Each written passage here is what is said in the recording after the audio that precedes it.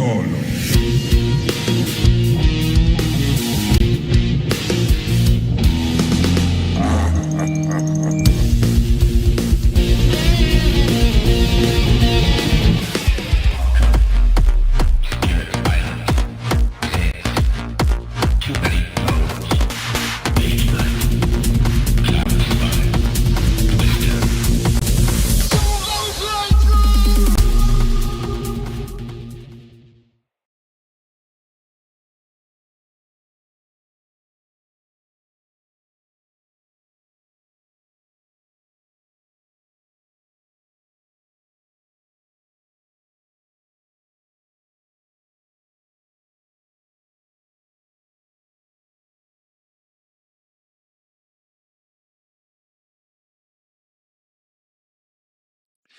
And hello. Oh my gosh. Puberty is a bitch. Hello. Welcome to Solo Playthroughs. I can't even get it right. I was at a event yesterday where I think I spoke for I don't know, with people for like 9 hours straight, and my voice is like yeah, so I'm gonna do the smart thing and try to stream for 4 hours straight today, because hopefully we actually make it to chapter 4 today, unlike earlier this week. I'm excited. So this is kind of a preview of like how the channel is gonna be from now on. Like, this game has stayed on my table. I have played it a fair amount this week, and I just want to play it more. So I think this is, again, like, I don't have the time to take down, set up, do all this crap. It's like, this is on my table, this is what I want to play, and I'm gonna play it. We will obviously be cycling. Still, we'll have Maze Knight, we'll have Spirit Island, we'll have all these things. The next thing I need to get on the channel is actually Ashes Reborn. That was a review copy sent to me by Plaid Hat Games, and I do want to get to that sooner rather than later. I've been sitting on that for a little bit too long at this point for my preference, but that is also a pretty excellent game, so excited to feature that soon. But we're going to come back to Uprising, try to redeem myself from earlier this week. I guess it was last week at this point, because today's Sunday, so it depends on how you think of the beginning of the week. Is it Sunday or Monday? You choose. And I had some strategy mistakes, I think, and rolled really badly, and I'm excited to kind of come back to this, having learned some lessons. So I had a really amazing time with the Renegades and the Tubaton. I'm going to randomize them with 2 new factions, 2 new heroes, and see if I can't piece together some win. The last game I played was awesome. It was because I just stayed with those 2 factions. I was really intrigued by that puzzle, and it was up against the we had the Dracolich and the Kraken. I had a minor rules mistake wrong with the Kraken, which Dirk confirmed for me. I think I see Dirk in the chat already. Dirk let me know in an email as I clarified some things with the Kraken, but just what a really interesting, fun game that was. So I'm going to end that there, get to 2 new factions, and see what's up. So seeing the chat net right now, Mike James, glad you're back, Greg. Have fun if I missed the stream. Frogger Matt says, let's go, and hope for better dice luck this time. Nemesis.Games, we don't want to see 5 blanks at a time again. And Frogger Matt says, capital or bust, as does Nemesis.Games. Yeah, I really want to flip that capital tile, man. I'm not gonna lie. That was the one. I did win that game with the Dracolich Kraken game, but I did not flip the capital tile because Dracolich, after 2 battles with with the Kraken, ended up being defeated and ended up on the capital, and that was a little bit too much for my forces to try to take on at that time in the game. So yeah, that was not going to work out. So I'm going to sort all my dice here. We have our white dice, our yellow dice, our blue dice, our purple dice, and our black dice. Let me figure out who I'm playing as. I have the 6 factions over there. I'm not going to try to say their names. Just trust me, I'm doing this randomly. I rolled a 2, so that's going to be the blue faction. And I'm going to roll this again. I rolled a 4. That is going to be the orange faction. So yeah, no herd again. So I know some people may be disappointed about that fact of life, but it is what it is. The die has spoken. So I'm going to shuffle out the quest cards because they're in front of me and just want to get them out the way and move them over here. let me get the stuff for the blue and the orange factiones. So, blue faction is the Dakar, and the orange faction is the Hakan. The Hakan have definitely been on the channel recently. I'm not so sure about the Dakar. And I get all these names. Dirk, if you want to correct me with pronunciation, I would be more than happy to get the proper pronunciation of all of this amazing world that you have created out in public. All right, this comes here. Get all these dudes out. We're gonna have to randomize our leader. Let me get the leader cards.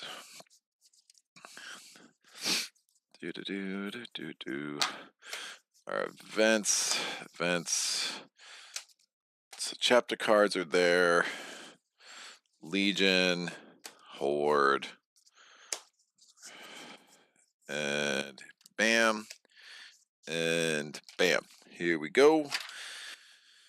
So 1, 2, 3 will be the top, 4, 5, 6 the bottom. I rolled a 4, so we're gonna have Yanni, and same thing. 1, 2, 3 the top, 4, 5, 6 the bottom. I rolled a 6. We have Tazani. Does that work? Yeah, that gives us a little bit of everything. So, well, Yanni is 1, 1, 1, 1, 1. So I guess no matter what I got over here, we would have a little bit of anything. So Yanni, in her long life, Yanni has withstood many trials and conquered both men and mountains. The curse and its horrors will call on her wisdom and strength in her people's greatest test yet. And Tazani, the Pathfinder, some claim that Tazani was raised by Vargs in the wilderness. Even today, she shuns the company of those who walk upright, especially Crow. Yeah, forget those Crow, those jerks. All right, this is out. Yanni. We have the Yanni's mini, the other 2 havens. We have our 3 Oathsworn. We have 3 Spear Singers. We have our Big Bad Khalith. I'm already having nervous sweats about the idea of the Executioner because, woof, that would be really bad. Need my Khalith, baby. All right, that's out. We have 8 action points here. And 4, 8, good. Yanni. Here, we need to get their home hex. Get all the hexes out. Regular, sea towers, and blue, and orange. Done. Their homeworld is the Katrak Katil. The Dakar belonged to the original inhabitants of Azul once they followed the great Khalith herds on the plains as nomadic hunters, but as a predatory Moyar raided them, the Dakar fled to the great mountain ranges. We'll put that over there in the Howling White. I'm going to shuffle these events up so I can get them out of the way. I'm not going to roll the die as much today. You know, it is what it is. I still don't love shuffling small decks of cards. I still feel it's the most, doesn't feel the most random to me, but it just takes too much time on camera and makes me look a little bit too neurotic. So we'll curb that. Seeing no new comments. Yeah, camera looks good. Audio, I'm assuming, is coming through pretty clear. On this beautiful Sunday, the Orioles have a West Coast game, so West Coast USA, obviously. So I don't have any baseball watching to happen until 4 o'clock today, 4 o'clock Eastern Daylight Time, which is 1 p.m. on the Pacific Coast where the Orioles are playing. Oh no, nope, we're good. Never mind. There's a lot of things just happened in my head, and I will spare you the weirdness. Put this here, and then finally we'll get the event chapter 1. Notice I don't use all the slots exactly what they say. This works better for camera. And even in my solo games, this is generally the setup I use. In a co-op game where there's more people at the table, I think, you know, the slots make a lot more sense. But when a solo game, I like to keep things a little bit closer to me. So there's our 4 chapter events. We're going to have to get Yanni's skill cards or feat cards. 1, 2, 3, 4. That's that. Where the heck are... Oh, there they are. Where's Baranth's cards? I found them. All right. Yanni has 2 starter cards. We have Archery and Clash. Khalith, discard this. Then destroy your Khalith here to ignore all... Wow. all skulls on your enemy's dice before damage. And then we have the Elder. At any one die to any of your rolls outside of combat. That could be really nice. We're going to shuffle the rest of her feats and put them down off the camera down here. All right, done and done. We have our resources here, so I'll give her the 5 plunder. Again, all this is going to be off camera, unfortunately. It's just too hard to get them on camera. So 555. I will try to keep you updated with my resource counts as we go. Bam and bam. I will shuffle up the omen tiles. Again, this is from the Arch-Nemesis expansion. And I'm going to shoot for an Empress game. I really kind of like I mean, Draculich is amazing, but really hard to beat. Kraken can be interesting. I think in Apocalyptic with even that 1 extra curse to start the game, I find, and in a 2-player game, I find the Kraken really hard to beat all the curses when they become units. You know, I really just have grown to like the Empress. I haven't ended up having too many Harvester games. I find the Harvester just too easy to kind of ignore the Harvester out in the wilderness with the skeletons, and I don't do much with the Harvester, so it could just be an approach issue for me for sure. All right, put that all there. This can come. I'll put this over there. This is over here. Riveting television, I know. All right, we have our score marker for the Hakan. The Hakan's homeworld is the Stott. What? Dude, my pronunciation of this stuff must really suck. Schalt, Halter, and Skoke. We have when the curse struck the islands, the Hakan realized they were suddenly facing a much more powerful enemy and abandoned their crusade against the Crow. They're going to be here in the Screaming Sea. We will have one of their havens. They only have 3 havens, so lots of things to consider there. And those havens cannot be adjacent to each other. All right, and we'll talk about what their special rules are as we go. So again, another expansion faction from the Arch-Nemesis expansion. I should say, again, if it wasn't clear, Nemesis.Games did send me a review copy of the base game and the expansion. Hakan only has 9 units, which makes them super interesting, but all those units are elite. Now, a lot of times there are effects that allow a faction to gain a basic unit. Since the Hakan cannot gain basic units, instead they would just gain a point. But again, only 9 units is not a lot. So Azur's going to go there. We're going to have the starting feats for Sadani. We have Archery and Clash. You have your 1+ Zealots here. You can use a Lightning Bolt to flip 1 face down, feet face up, which is amazing. And then we have the Nimble Reflexes. Archery and Clash. You ignore 1 skull on enemy dice per blank you and your enemy rolled, which could be super, super nice. I'm actually going to start these up here. I found that to be pretty helpful for the camera. All right, so we're going to have 8 action points for Sadani. We're going to put a Haven up here while I'm thinking of it. Bam, bam, and shuffle the rest of Sadani's little things here. Alfred Wallace, audio was good, visual was good, the Yankees are bad, all is well. The Yankees are really bad. Like, what happened? I mean, the Yankees, it seemed like a shoo-in that every team in the AL East was going to have a 500+ record, right? And then the Yankees are like, nope, we're just going to absolutely fall apart in the second half. And they got Judge back. I don't even understand what the hell's happening there. The Orioles, that was the most precarious part of the Orioles season, right before the All-Star break, when they lost to 2 in New York, and you're like, uh-oh, here we go. And then they rattled off 8 straight, and it was just like, oh, okay, no, we're for real. That's good. Good to see, good to see. And non-baseball fans are like, what the hell are you talking about? We don't care, and that's fine. We're good. We are good. All right, we're going to put a... Nope. I saw what that was, so that's going to have to get reshuffled. All right, we're going to put a C tower up here. We're going to put a C tower down here. This comes out of the game. We're going to take these, and we're going to put out 10 regular hexes All right, special rules for the Dakar. Nothing really. Again, this is a base game faction. They're a little bit more generic. Havens only cost 2. Command only costs 1. They are pretty. I know with the other leader, they're pretty defense oriented. Yanni's actually pretty quest oriented, which is nice. So hopefully we can use her for the quests, and then we'll see what we can make work with the Hakan. Now the Hakan, again, they gain 1 if they would gain a basic unit. Their havens cannot be adjacent. Only having 3 havens is interesting. Yeah, I'm not. I guess they it just makes. I don't know, man.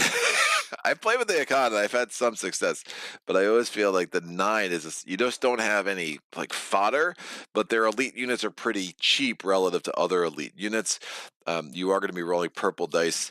You're rolling better dice, like pretty, much more quickly, right? You get your zealots with the purple dice coming in, so you're using a lot of druid powers.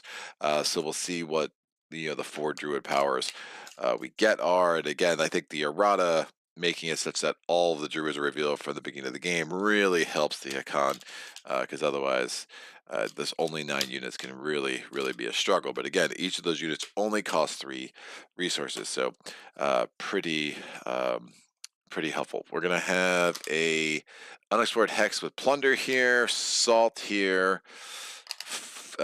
food, so lots of food coming down this way, which could help us get out some elite riders. And again, riders can be useful in archery on Badlands, so we'll see if we have any Badlands hexes there.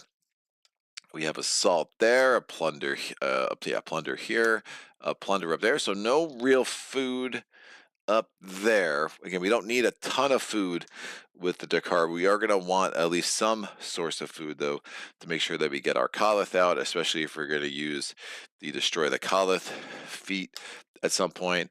But that is only a once-a-game thing, right? So that's not something we're going to be using very early. We do really want that Kalith out there, though. It's an elite rider, so adding a black die in archery, again, on a Badlands can be really nice.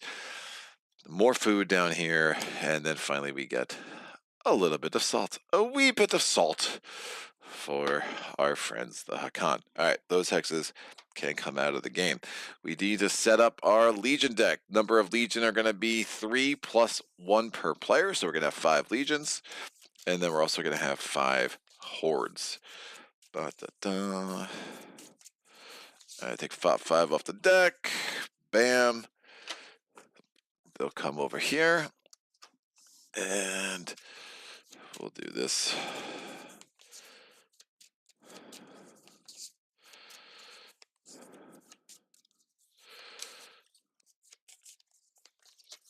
Top 5 off the deck for the Horde.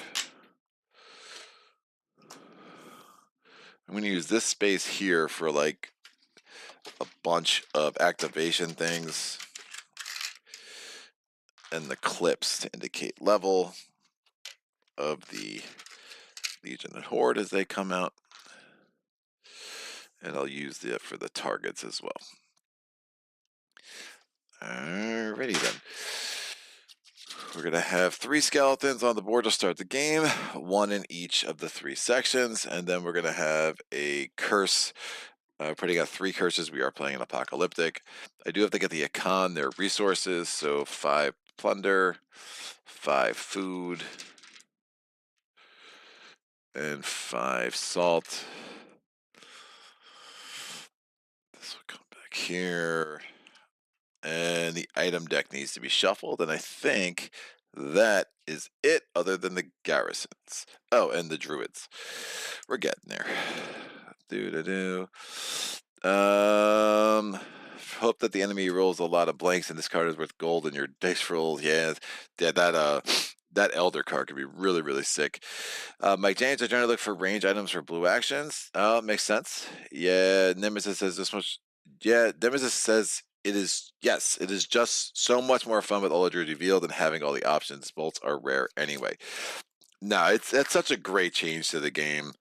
Again, I've said it before. Like, I respect publishers so much that are like, you know what, we could make this better, and we're gonna release this errata that does pretty radically change a rule. I mean, the best example I always have is when Eric Royce, added the additional blight at the start of Spirit Island.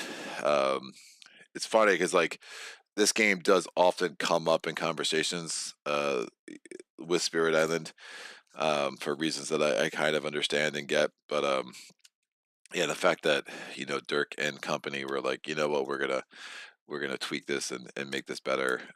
Let's have all the druids revealed. I think was such a smart change to the game. So cool.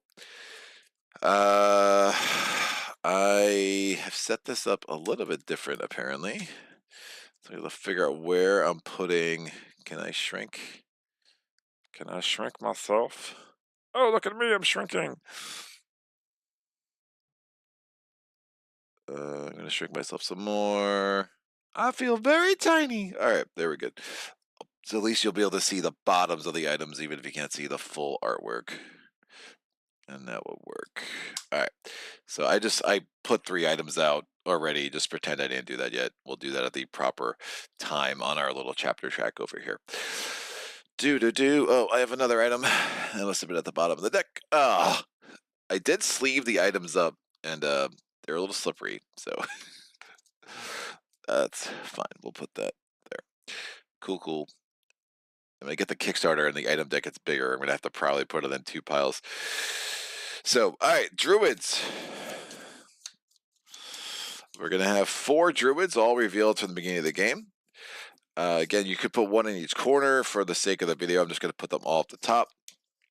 Once per round abilities, I generally put on the left, and once per combat abilities, I put on the right. Just helps my brain remember which is which. So we have the Mountain Heart, Archery and Clash. Ignore all skulls showing on 1 die your enemy rolled. That is once per round. We have the Red Hand. Here we go. Archery and Clash. Place 1 skeleton here or remove all of them and roll their dice immediately. That's once per round. It's one of Dirk's favorites. We have the Shapeshifter, Archery and Clash. Gain the resources shown in this hex or gain a point. That is once per combat.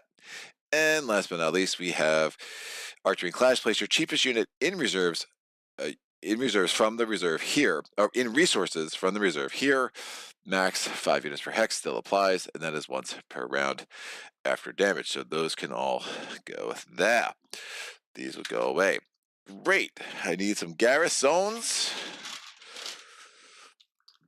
In Apocalyptic, there's going to be a level 1 garrison on all 7 of the central hexes, and then there's 1 level 2 and a level 3 in the capital. So again, it's basically 3 garrisons in the capital. For those who don't know, the size of the garrison does not matter, just indicates the number, and they make a nice little pagoda structure, which I think is really smart design, and I love it, and it's pretty. All right, hold on 1 sec.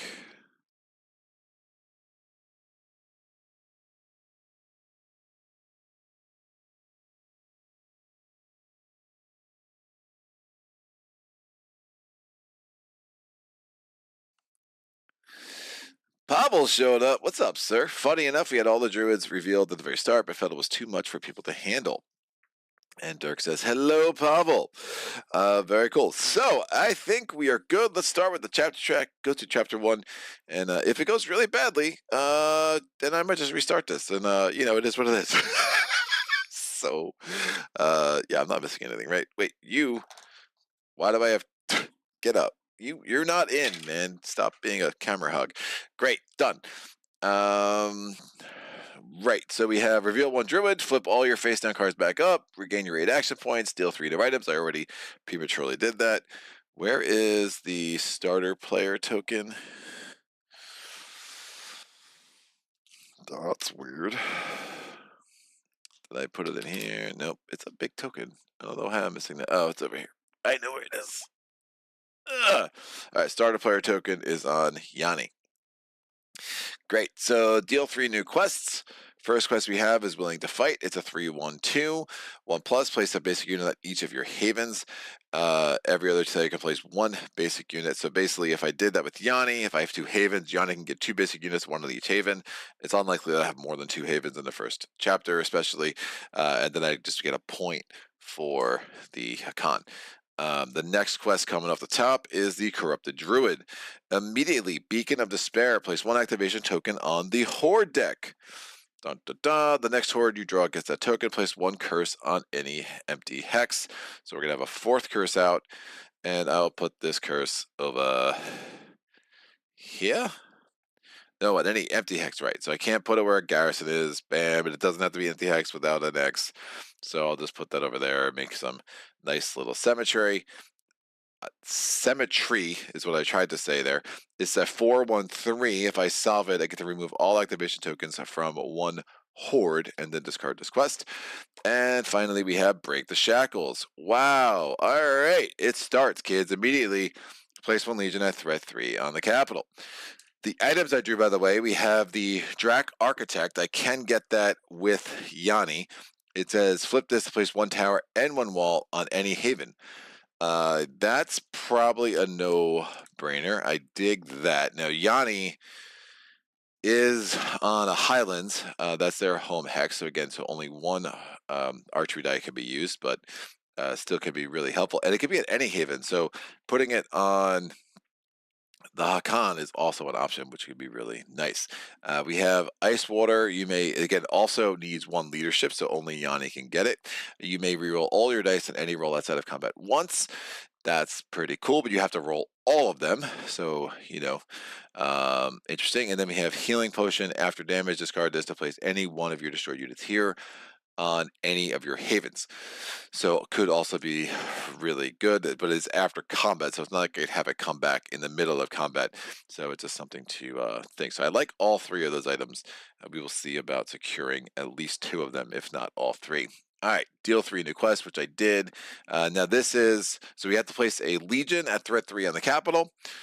So, first Legion is the Spy Master. Place his target, flip the most expensive items in the market. Well, that sucks. Well, it's just the Ice Water. That's probably the one I was least interested in anyway. It's going to come in at threat 3. And we're going to place his target. I will have him go toward... this is flipped. So that costs 3. So yeah, that would have been pretty expensive to pay for in the first round.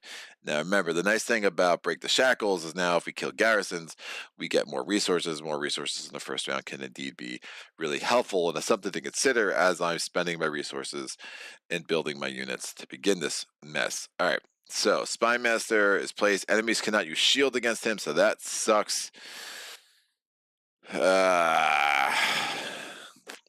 I don't know. He'll be up to a 5. I don't know, man. I don't like you at all.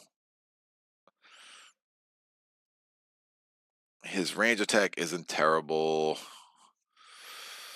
Woof. I'm going to place his target. Where am I placing your target, Spy Master? Who do I want you to go after? We will place his target.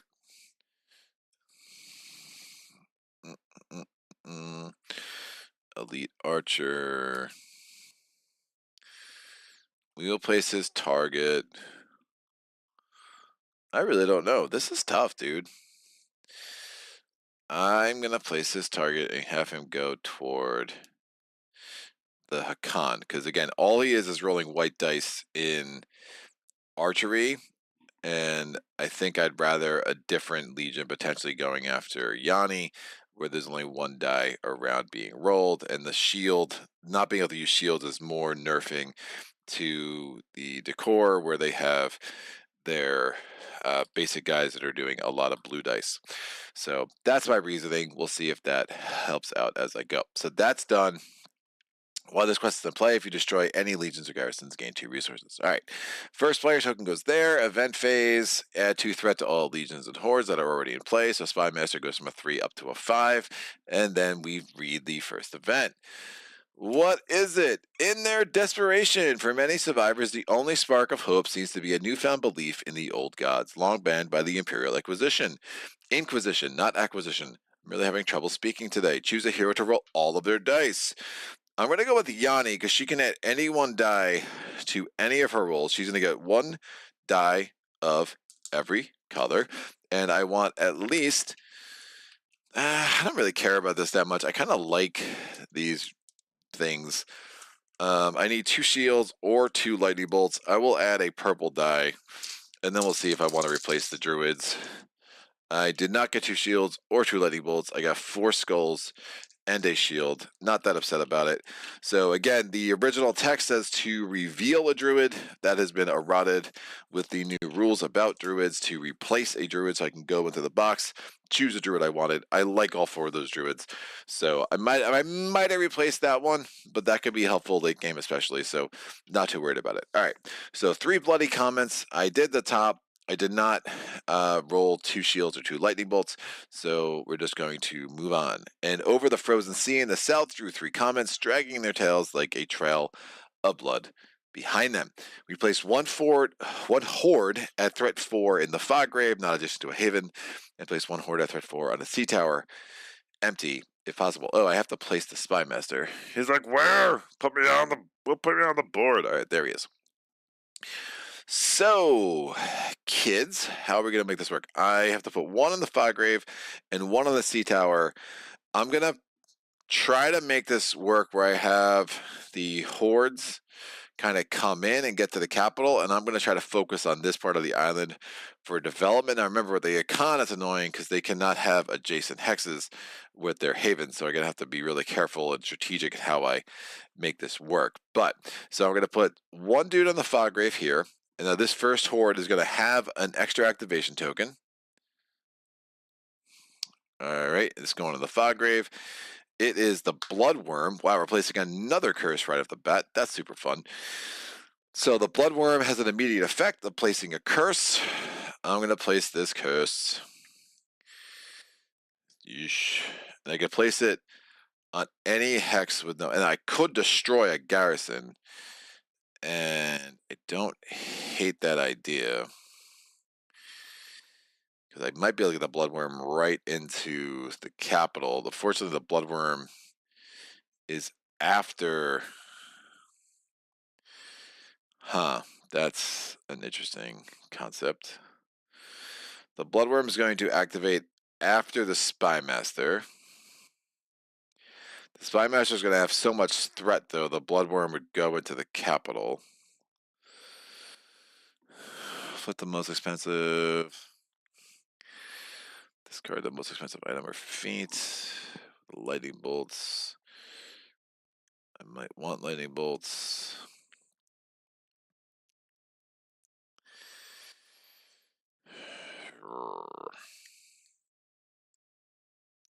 So the spy master will be here. If I kill this garrison, then that horde's going to start moving that way.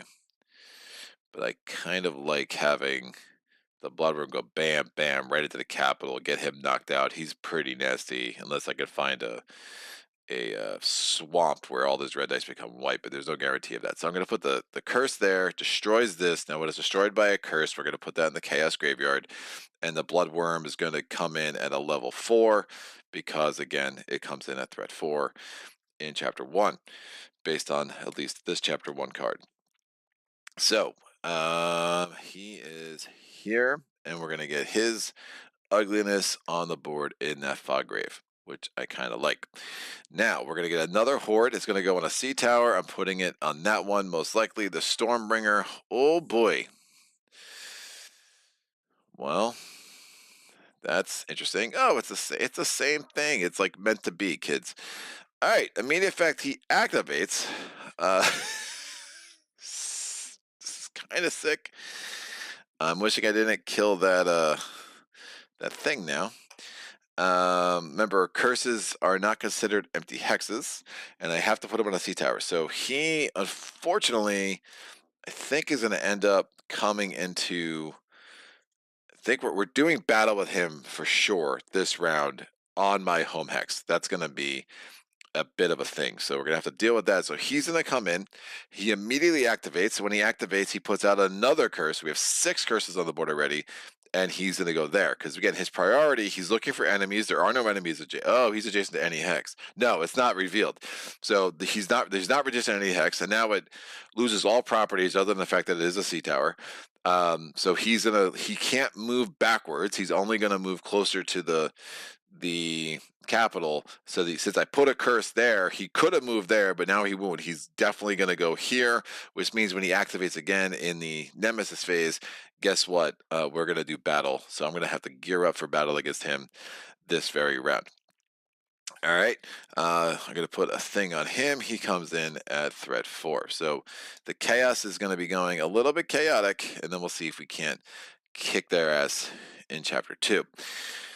So this is all done. Now, we're going to go to place 1 activation token on each Horde and Legion. So remember, the Bloodworm now has 2, the Stormbringer has 1, and Mr. Spymaster also has 1. And now we go to the build phase. I'm drawing 2 feats for Yanni. If you solve a quest, gain the reward of 1 quest gold, even if you gained it already. Interesting. Have to solve the quest for that to happen. And then Clash, if you have 2 Oathsworn here, gain a blue die, and you gain that blue die only in Clash. So that's interesting. I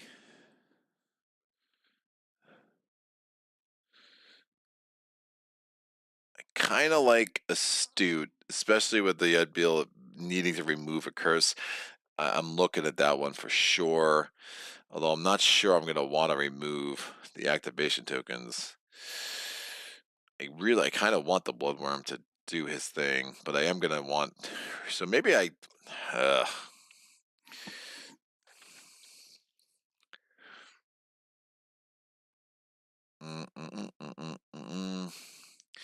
maybe Astute's not that great for me. I'm not going to have 2 Oathsworn for a minute, though, but it could come in handy later. Have to solve the quest. I'm pretty much only doing this quest with Yanni.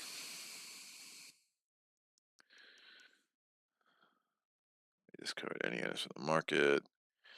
Gain a point. I'll take Astute. I mean, having 2 Oathsworn's rough, man. It is something to build toward. All right, I'll keep this. I keep going back and forth on this, but that's fine. I don't think there's a wrong answer there. Tazani is going to go flip this to build your units on 1 explored hex without enemy units.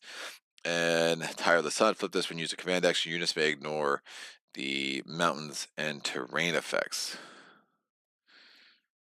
I don't know what other terrain effects there would be other than the mountains, again, which prevent all units from moving except for heroes or leaders.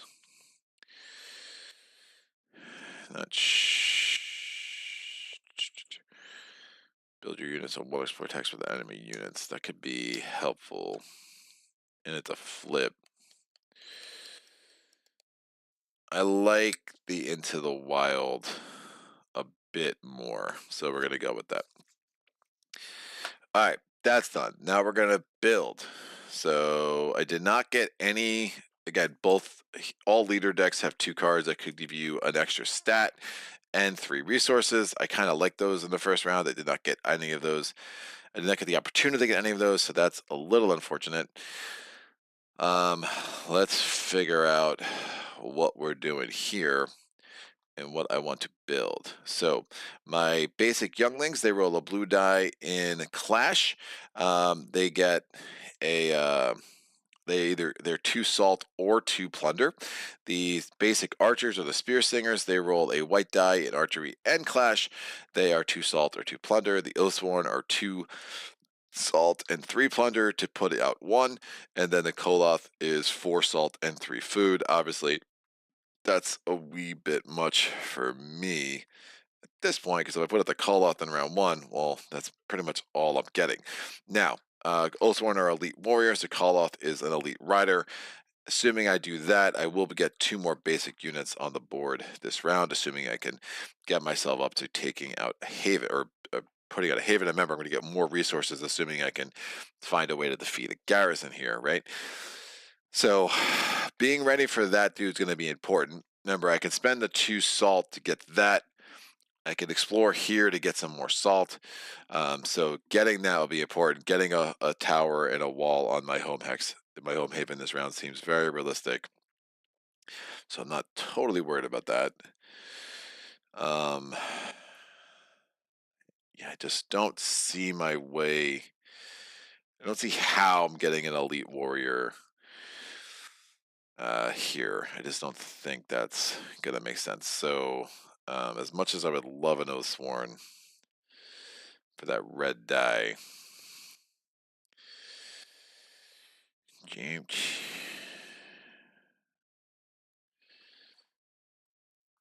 You also have the healing potion. You can do market, quest. Yeah, I gotta figure out Yanni pretty carefully. It's gonna be tough. All right, I'm gonna say 4 and 4. I'm almost tempted to convert. You can always do 3 of the same resource to get 1 of another. I'm tempted to convert that into 2 more. Into another salt, man. This Stormbringer is not going to be easy. If I do another plunder, actually, I get another one of those. Yeah, I'm going to make this. I'm going to get 5 units.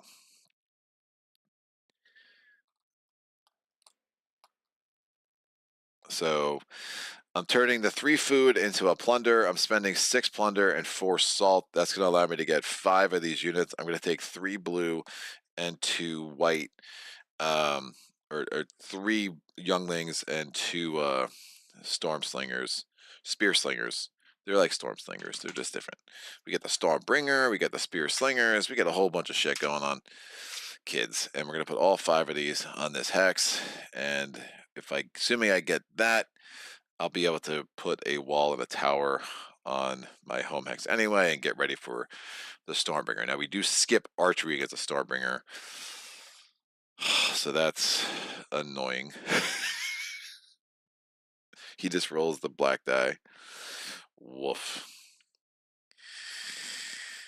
He just rolls the black die. That's fine. I think we'll be okay. I think we'll be okay. Bam, bam, and done. All right, what's next?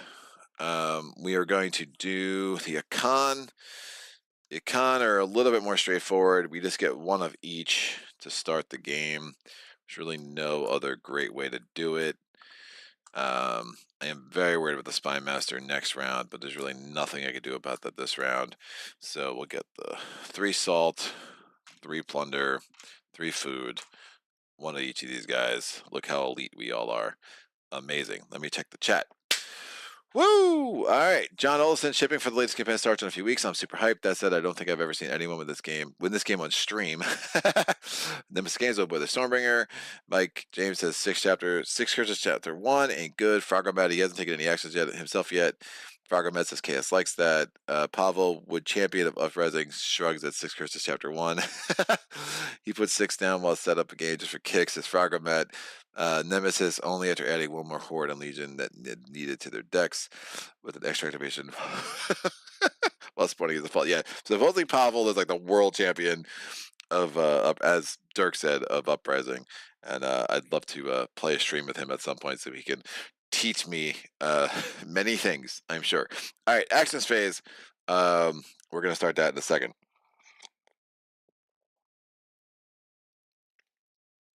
Oh, the horde's gonna be a pain in the ass. And I really don't like you. I don't like you one bit. All right, what do we need to do? Well, I need more salt. I think move exploring, commanding, building a haven, move exploring. Oh man, I gotta do the market though too.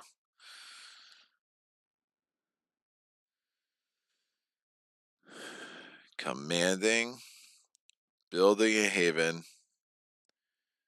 market, quest. Oh, we tried to do too much, kids. All right, let me build 1 less unit, and I'm getting 2 salt. I'm not going to be able to do all the things I wanted to do. I thought I could move explore there to get that salt, but that's not going to work. So, Yanni, if I market, move explore, quest, command, build a haven. Yeah, that's going to be how that's going to... Oh, but if I kill a garrison, but I don't know if there's going to be a garrison there, so I can't risk it. I am going to have to... I can mark it. All right, I like that. I'm good with those 4 units. I can make that work. I'm going to get more units out. We'll be fine and dandy, I promise. So we're going to move, explore, and we're going to come over here. Hopefully get at least 2 plunder, and this should be good. So, all right, gain 2 food. Remove any skeletons here. There are none. Place 2 garrisons here. We're in Dunkelholm. Hermits and madmen gathered in the eternal twilight of Dunkelholm. Each player draws 1 feat and then discards 1 feat. There's got some walls here. I'm gonna put this way. Does this way make any sense? That might make some sense. Nope, that makes no sense. I need to get my units in there. I don't want to do that, so we're going to do this way. So I'm going to draw a feat. Traps, archery, ignore 1 thing or 1 shield on 1 of your enemy's dice before damage once per round on your hero's hex. Oh, traps is nice. I am going to drop War Song. I like traps a lot more for what I'm doing right now. Call up, that's too good for late game, and Elder is too good. Yeah, I'm going to drop War Song. I'm going to draw a thing with Tizani. Flip this when you roll hero dice flip this when you roll hero dice to roll a orange and a yellow for your guile instead of choosing.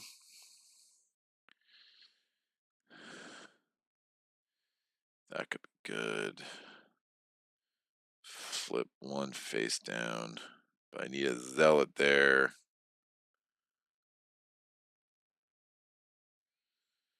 Ah, man, I don't know.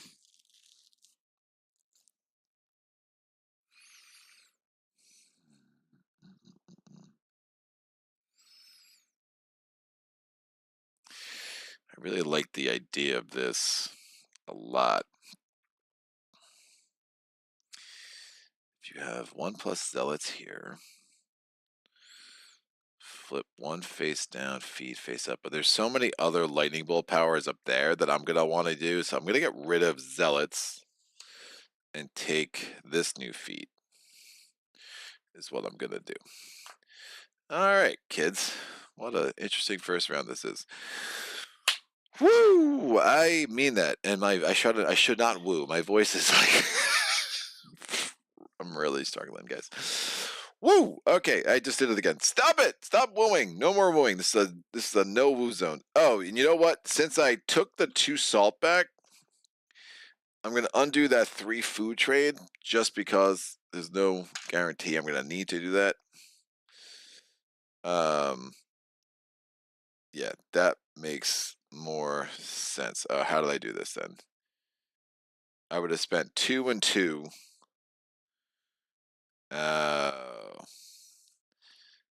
It's got to be 2 or 2. You can't do 1 and 1.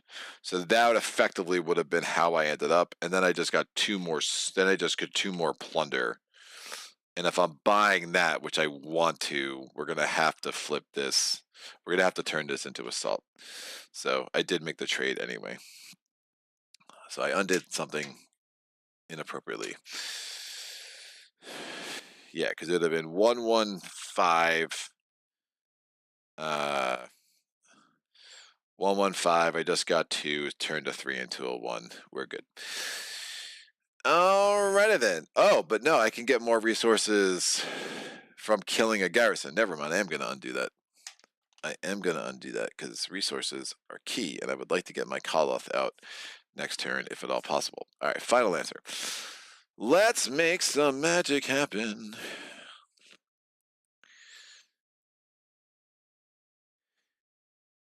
If I can... Oh, this is nuts. If there's a wall here, I can actually force the Spy Master to go here. That is not crazy, but the problem is I do need to get a Haven out if possible, and the only way I'm getting a Haven out is by move Explorer. But I think the upside of having the Bloodworm tangle with the Spymaster is worth gambling to see the wall there. Otherwise, I'm move Explorer, command. I would not be able to build a Haven. Or I may be able to do move explore. But if that's not a wall, because then I could build a Haven there technically. But if that's not a wall, the Spymaster would go toward a Haven. And I'm worried about not being adjacent. So I know some of this might not be making sense because I'm not being super articulate today. But bear with me. This too will get better, I promise. So we're gonna move up here. We're gonna explore here, see if I can't get a wall. I did not get a wall. Oh boy. Yay, but there's going to be a battle, which is kind of just as good. So, we get to the graveyard of the Armada. Bum, bum, bum. A horde cannot move from here. When it activates, place one curse here or on an adjacent hex. Graveyard of the Armada, I get 3 salt. I gain 1 plunder. We place a horde here, and only here's to the 3rd horde coming off the deck. It is, I get the banished, unbelievably...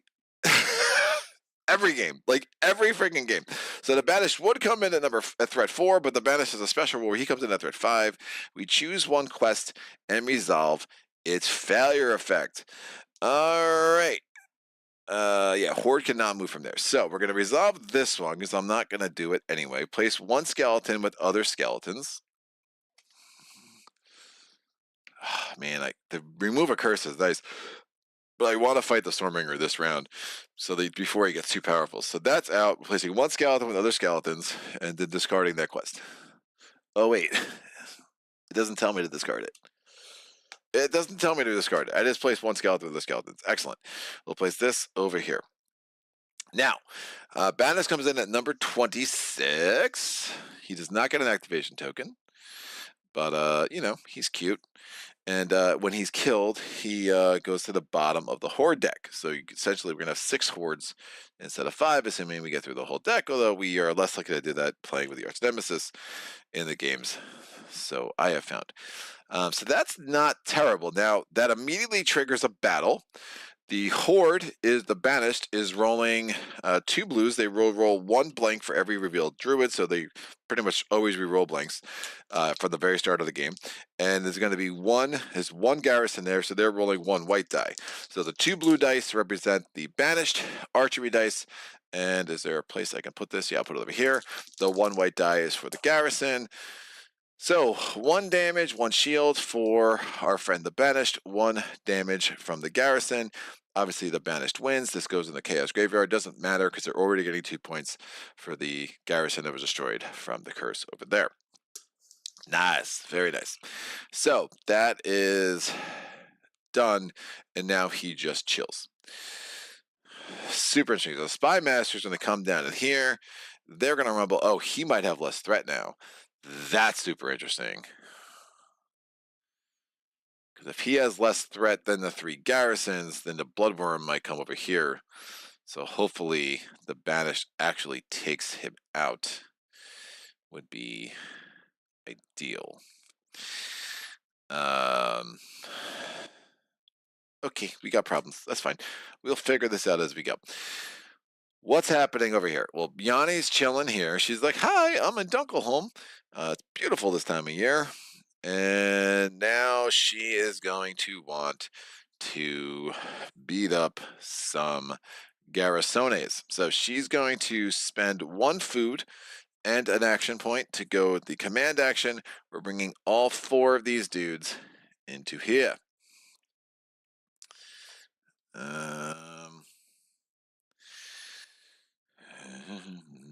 Well, I'm going to need everybody I can get versus Spy Masters, the Stormbringer. So hold on. Before I do that, we're going to get that food back, and we're going to spend 1 salt to get myself this healing potion. Now remember, we have a 10 card limit of little cards, so that includes feats and items, but that's fine.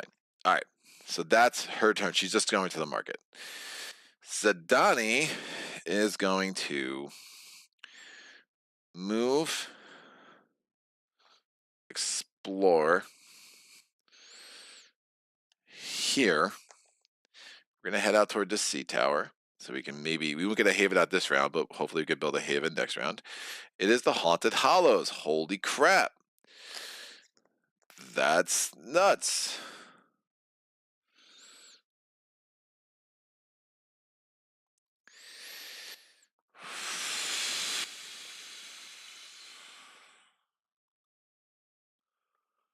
Activate the Legion with the highest initiative or the Horde with the lowest. Well, activating the Legion already. It doesn't matter if he activates now or later.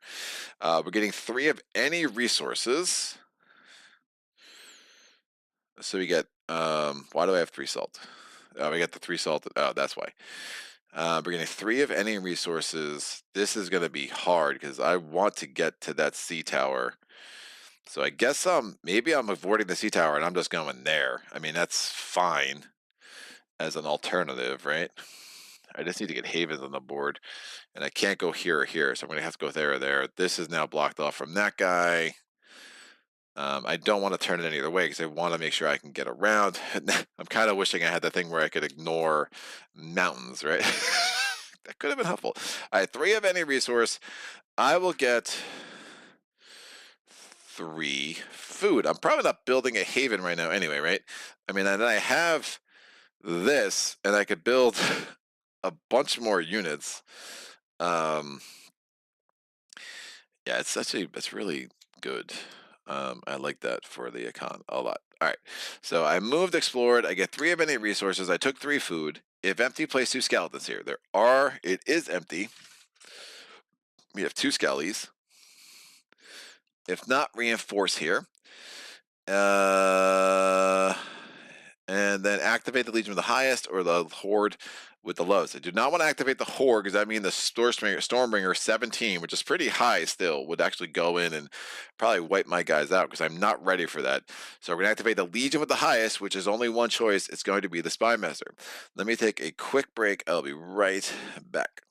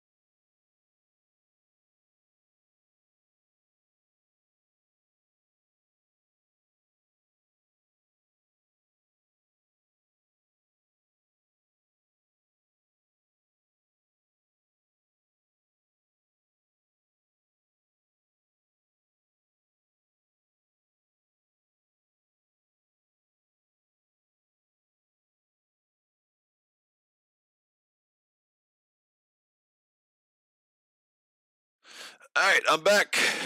Because Sadani has the Into the Wild. I was feeling the call of nature. So we had to take care of things. All right. Nemesis, let's make this happen. Talking about a new difficulty at the Apocalyptic for Pavel. He invented one for himself called Ragnarok. Mike James, I call that Greg level. Not hard enough to make you want to weep at how punishing it is. Crank it up to Greg level. Froggomat, now I'm excited to see how this will play out. Let's see if this keeps up while I can play it for myself in a few days. Nemesis.Games, we want to see the Bloodworm in the capital, Greg. Yeah, no doubt. A little under... Flaming God, Lone Star, tile underneath the Stormbringer with a wall would be nice to divert him away from your haven. Yeah, I think I can take the Stormbringer on my home hex. It just depends. That black die could be really bad, obviously. But I'm going to have 5 units there and a wall and a tower. And a wall and a tower. I should be able to take care of that. I'm not that worried. It's only a level 4 Stormbringer, so I'm feeling a little bullish, maybe foolishly so. Did Greg rage quit because of the graveyard of the Armada? No, I think he will be back after he stopped crying. No, I had a pee, guys. I had a pee. Thanks for the. I like the great. That's actually good because I want the Spy Master to be taken down to size a little bit by the Banished. So we are going to activate the Spy Master. Now, when he activates, he's going to poop out a garrison. The garrison's already full. The capital's already full of garrisons, so we're gonna put this sucker here. It's gonna be wiped out by the Bloodworm anyway. And then the Spy Master is going to move. It's only gonna go in a way that's gonna make it closer to this, and it's gonna prioritize a place with an enemy.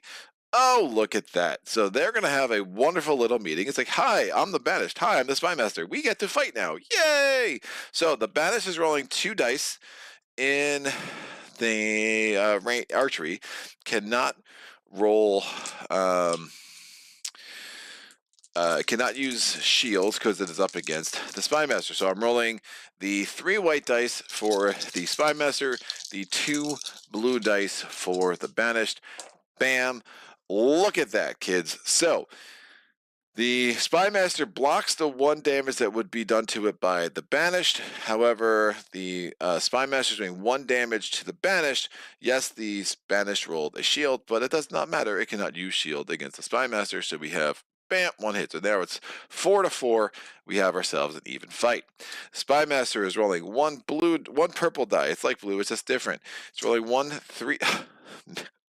1, 3, 2. I'm just gonna say numbers, and if the numbers are correct, I just give me a point, and we'll keep track by the end of the game. So I'm getting these 5 dice for the Spy Master. I'm not even trying to tell you how many numbers there are because apparently that is not something my brain is capable of on this Sunday afternoon.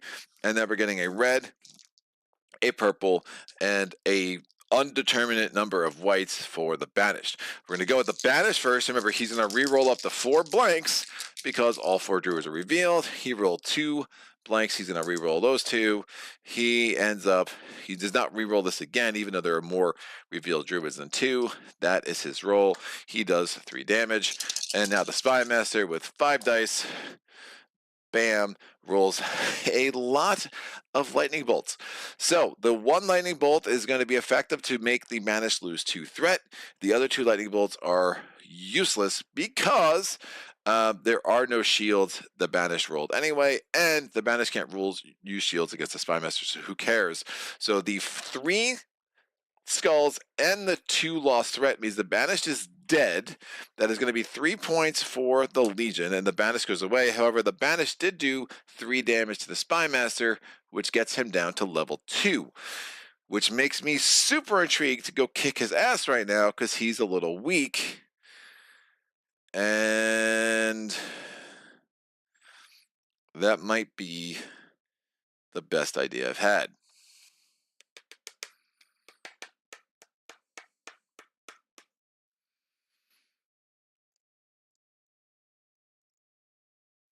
And as long as there's not a haven there, which there can't be, who cares?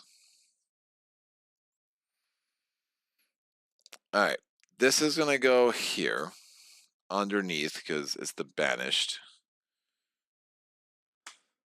By the way, I would have spent, there's no reason I didn't. I guess there might have been a reason I didn't. Well, I knew I was exploring this. There's no reason I didn't.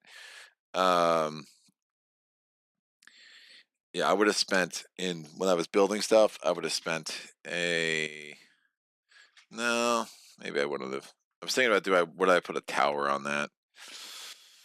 No, because in case things activate. But I'm gonna build units. I'm not that worried about a tower. Anyway, so that was an interesting battle. Spymaster's still very alive, but we might want to just wipe him out before he becomes more of a problem. Banished is gone. Now, Yanni, that's an interesting spot for Yanni to build a haven because this is the extra point, but of course you're super close to the capital in a way that is a wee bit concerning. Now, if I don't wipe out the Spymaster, the Bloodworms will think I'm here. There are 3 garrisons, only 2 threat, so he would then come to the Spymaster. That's not going to work. So we're going to want to have the Bloodworm go there and then there. So we are going to want to wipe out the Spymaster for sure. Now, I can build more units before I go there, and that might be... I want to gamble and do that after. He's only rolling 2 whites. We're rolling almost the exact same dice. Woof.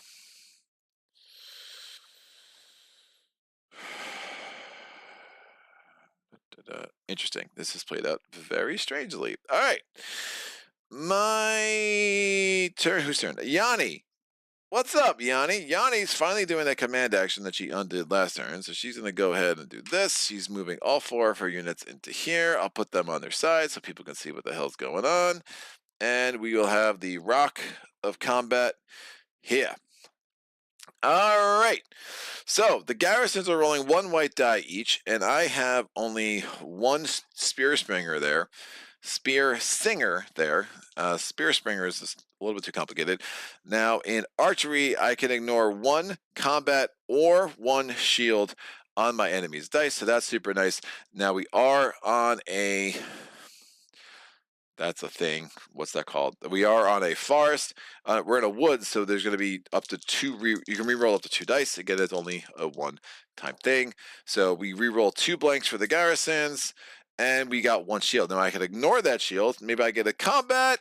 Booyah! So I get to ignore that shield because I'm on my hero's hex. I did 1 damage. We killed that. Yanni gets 1 point. This garrison is out. Now we go to Clash. The 1 remaining garrison rolls 1 blue and 1 white. These dice can come down here. Can keep them a little bit organized. And my dudes are rolling 3 blues and 1 white. So the garrison roll, again, no rerolls. We're no longer in archery. It does 1 damage and 1 shield. And I roll 2 damage and 1 shield. Beautiful. Kills that. 1 point for Yanni. Garrison is done. And we can now put a haven on Dunkelholm, which will make me happy. Alrighty then. So that's out. That's done. Now, I killed 2 garrisons. Sprake the Shackle says that I can take 2 resources. I'm going to take 2 salt. By the way, another item should have come out. It is the Cursed Dice. Pay 1 salt to reroll 1 die at any of your rolls outside of combat. Dunskies. We are now going to the Akon's turn. I think I'm not building a haven anyway. Red. I can't use that. I can't use shields, but I can do some damage. We do want to kill this jerk. And I have enough food that I can command and then command back if I need to. So that's fine. I'm going to flip this to build units on 1 explored hex without enemy units. This is an explored hex. There are no enemy units.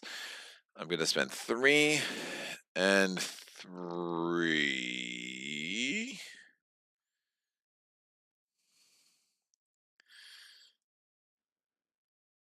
I can't do more than 5 units, so I'm trying to think, do I want a rider?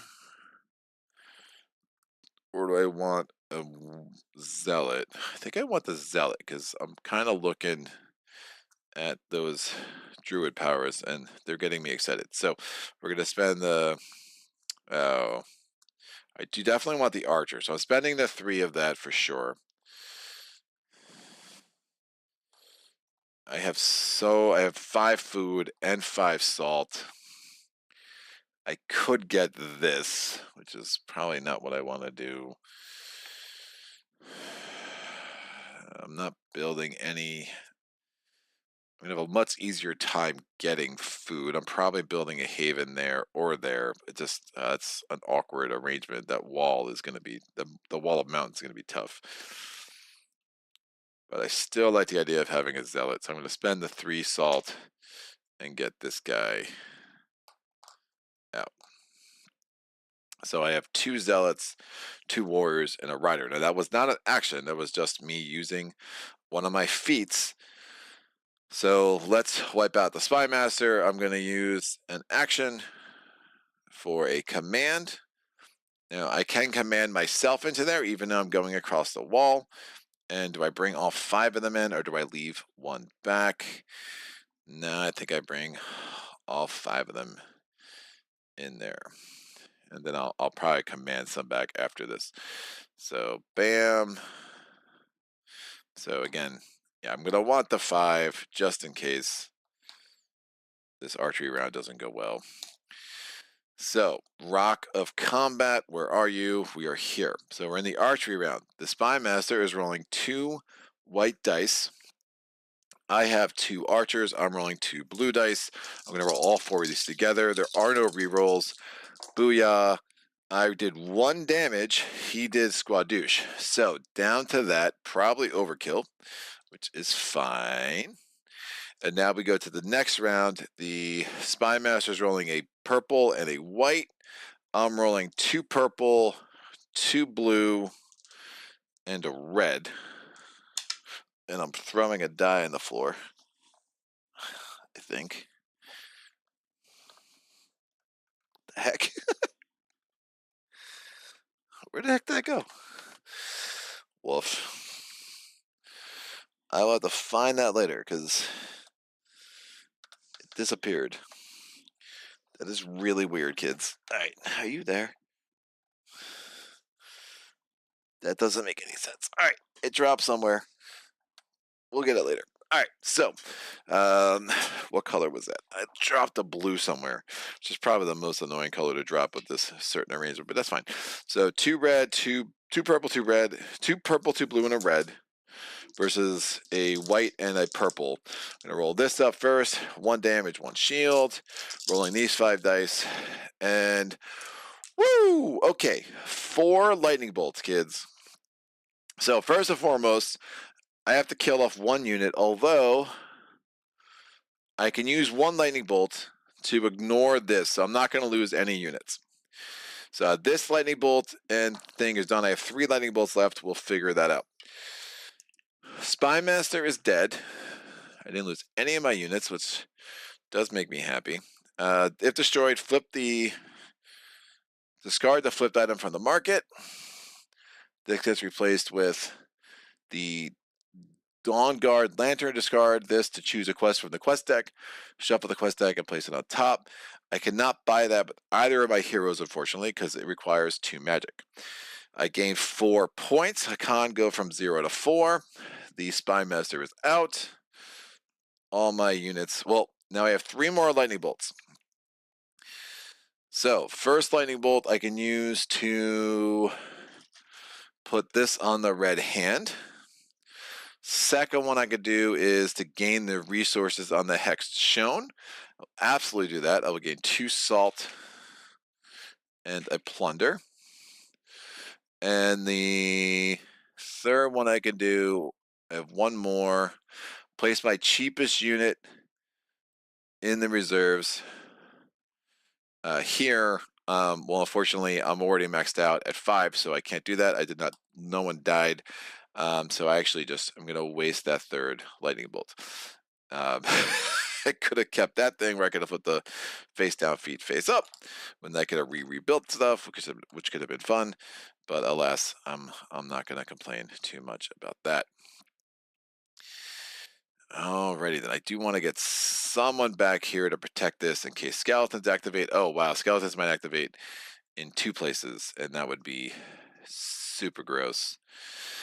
I could command.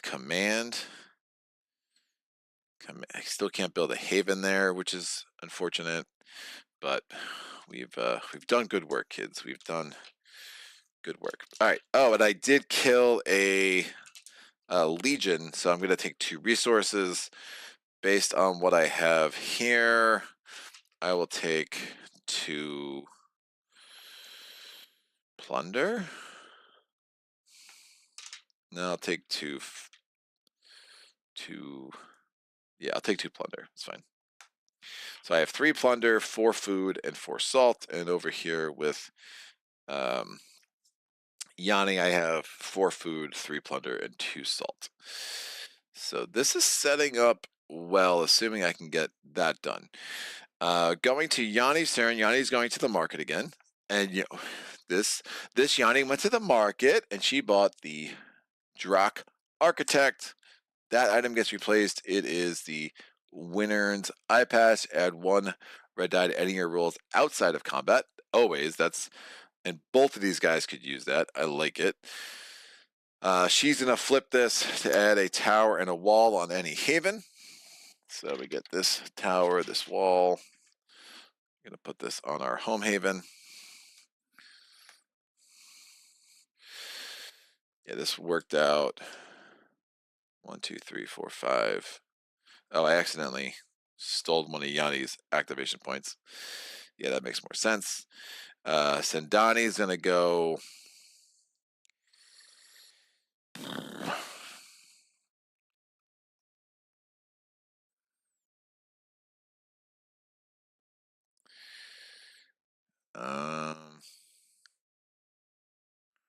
Haven Quest Command.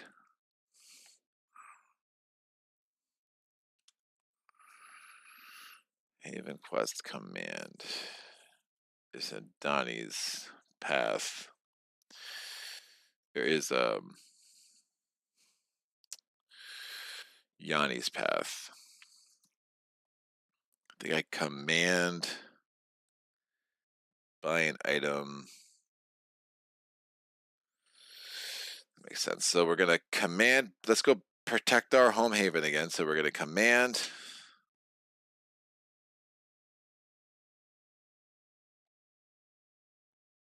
Just don't like the idea of skeletons activating.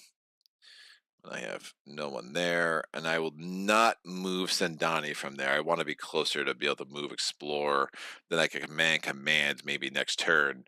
That should work out pretty well for me. Yanni's going to go, so you're spending 2 plunder to build a haven. Build it on your hero's hex. We're going to get that in Dunkelholm. Sendani's going to go. We're going to go to the market, spending 2 salt. We'll get a Wyvern's Eye Patch. The next item is the Worm Scale. If your dice show 2 blanks, gain a lightning bolt before damage on your hero's hex. I might just buy that too. Having a bunch of items might be really helpful. So that's done. Yanni's going to go. Yanni's doing a quest. Now, she's doing this quest. We should have done that. Actually, nope, we couldn't have done that then. There was not a haven there. So, here goes nothing. So we're going to get a red die, a purple die, a blue die, and a white die, or a yellow die. I'm going to take a yellow die, because again, with the guile. We are going to also add 1 die. I'm going to add a black die, because I think it's the most likely to make sure I get at least one of these. All right, so rolling these 5 dice, we're doing a quest. We're doing Willing to Fight. It's a 3-1-2, 1+ to solve, and Elder allows me to add a die roll, a die to any combat roll, or any roll outside of combat, I should say. So we're going to add a black die, and boom. All right, so I did 1, 2, 3, 4, 5 skulls. So I did that thing. I succeeded there. Yanni gets a point. And I could discard any number of items from the market. How do I feel about that? Yeah, I'm not using either of these, so those can go away. Let's see what these other items are. Dragon fruits cost 3 salt. I only have 2. And earn a malice. Discard as you and your enemy gain 1 black die for every combat round, which I have found actually fairly helpful in games of late. So that's interesting to me. And finally, place 1 basic unit on each of your havens. Every other player places 1 basic unit on any of their havens. I cannot place a basic unit. I do not have any, so instead Hakan get a point. And we're going to place this here. And I'm going to place...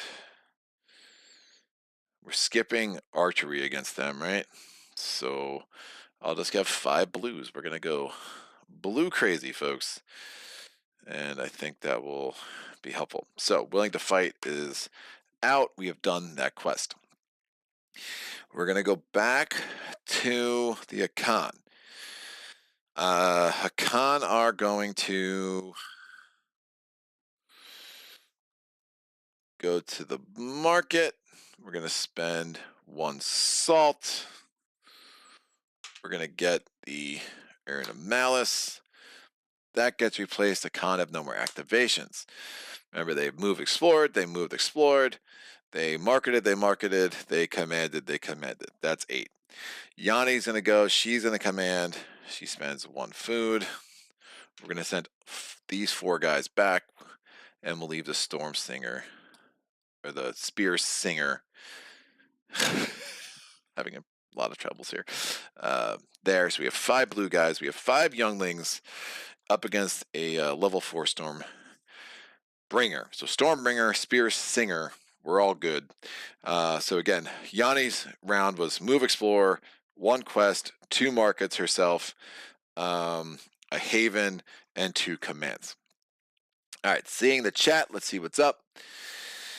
Froggerbat fighting the Spy Master. This is the moment where we find out how south this game goes today. Nemesis.Games, I saw 5 unit armies get crushed by a level 2 garrison in the Dunkelholm Woods. This victory is huge.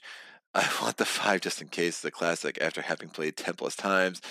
Pavel says Ragnarok mode optional for any difficulty, and then Pavel says with the least threat gains 1 threat. Oh, talking about Ragnarok difficulty. Cool. I will let people explore that comment on their own because I cannot put my head around Ragnarok difficulty right now, Pavel, and I'm still kind of trying to figure out where the hell this blue die went because that makes no sense. Did it fall on the side of this chair? What the hell? Like, it was very weird. It didn't sound like it dropped, which is why I'm skeptical. I'm very skeptical that it actually fell on the ground. Oh, there it is. I was looking on the wrong side of me, of course. We found it. We found it. Call off the emergency search, people. Everything's good. That was quite the action round.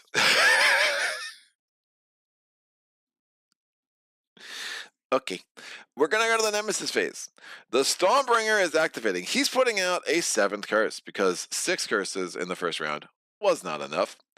And he's going to activate with the following priority. He's going to go to an adjacent hex that is not farther away from the capital that has a haven. Oh, Yanni is also back here. Duh. So let's get our rock of combat. I'm going to drop the Stormbringer on his head. Guess what, kids? We have 5 younglings. I'm nervous. Be afraid, kids. Be afraid. We are having archery round first. Archery round is 1 black die from the Stormbringer. Moment of truth. This is where I might flip the table. Don't give me 3. It's only 1 damage. Yes. All right. Archery. I get to ignore that 1 damage. Yes. So nothing happens. That's right, kids. Clean living.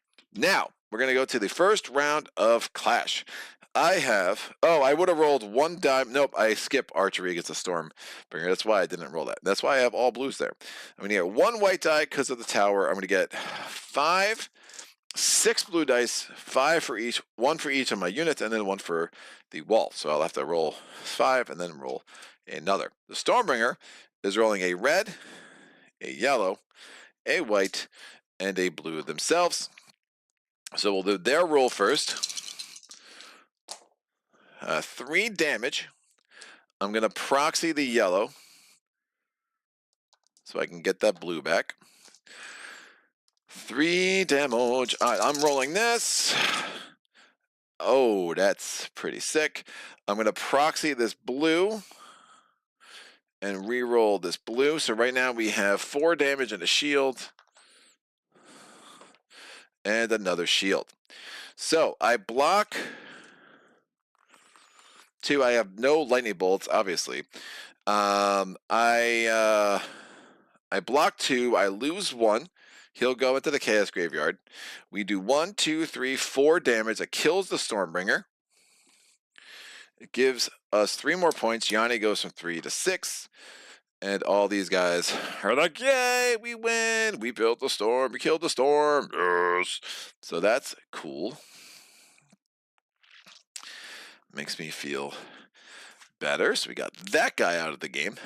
Go away. And done. That's how the younglings talk. They haven't hit puberty yet because they are younglings. They go away. I'm going to fight you. I'm losing my mind, kids. This is solo playthroughs. Watch Greg devolve into some level of insanity. All right, done. Super exciting. I feel good about all of that. All right, and now we're going to go on to the activation for the Bloodworm. The Bloodworm, he likes enemies. First, he's going to poop out a curse. That's the 8th curse on the board. Holy shite. And he goes here. He fights against the level 2 garrisons. Now, there are 2 garrisons. They both roll white dice, and the Stormbringer, or this Bloodworm, rolls red dice. So we're going to have the 2 red versus the 2 white. Bam. And that will do it. Oh, so after damage, we roll the lightning bolt power. We place a curse. This is the last curse. It's going to go here. Kills these guys. They go to the Chaos Graveyard. Now, we activate the Bloodworm again. He tries to put a curse out. There's already a curse there. He can't. Guess what? Chaos gets their first point of the game. And then the Bloodworm activates. He goes into the capital. In the capital, we got 3 garrisons, so it's going to be 2 red dice versus 3 white dice. Let's see what happens. Bam! No damage to the Bloodworm, 3 damage to these garrisons, so holy crap, the Chaos Graveyard is full of garrisons. Now, we have a non-Imperial unit in the capital, so what we do is we draw the top card from the Legion deck. Comes in, we have a level 4 Imperial Guard. The Imperial Guard is going to place his target. This target goes away. We can have it go either way. This can go here.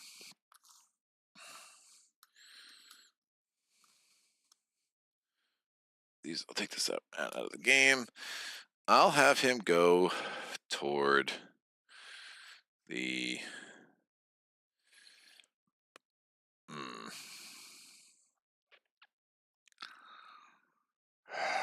I want to explore there. I don't necessarily want him to have rerolls.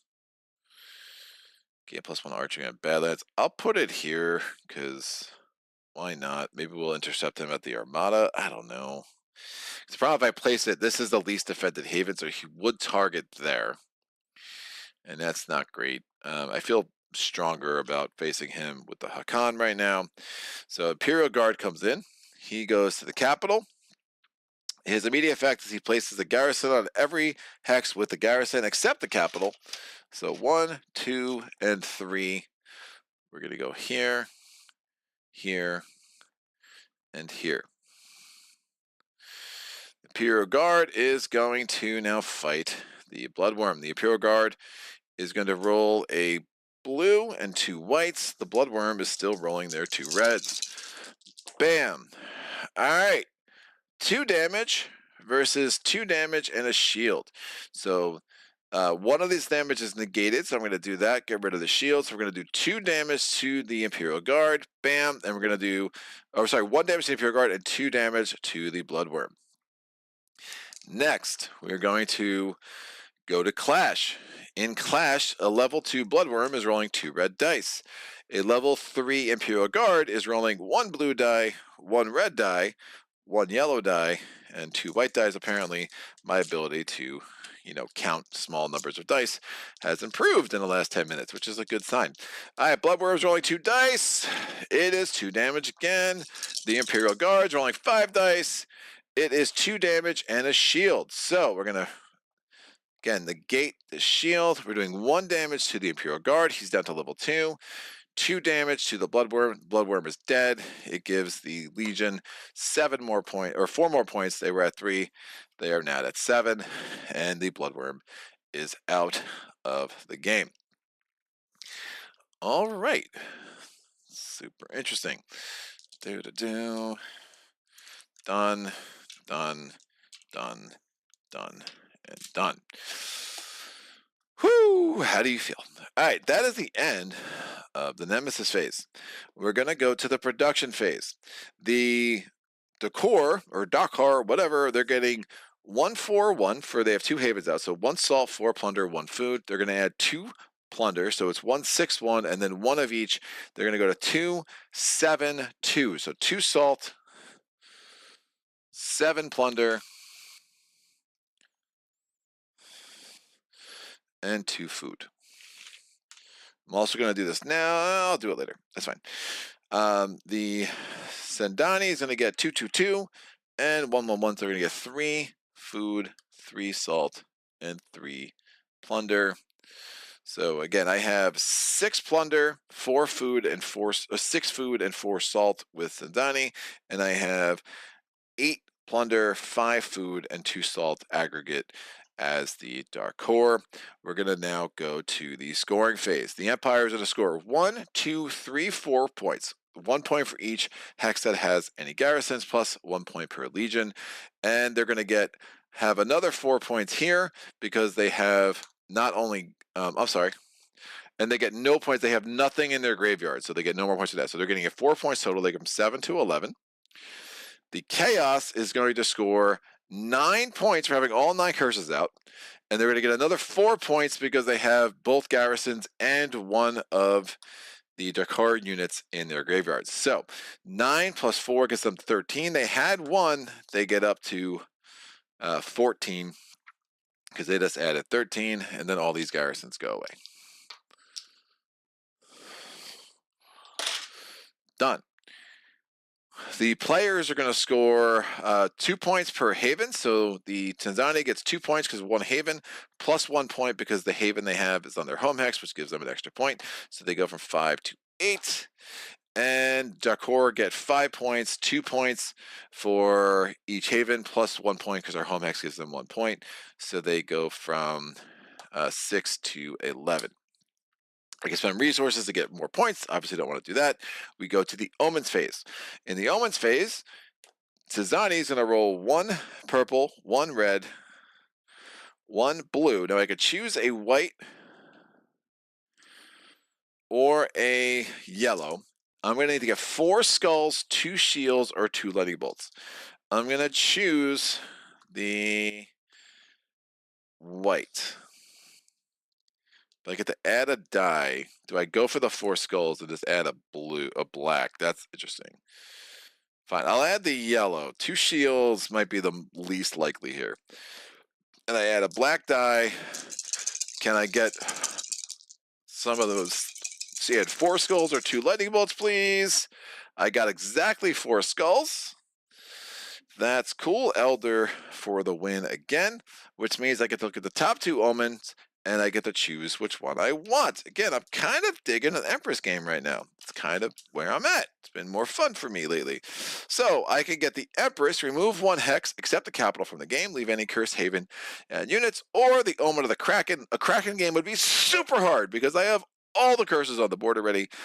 So that's not right. So remove a curse, hex with no curse from the game, then place a curse there. That's not going to work. So we're going to go with the Empress. Remove 1 hex, accept the capital from the game. What is the most useless hex on the game board right now? leave anything behind.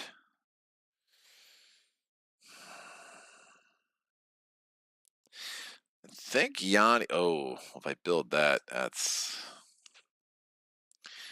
Yanni building here makes a lot of sense, but it's going to be a hell of a lot of movement.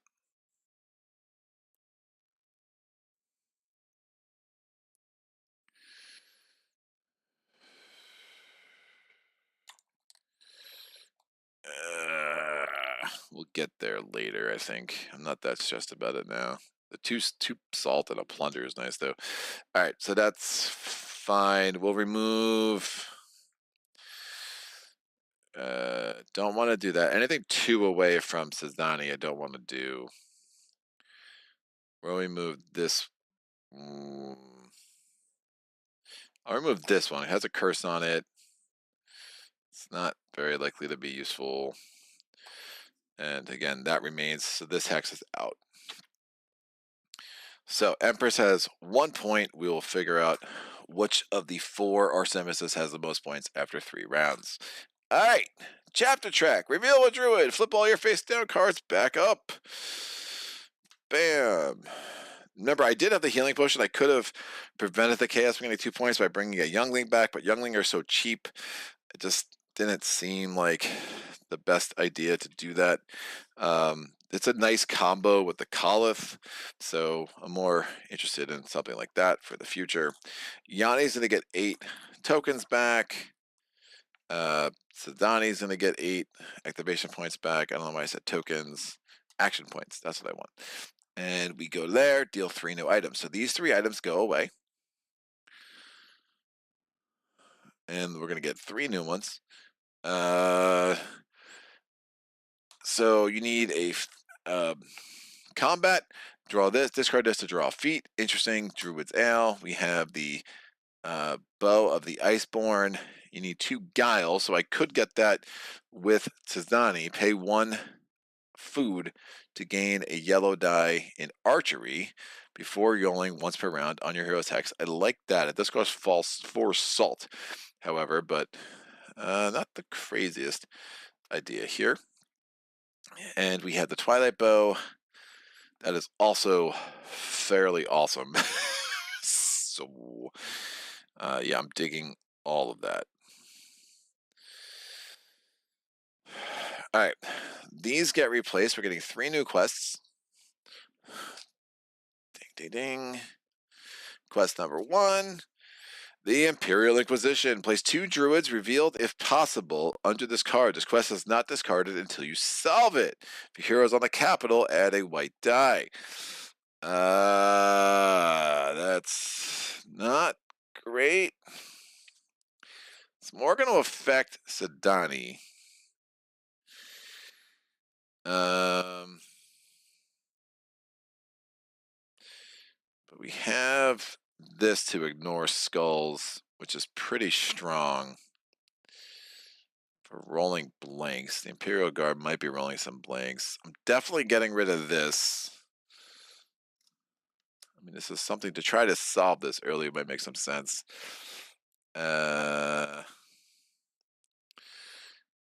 Nor place your cheapest unit in reserves. This one, Tree Mother, could be too good, so I'm going to get rid of this for now. Let's try to solve this early. Keep the red hand, obviously. Quest, we have the Tuatan. 3/1/2. Take this card in combat on Marsh hexes. You gain 1 blue die. In Clash only, if you're on a Marsh hex, you get a red die to help with that quest. And the Hungry Giant, like to see him. 4/2/2. If you're on a Highlands hex, you get an extra blue die. Choose 1 Legion or Horde, then roll a black die. Apply damage, discard this. If you roll 2 shields, you get an extra black die. So that could be really, really important. So that's done. Pass the first player token. Tzdani is now the first player. We're going to go here, add 2 threat. The Imperial Guard goes from 2 up to 4. We're going to draw the next chapter event. Looking at the chat.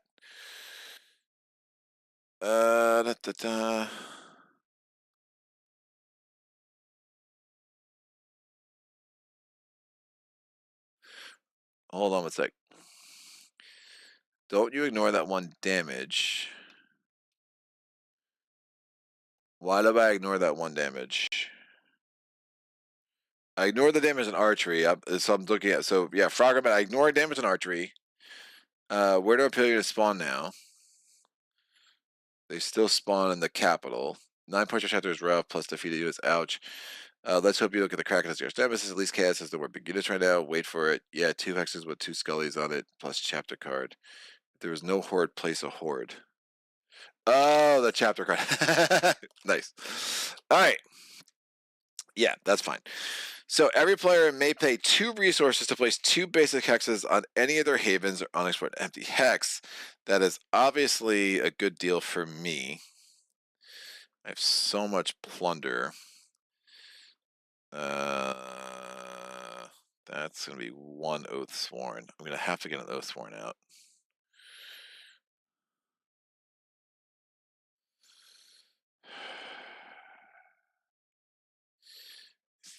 Do I do it with the... Yeah, I'm not going to be able to afford a Callith anyway, which is pretty gross.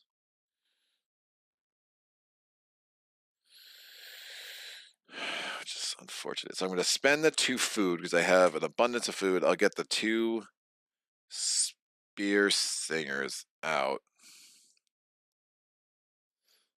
Give me some options because I can just wipe out these garrisons a little easier. I could just spend 2 resources to get points as the Khan. I don't think it's worth it. I'm going to hold off my resources for now. Again, the good thing too, if I build my last unit, if I roll a lightning bolt, which I'm not going to get a lot of lightning bolts as the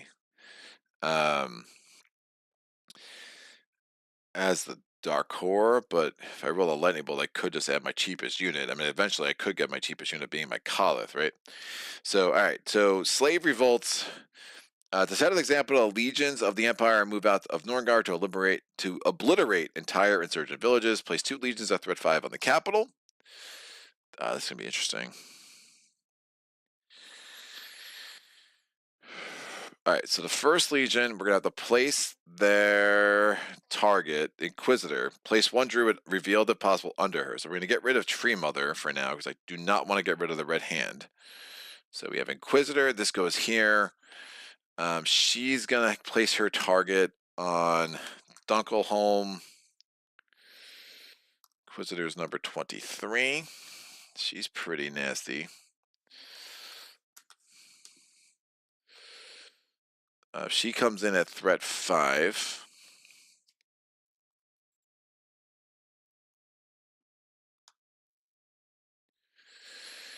And we're going to get her thing, which is here. Next one, there's only 1 more legion left in this pile, is the Assassin. Wow. Place her target. Active player flips their starting feats. I do not want to flip. Do I care about this add 1 die? I do. I really do. And this is assuming blanks. It's really gross. It's blanks for me and for my opponent. It's really rough.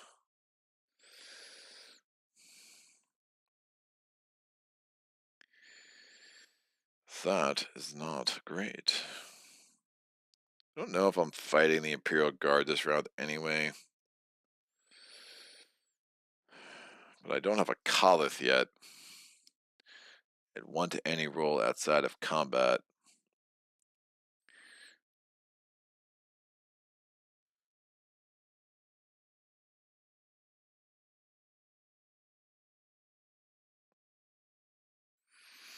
I want to get those druids back.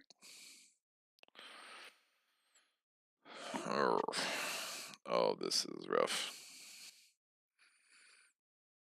She's going to get a double activation. It doesn't matter. She's placing her target on the capital.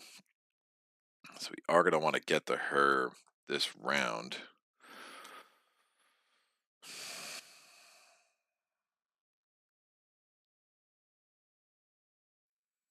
She comes in at threat 5.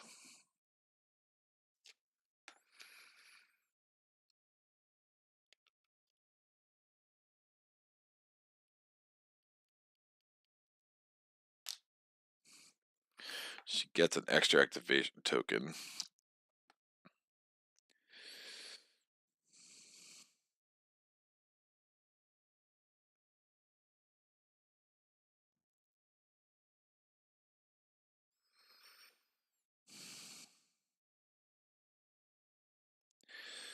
Oh, there is no right. There is no player. She does since she's not placing she's not placing her target on either player. We actually don't have to worry about flipping starting feats. My bad.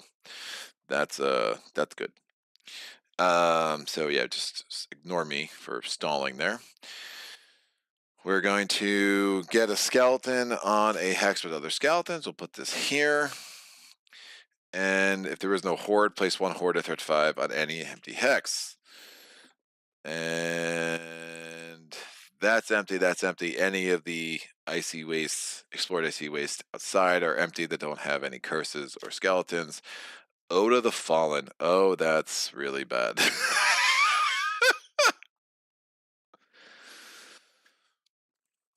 Huh. That's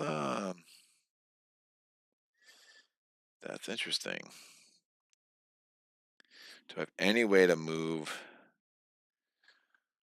Woof. She's 32. Oda the Fallen was not who I wanted to see. Oda gains 2 threat. Every other Horde and Legion gain 1 threat. So this goes up to 6, this goes up to 5, this goes up to 6. Oh, that's bad.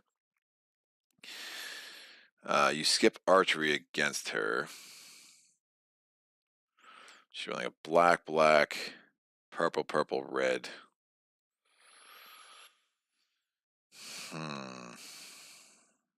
Maybe I use the Hungry Giant against her. Shore up keep my home hex shored up. The Inquisitor is going to be coming this way. If I explore that, if it has a mountain, that's even better. Inquisitor rerolls blanks once. Wow, Oda's really bad. This was not who I wanted to see. Where's Oda? Where are you, Oda? What the? Where's Oda? Where's my girl Oda? 5. There you are. There you are, Oda. Where is my girl Oda? She's gonna come into play.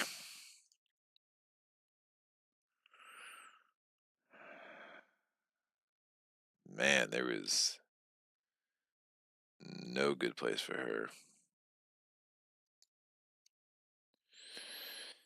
Just worry about the chaos is gonna start running away with this, because I don't have anything that's gonna allow me to control curses out.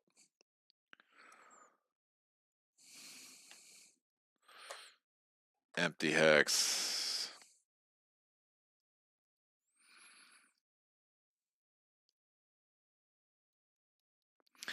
I mean, if I Hungry Giant her,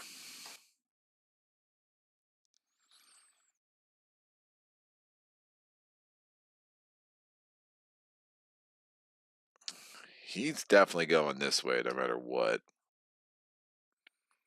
But Hungry Giant her and put her there.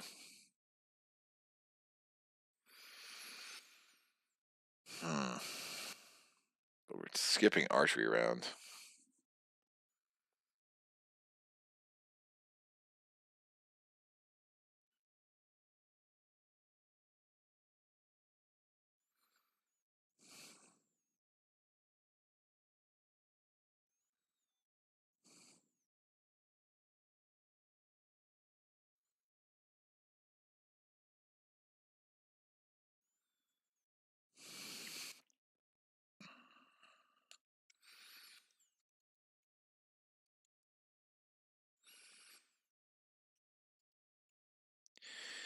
Yeah, it's a really weird decision. Any empty hex. Oda, you're the worst. So I want a Hungry Giant all these dudes. Like, really badly. Hungry Giant here, I hope for at least a 2. She's down to a 5. I mean, it's definitely a doable fight. Skipping archery, it'd be a similar thing with the Stormbringer. I mean, it has to go there. I just can't see another place that makes sense. There's no good path to get her into the capital.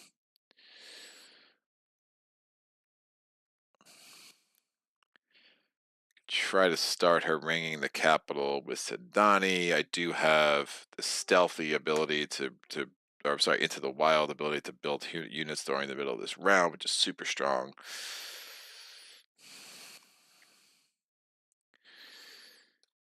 Yeah, I think we're going to go there for better or worse. All right, place 1 activation token on everybody. Oda gets 1. Inquisitor gets 1. Imperial Guard gets 1. Assassin gets a 2nd. Build phase, draw 2 feats. Yanni. Lose. Flip this to lose. Ooh. That's super interesting. But I think I want Hungry Giant. I want to get those back.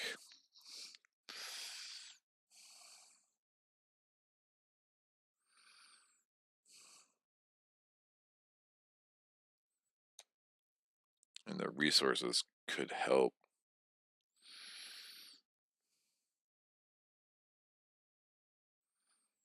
It says lose a shield and gain a lightning bolt. Well, glory doesn't make much sense when I only have 1 friggin' druid power out. But it might make sense later, but it is what it is. When I get the Kolith and the Oathsworn out there, there'll be more opportunities. I'm gonna take the magic die. I get 3 resources. I'm just gonna take a die with a 3 on it because I'll figure out what resources I want them to be when I'm building units.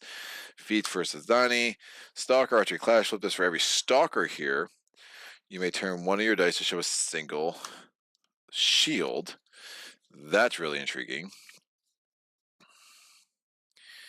I will do that. And that should work. I will not take the 3 extra resources. Not as important for the Akan. I can't build anything with the Akan because I don't have any room on my Haven, which is fine. We're going to build over here. Do I want the Kolith Rider?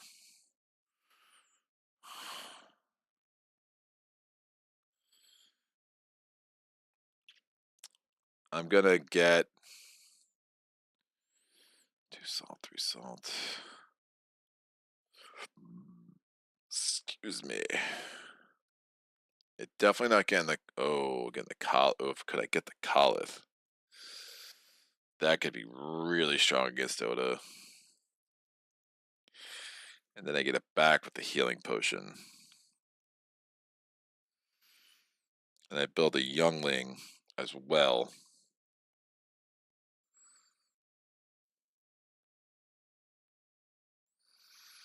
And then every time, well, Tree Mother is not even out anymore. Jesus.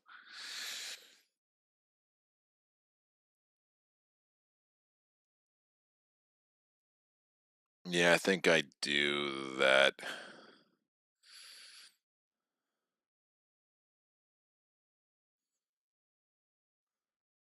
Yeah, Tree Mother's not even out anymore.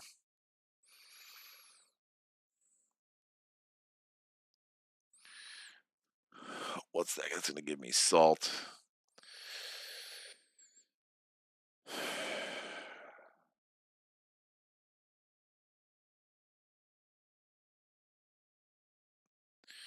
Yeah, I'm gonna hit the Kolith and the youngling. So I'm gonna get 2 salt and a food from those 3 resources. I'm gonna spend I'm gonna spend 3 food and 4 salt and 2 plunder. I'm gonna put a youngling out and a Kolith out.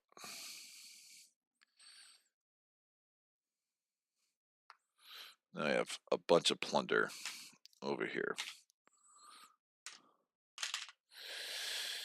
Yeah, not building anything with the econ. I could spend the 2 plunder. Yeah, I'll get the 2 plunder just to get a tower and a wall. Because why not, kids?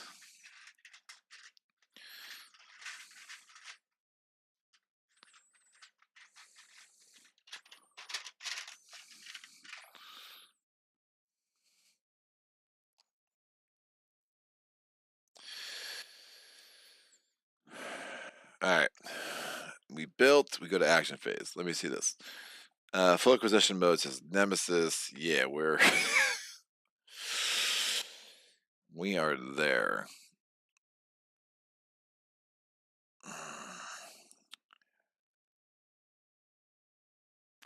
Alright. Well, yeah. I'm gonna spend 2 salt, putting in a 3, taking back 1, so I have 2 salt left over here, getting the Twilight Bow. That is my 7th little card. I'm going to flip it to destroy a skeleton with an adjacent hex. That gives me a point, gets me up to 9. And that's Sandani's turn. That item gets replaced. It is the Zurit Leaves. Discard this to add anyone die to any player's roll outside of combat. Oof.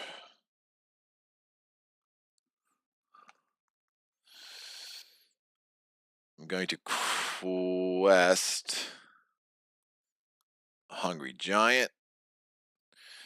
I get 2 purple, a red, a blue. I'm going to take a white or a yellow. I'm trying to get 2 shields, so I'm taking a white. And I get at any one die, I'm going to take a blue. I would really like 2 shields here. Additionally, since I'm on a Highlands, I get another blue. Right, so my extra die is a blue because of Elder. I get a blue because I'm on a Highlands. I get a red, a purple, another purple because of magic, that blue, and that white. Please give me 2 shields.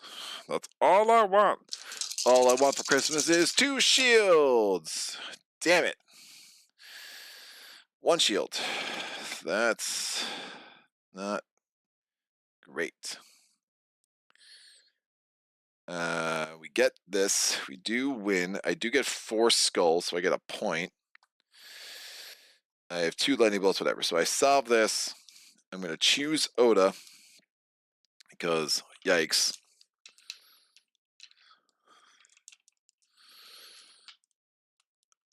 And although maybe Oda is not the best right now. Who am I definitely combating? The assassin. Oh, the assassin needs to go there. No, I still gotta do Oda, I think. Piro Guard is nasty. I think I'm fine. I think I'll be fine against Oda.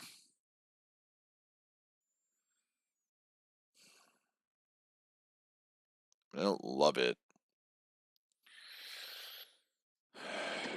But Imperial Guard could be really bad. So I think I just want to try to, if I go here, and try to, if I get a haven here and then try to set up camp and be ready for the Imperial Guard, but he's coming in with 6 friggin' dice, dude. What a dick. He's only a level 5. A level 7 is really bad.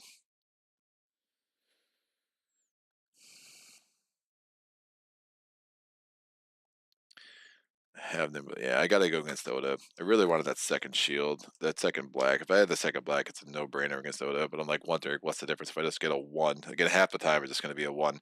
We're re-rolling lightning bolts. That's on 14. Give me a 3. Damn it. It's a 1. Of course it is. So Oda's down to 6. This quest is out. It's not the thing of dreams. Alright.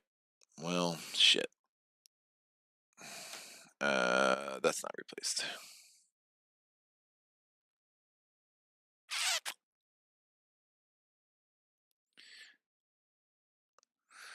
Sandani is going to move explore to here. This flips. Gold Guard Day. Gain 2 food. If empty, place 2 garrisons here. It does not. If not, reinforce here. Place 2 garrisons on empty hexes with no X. So empty hexes, so 1 there, 1 there. It's my best options. And I will leave this like so. Badlands can be interesting. I got the food already for sure, and Sandani's here.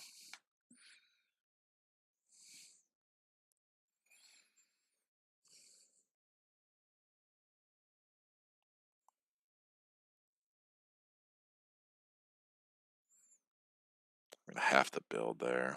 That's crazy.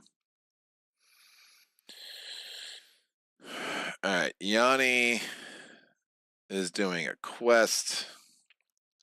You have to get those things back.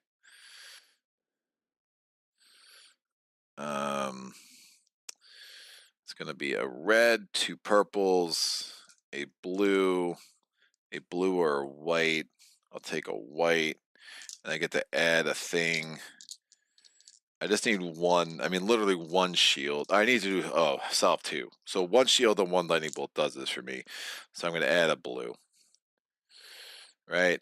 Hopefully I get a lightning bolt from either the red or the 2 purples, and I get a shield from the white or the 2 blues, and maybe I stumble into 5 skulls. And I stumbled into 5 skulls. 1, 2, 3, 4, 5. I have the 1 shield. I actually have 6 skulls, so this is solved. That's returned. We get our druids back. All right, this is once per combat. This is once per round. Yanni for the win. So that's good. Nice is it allows us to get more quests coming out in future rounds too, instead of getting stuck. What was this? Oh, that was the Twilight Bow, right? All right, let's move my army through here. Take out Golga Day, and then just try to set camp. Take out Golga Day, build a haven. So command, haven, command, and then we'll just set.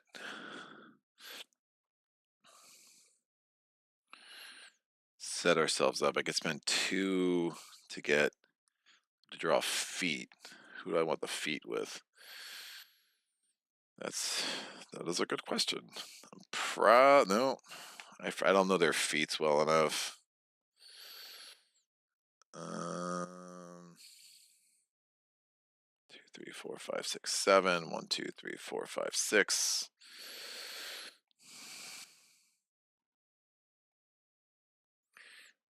Yanni doesn't have any salt, but she could get salt there.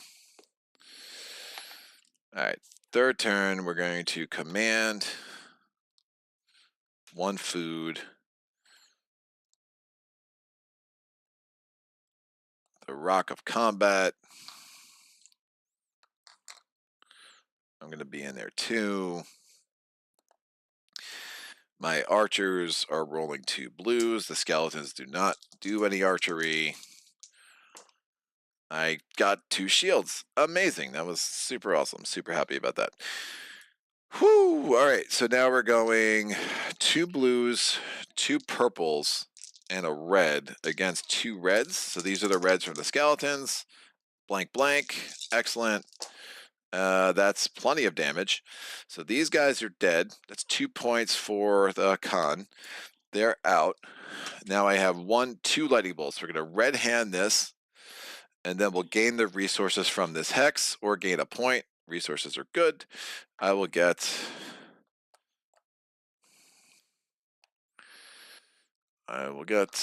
to plunder.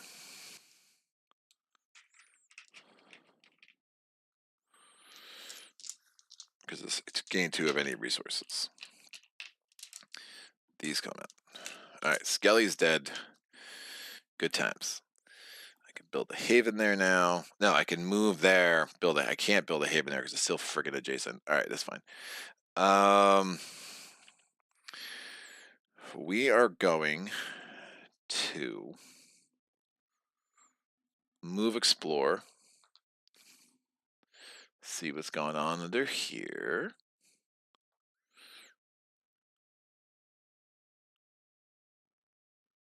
I can't lift it up. Here you go. Torment. Again, I get 3 salt. If empty, place a skeleton. If not, reinforce here. So we now have a 3rd thing. Place 2 skeletons with other skeletons, so that's getting hairy. Oh, that's super bad. I have wiped out all skeletons. So I guess we're getting some hordes. Oh no. Place 2 skeletons with other skeletons. Well, that's a good path to get in there.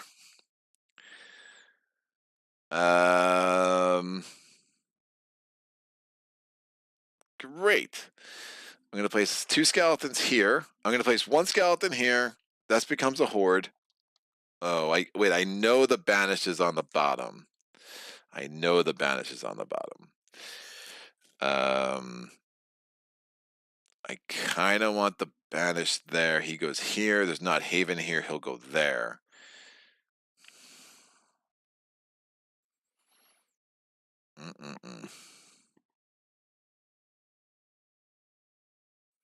I mean, there's also like the new Messiah. Like this could be really crispy.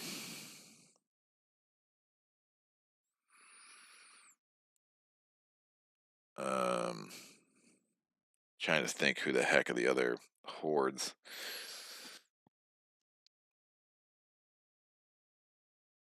I mean, Oda's pretty terrible. I'm worried. I'm worried the next one's gonna be the stupid siren. So I'm gonna go there. Horde. It's the Lake Queen. Place a curse on our hex. We can't, so we get a point. Number 3 comes in a 5 threat. She's not going to act this turn, but we're going to put her here. And then the banish is back. Set him to 5. Resolve a quest failure. Now this was Yanni's turn, so Yanni loses a point because we cannot, because we're doing this, and this quest is discarded, and the banished is going to go here. So now we have all the skeletons available for the sake of the red hand, so that's not terrible. And this comes here. All right, so we have no more horde. We have 1 more legion. And we have a very crowded board. Holy cow. So that's done. All right, moving on.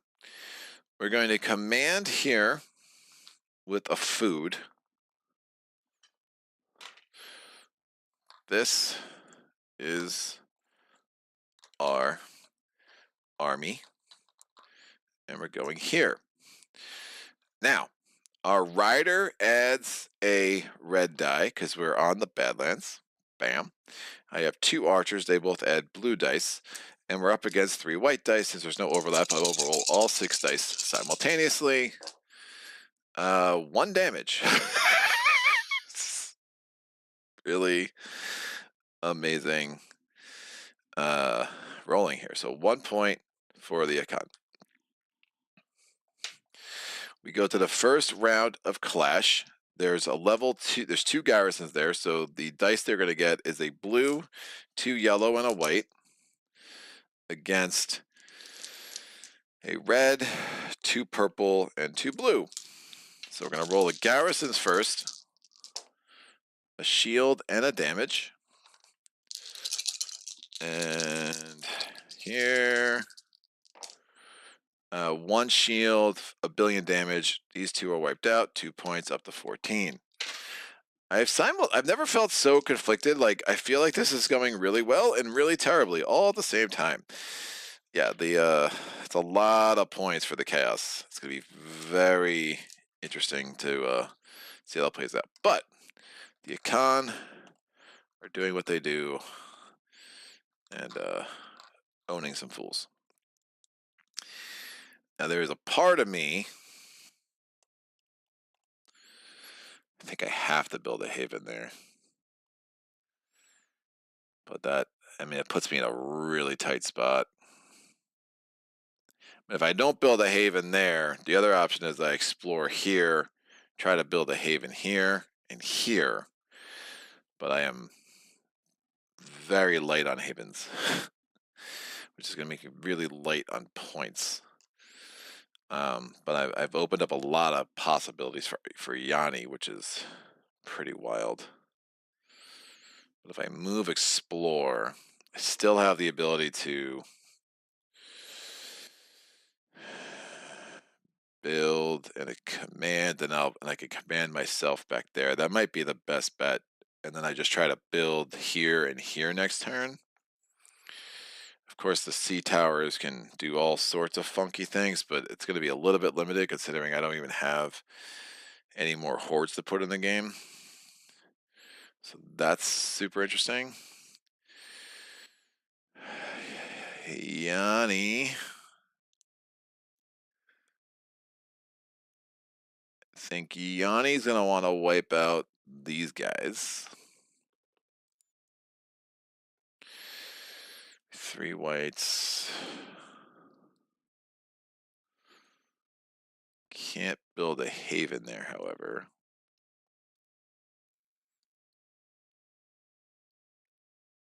Right, because the assassin's going right through. And that would be...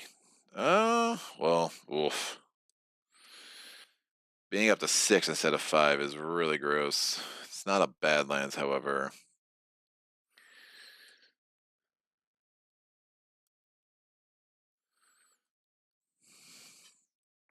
The Inquisitor taking Tree Mother away is gross, and it had to be Tree Mother because remember the Imperial Inquisition took out my other 2 dudes, and I didn't want to get rid of the Red Hand. I mean, one option I have, which is a little bit nuts.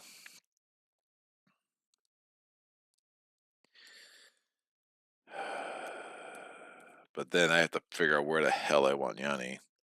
So I could build a haven there, put a wall and a tower on it, right?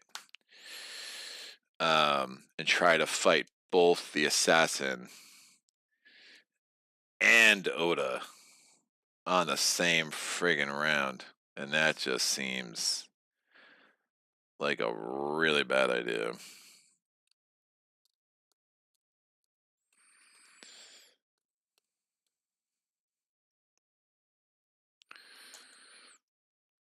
Let me get another feat. So I'm going to go to the market. I'm going to spend 2 salt. I'm going to get this. I'm going to discard it immediately. Next item comes out. It's Dunwich. The Druhan Witcher. Remove an activation token after. This could remove 1 activation token from any Legion or Horde card. Oh, that's super interesting. Oh, I'm trying to fight the assassin this round anyway. Yikes! Right, because she's coming here and then here. I might want to fight her there. I discarded that to draw a feat. It is 3 resources. Not exactly the thing of dreams, but I will take the leadership.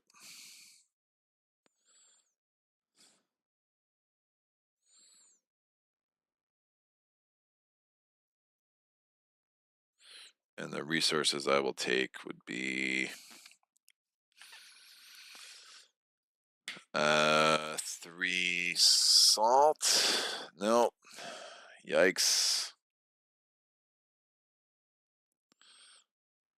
Oh, I could do that. I need the salt. I need the 4 salt. Wolf. I need the 4 salt just to buy it.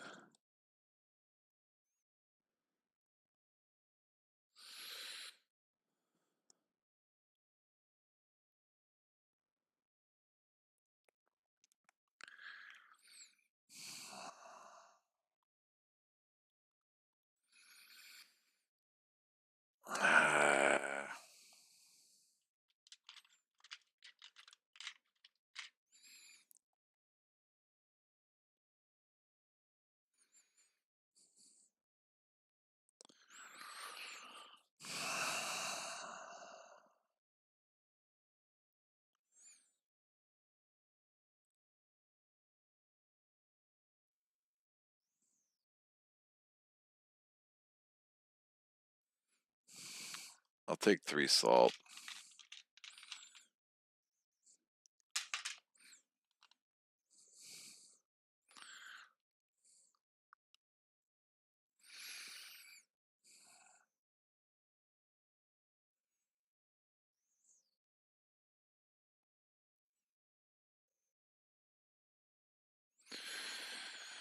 Oh man, Donnie is.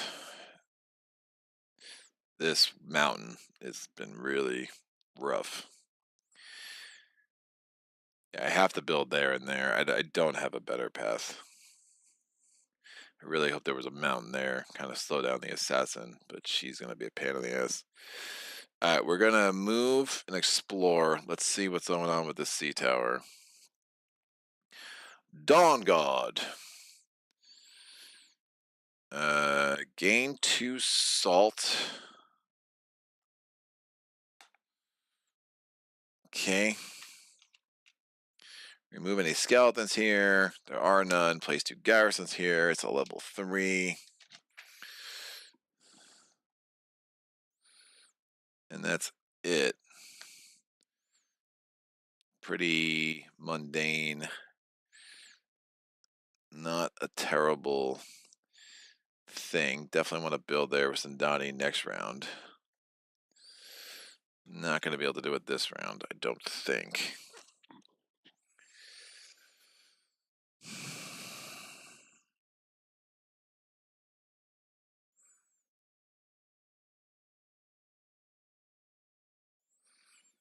Yanni.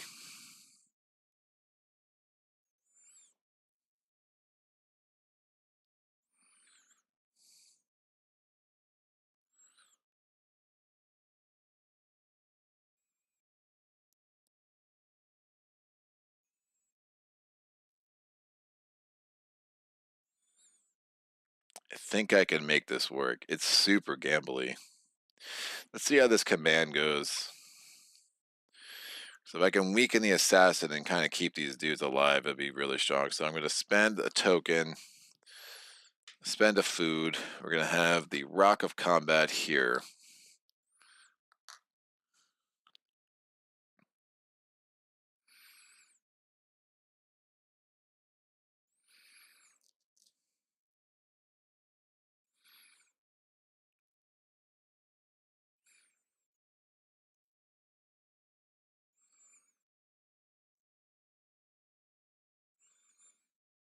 And I'm going to pretty much have to win in archery. So I'm rolling 3 white dice for me.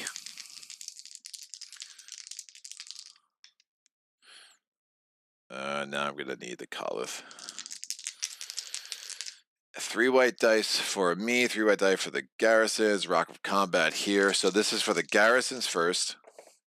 1 shield, 1 damage. This is for my guys, 2 damage. I'm going to ignore their 1 damage and kill 1 of their... Oh, that's risky as hell.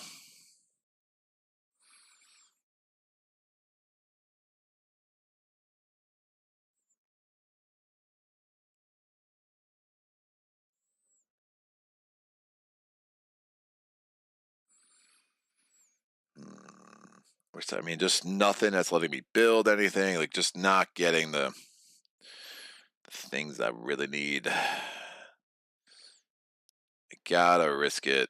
All right, so I'm just going to ignore one of their damage, not take any, and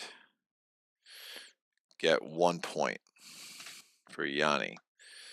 Now they're rolling a blue, 2 yellow, and a white versus 3 blues, 3 whites and a blue. Oh man, no. I'm going to ignore their shield, kill this dude, and kill a second one of their guys. And now I'm rolling 3 whites versus a white and a blue. I think that's the better odds. 3 whites versus a white and a blue. White and blue, 2 damage. Oh, it's terrible. And 1 shield. Damn it. I lose a guy.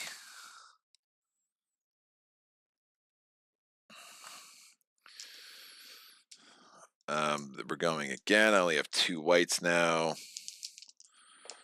1 damage. A shield, nothing. This is going well. 1 shield. Give me 2 damage. 1 damage. This is going well. 2 shield and a damage. 1 shield. 1 shield, 1 damage. 2 shield. I should have brought another blue guy in. 1 shield. Please give me 2 damage. 1 damage. This is ridiculous. 1 shield, 1 damage. 2 damage, please. 1 shield. 1 shield. Please give me 2 damage. Nothing. 1 shield, 1 damage. Please give me a shield. 1 damage. Damn it. Not going well. Alright, this guy's out. And 2 damage, 1 shield, and a 1 white. Nothing. Alright, well, so much for this. So he's out. That kind of makes the rest of my decisions easier. So forget that. We are going to flip this to place a wall and a tower. I was hoping if I could get through that easily. I have the 3 whites. I can weaken the assassin during the during a combat there, and then maybe wipe her out on my hex afterwards. But that's just not going to happen. I'm not even building another haven, which is also not good. So I'm very behind on haven building in a way that makes me a little nervous. So Sandani is going to flip this, build all my units on 1 unexplored hex. I want to spend 3 plunder to get that guy out, 3 salt, 3 food to get that guy out, and 3 salt to get that guy out.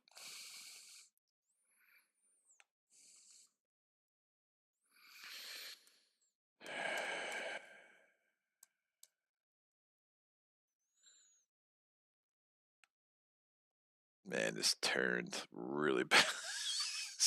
Really bad. I have the Urn of Malice. Stalkers are blue. I think I used those. All right, that's out. That's out. That's out.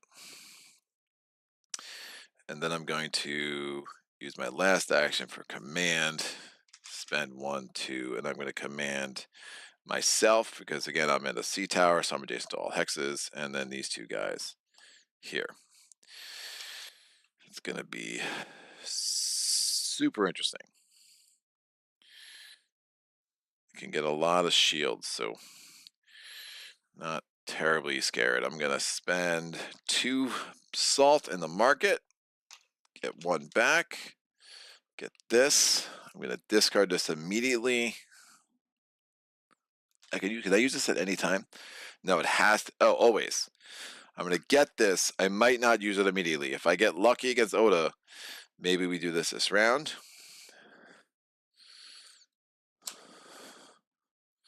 So 1, 2, 3, 4, 5, 6, 7, 8. 1, 2, 3, 4, 5, 6, 7. That's fine. And then I'm going to just move to get my ass back on my home hex.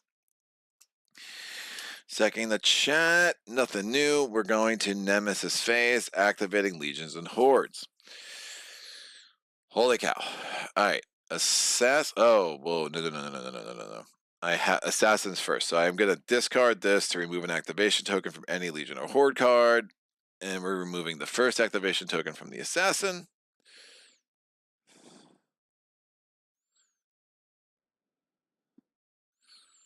No. What am I doing? Never mind.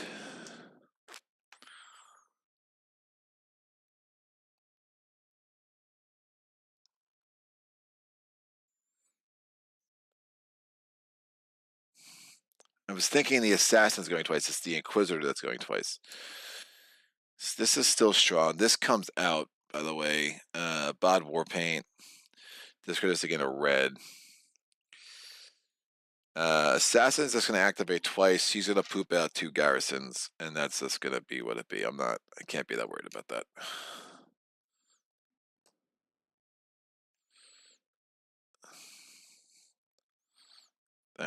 Yeah, I was thinking about maybe I could have taken the Inquisitor out this turn, which would have been interesting, but that didn't happen. So that's done. Assassin's done. Imperial Guard's going to poop out another garrison. And he's going to move in a direct line to my home hex, so he comes in here. We're going to have a combat. So the Rock of Combat this could get very ugly very quick. The the archery phase is 3 blues versus a blue and 2 whites. We have a bunch of options here. So the blue and 2 whites for the Imperial Guard, 2 shield and a damage. The 3 blues, 2 damage and a shield. That's amazing. No damage done. That's really sucks, dude.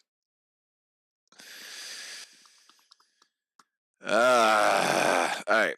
So, the Imperial Guard's rolling a purple, 2 blues, a red, 2 yellows, rolling 6 dice. I'm rolling 3 blues, a purple, and a red. I could add a black to both sides dice, and it's honestly super interesting. I also have the red hand in play. So it is what it is. I have a number of things here. Let's hope for the best. So, rolling 6 dice, it ends up being 3 damage and a shield for the Imperial Guard. My turn. 3 damage and a shield. I'm going to flip this to ignore 1 damage for each blank. There are 3 blanks, so I'm ignoring all their damage. And then with my 3 damage, I do 2 damage to the Imperial Guard. Imperial Guard's down to a level 3. No lightning bolts rolled on either side. Super interesting. The level 3 Imperial Guard rolls a blue, a red, a yellow, and 2 whites. I'm rolling the same 5 dice I rolled last round. So 1 less die for the Imperial Guard, but they've obviously downgraded quite a bit by throwing in 2 whites into the mix. So their roll first, just 2 damage. My roll, 1 shield, a lightning bolt, and 2 damage. So my shield's good. I'm going to use 1 lightning bolt to cancel 1 die. I'm going to use another lightning bolt to add to the red hand, which could be super useful. And then I do 2 damage. So again, I've negated both of those things, 1 with that power, 1 with the shield. And then I'm going to get 2 damage to them, so they're down to level 1.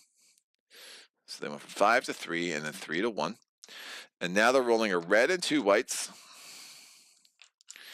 And I'm rolling the same 5 dice. Hakan are pretty awesome. Imperial Guard, 2 shield, 1 damage. My turn. 2 lightning bolts. I'm going to use 1 lightning bolt to cancel 1 thing on 1 die. Another one to get a red hand. Red hand is very loaded up right now. Or do I want to gain resources? That is once per combat. I'll gain resources. It's fine. 2 salt and a plunder. Definitely come in handy. We're going to go again. Same 3 dice. Squad douche. And dead. So, Imperial Guard is out. If destroyed, remove its target and gain 5 points. So, a con gets 5 points. It goes to 14 to 19. Destroy 1 non-Imperial unit or threat here. I will destroy my Stalker. One of my Stalkers. Because, I mean, why not? What am I getting? Nothing. I have no friggin' havens because I'm playing really good. Out. So there's 4 dudes left here. And this guy is done. And this card is done. Alright. We still have the Drone Witcher, which I can use in a future round. So I'm not upset that I bought it. The Inquisitor is going to try to poop out a garrison, cannot. Instead, she's going to place a garrison with other garrisons, and then she's going to move here. Bam. Again, she's moving there next turn, so I definitely need to guard that. I really would have rather fight her here, because re-rolling 2 blanks is very much no bueno. Woof. Yeah, Inquisitor's going to be a pain in the ass. This comes off. Oda's going to try to place a curse, cannot, gets a point, and then is coming into my homeworld. We're skipping archery. We have the Rock of Combat.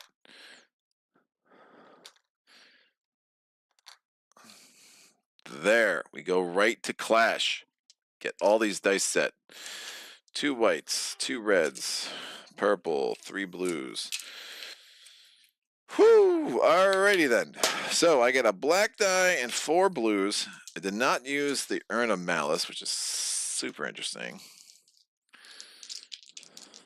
Do not have traps. Damn it. It's going to be tight. Oda's rolling a black to purple. The trolls really could have been a lot more effective for me, but they weren't. Great. So this is Oda's dice. It's effectively 1, 2, 3, 4, 5, 6 skulls. These are my dice. I'm not getting any lightning bolts. That's going to be a problem. The red hand is not going to help me all that much. Just need to roll good. 6 damage, please. Ooh, 4 damage and 3 shields. That is super intriguing.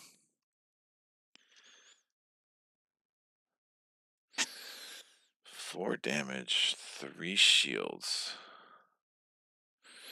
Oda goes down to 2.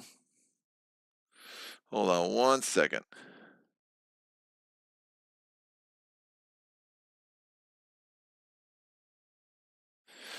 All right, sorry about that. 4 damage, 3 shields. They're doing 6 damage. I'd have to lose 3. Is it worth it? Still rolling 4 blues.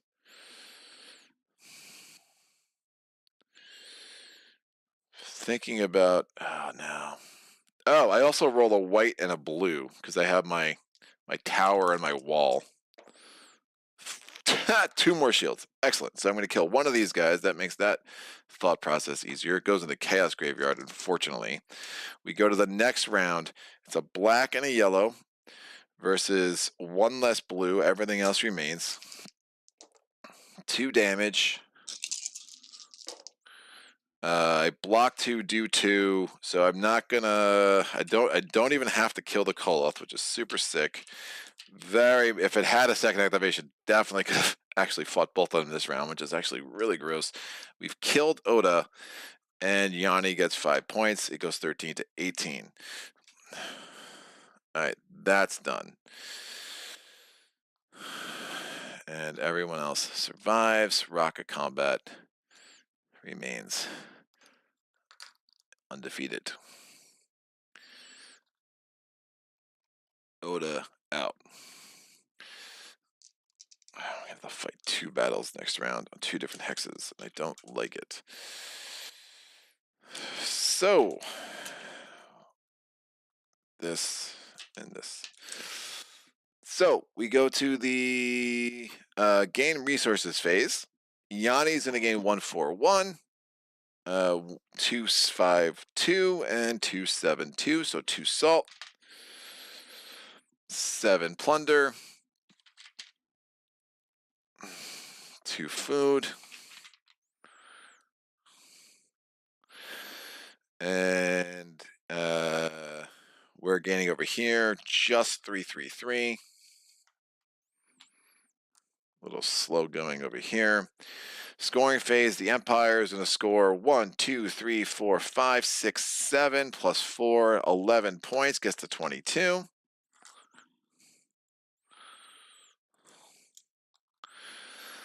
And Chaos is going to score 9, 10, 11, plus 2 is 13, 19 to 16 to 29. And that's fine. Players are going to score. Yanni scores 5 up to 23. Zadani scores 3 up to 22. Chaos is having a wee bit of a good time so far in this game. Omen's phase. Sandani's going to roll 2 reds, another red because of the Witten's eye patch, and I could flip this to roll 2 yellows and 2 whites, which is super nice. So we're doing the Omen's phase roll. I got 4 skulls, so I crept into it. I get to pull 2 omens instead of 1. I get 4, 2, 2. I got the 4. Yeah, 2 whites came through, so that skill was super nice. The Empire or the Chaos score 5 points. Or we get 3 for the Harvester. Each player places a skeleton on a hex adjacent to their home hex with a curse if possible. I do not want to do that. I will just give the Empire 5 points. They'll go to 27. Really not excited about a Harvester game, but I've obviously put myself in a little bit of a bind for the next round. So this is 0 points toward Ode of the Falling. Ode of the Fallen. Alrighty then, kids. What do we get? We now go to the next chapter. Flip all your face down cards face up. So 1, 2, 3, 4, 5. It's not. I didn't trust this not to get a skeleton to come and wipe out my home hex, and I really just didn't want that to happen. All right, 3 new items. These items are out.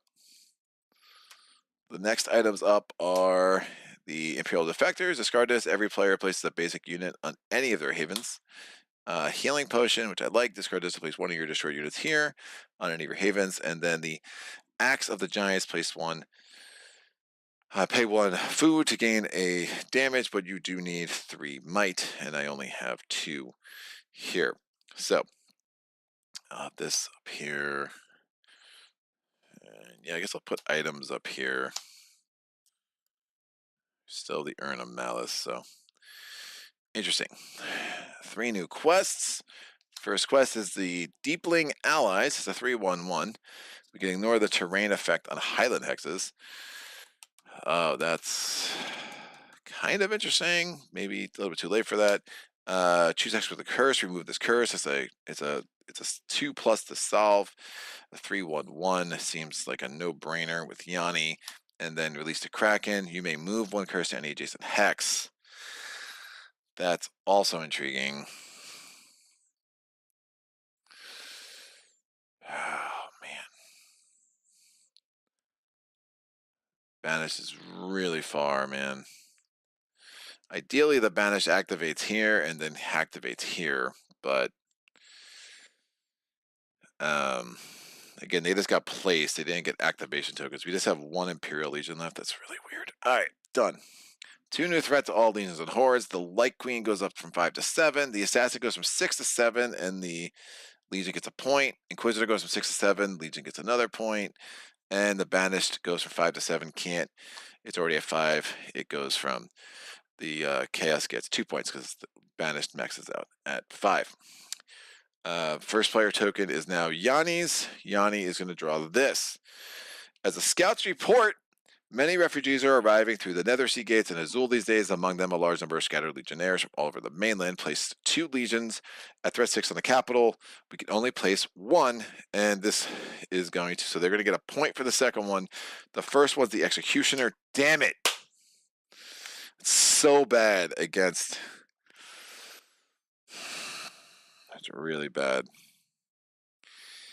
against the Caliph.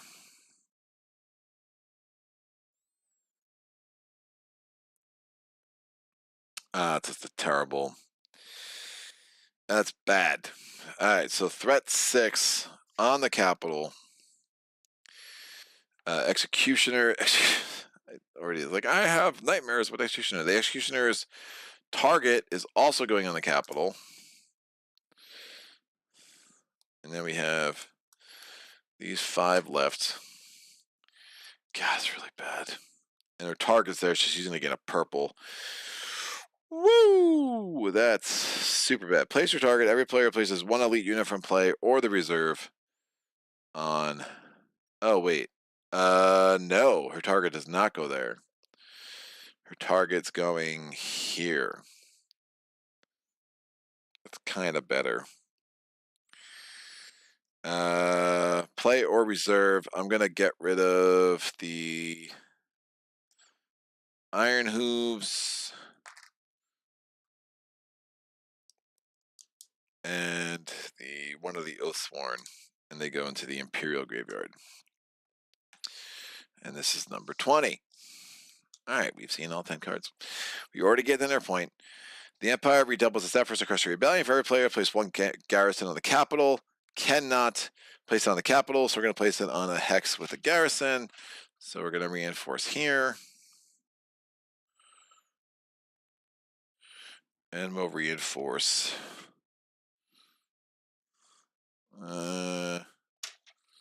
here.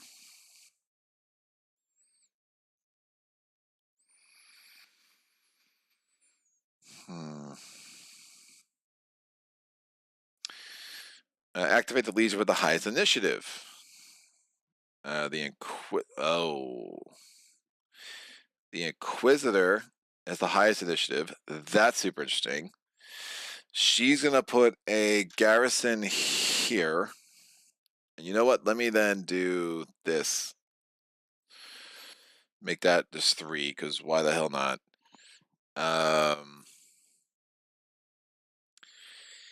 And, oh, shit.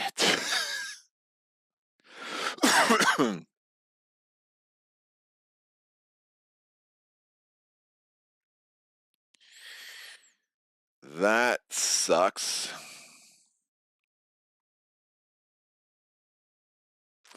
Now go back to this. So she's going to activate here. She wipes this out. She retargets to here. And this, my home and Dunkel home, is now more Dunkel than it was home. Done. That wasn't great. All right. Well,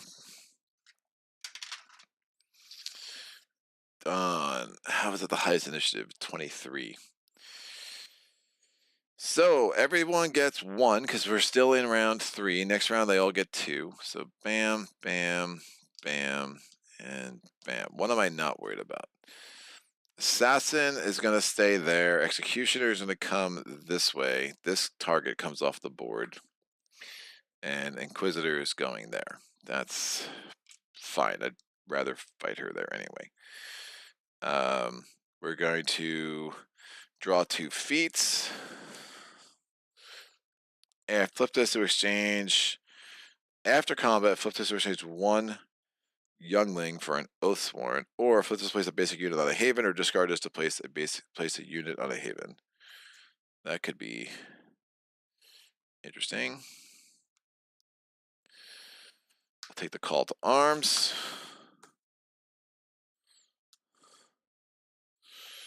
And Sindani. Flip this to flip one unexplored hex and resolve its effects. Or your hero and units are considered adjacent from 2 hexes away. That's super helpful. Units cannot cross things.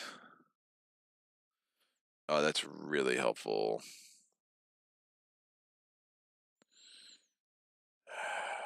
Man.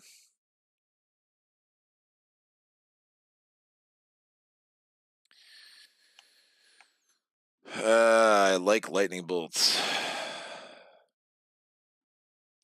In the executioner, remove your most expensive unit from play.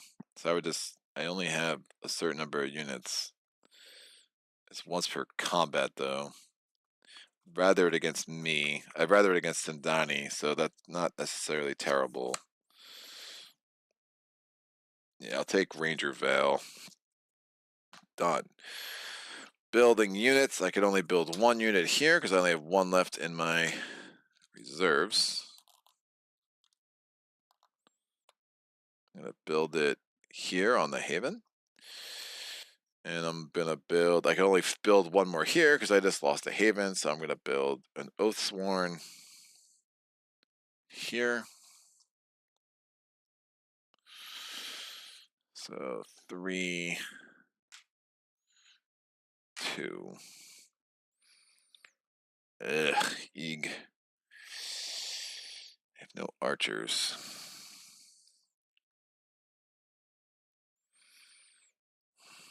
Get my things back.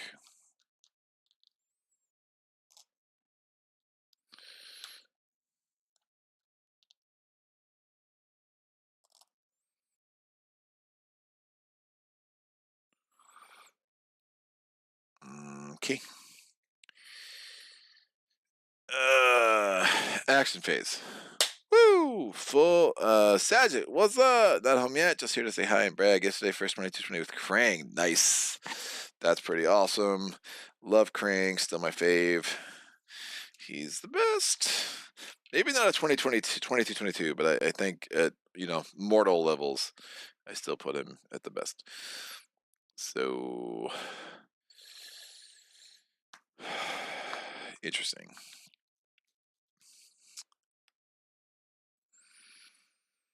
Gotta build Havens. We are so not in a good spot with Havens.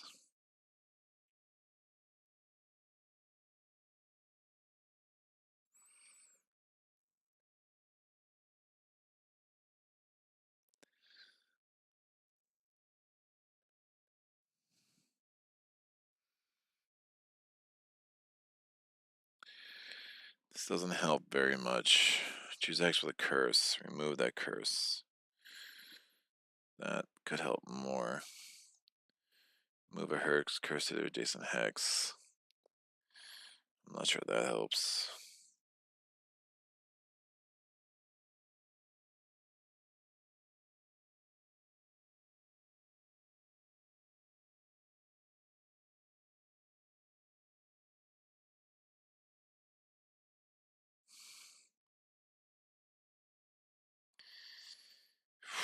I mean, I'm tempted to drop this right on the capital.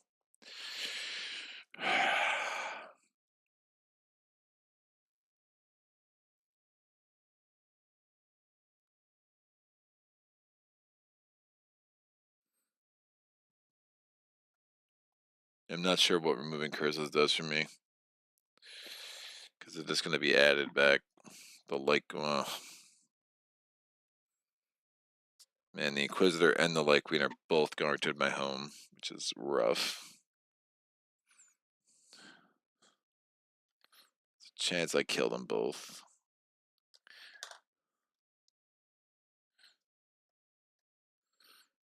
Move that. Yeah, I'm just not getting Havens out, which is not giving me the points I need. Alright, well, here we go. Yanni's gonna command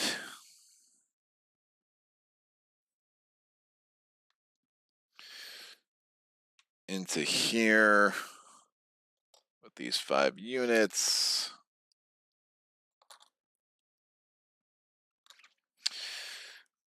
No ranged attack.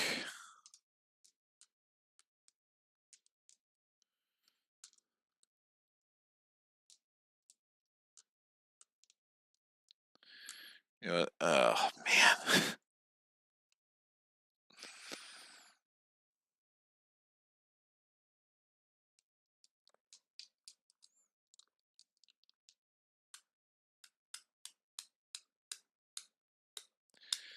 Yeah, it's fine.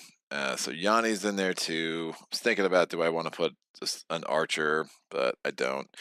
So rolling 2 dice. I'm going to ignore the 1 skull thanks to my traps, which is great. All right, Khalith is rolling a black die. We have 3 blue dice and a red die. The 2 garrisons are rolling a blue, 2 yellow, and a white. Rolling the garrisons first. Just 1 damage. This should work out well. And 2 shield, 4 damage. Both of these are out. Yanni gets 2 points. Up to 25. Everyone lives.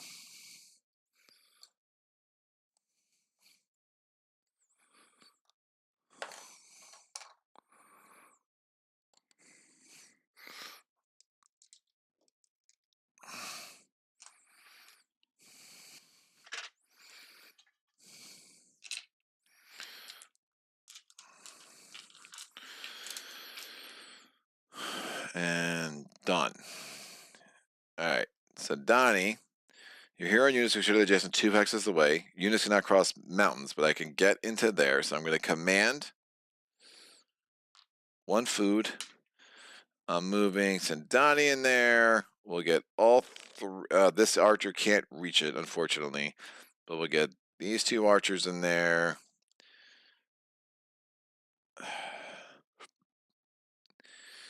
And I really hate the executioner.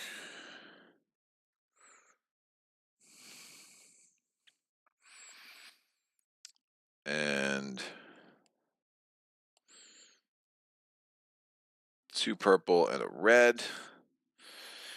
That should be fine. So I'll put these on their side so you can see what's going on. Rock of Awesomeness. I'm rolling. There's no skellies, so this is kind of pointless. That could be useful later. Maybe. So rolling 2 blues against 3 whites. So the 3 whites go first. It's a damage and a shield. The 2 blues, a damage and a shield. Look at that, kids. All right. The 3 garrisons are 2 blue, 2 yellow, and a white. My guys are 2 blue, 2 purple, and a red. Gonna go with the garrisons first. It's 3 damage, flat out. And my turn, it's woof. Wow. All right. We're going to red hand this puppy up, so that's the 4th one on there. I'm going to ignore 1 of these, so I'm taking 2 damage. I kill. So that's my 2nd lightning bolt. I still have a 3rd lightning bolt. We'll figure out what I want to do with that in assault. It's going to have to be this. Gain a point or gain the resources. I will gain the...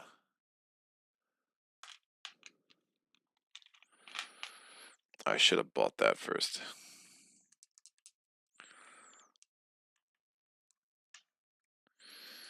Nah, it's still more important for them. I'll gain the... I don't need the resources. I'll gain the point. Bam. Alright, 2 of my guys are dead. I'm going to get rid of the 2 of... Get rid of 1 of these guys, 1 of these guys. And did I take the 3 points? I do not think I did. I get 3 points. I killed the 3 garrisons. 1, 2, 3. So if I took those already, someone can let me know. I'm pretty sure I did not. I don't think I was all the way back there. That would have been way too low. All right, done. So these guys are now on the sea tower. And that is good. Done. 2, 1, 2. Yanni. Yanni needs to build. Spending 2, putting in a 3, getting back 1. Haven here.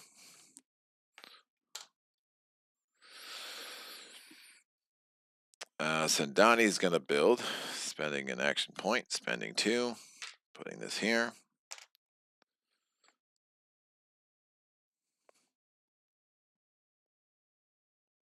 Oh, wait. Your Haven's going to be adjacent, but units and heroes are adjacent, but not Haven, so I can definitely put that there, which is fine. I was like, did I totally messed up my whole strategy? No, I did not. I think we're good. I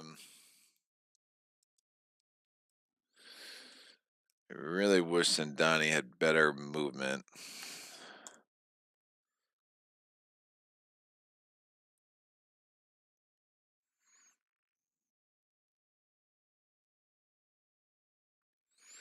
So move, Haven, move, Haven, move.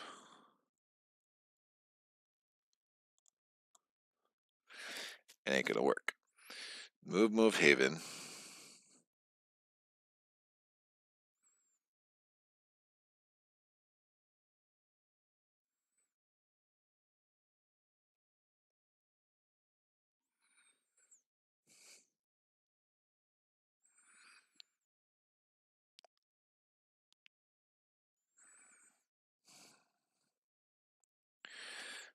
Move, Haven. Move, Haven.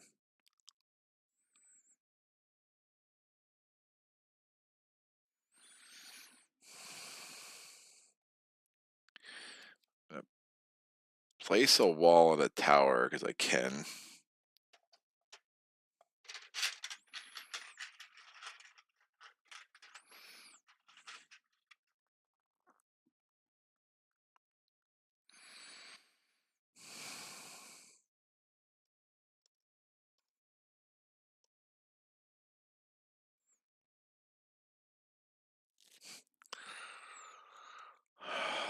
Move. Ah, it's so rough.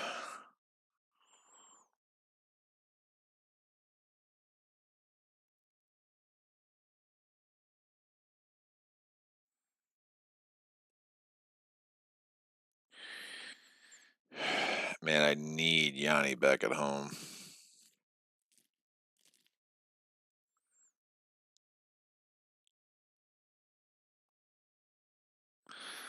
Move, Haven. Move, Haven. Just not even close.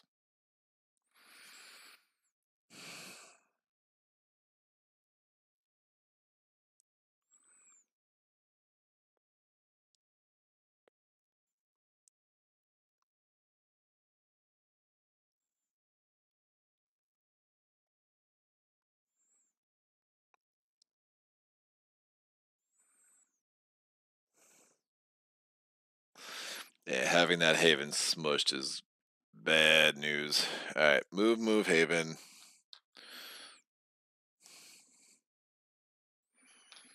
Spending 2.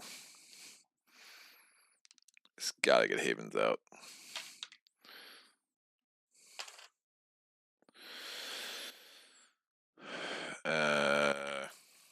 Can remove an activation token.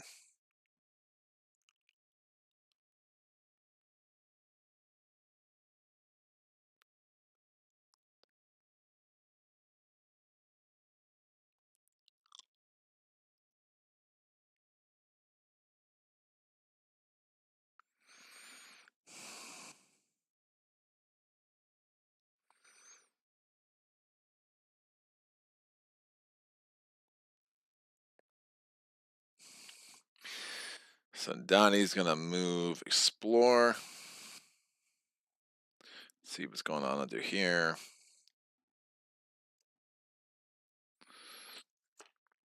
Gain 2 salt. Empty, place 2 skeletons. If not, reinforce. Can't reinforce, so a point instead. Place 2 skeletons, other skeletons. I think that means place skeletons. If there are no skeletons in the reserve, if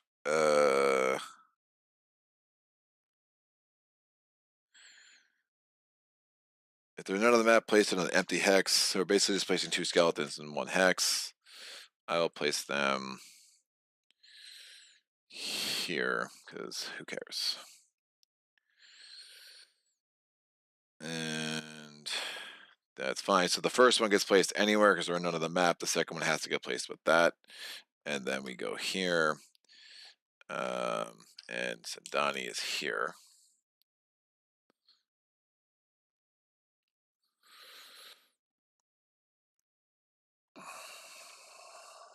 This is nuts.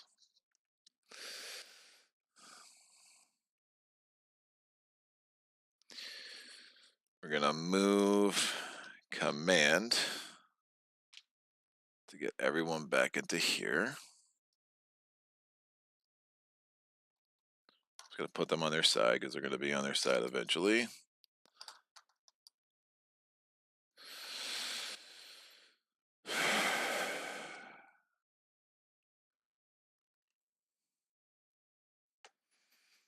Only 1 left.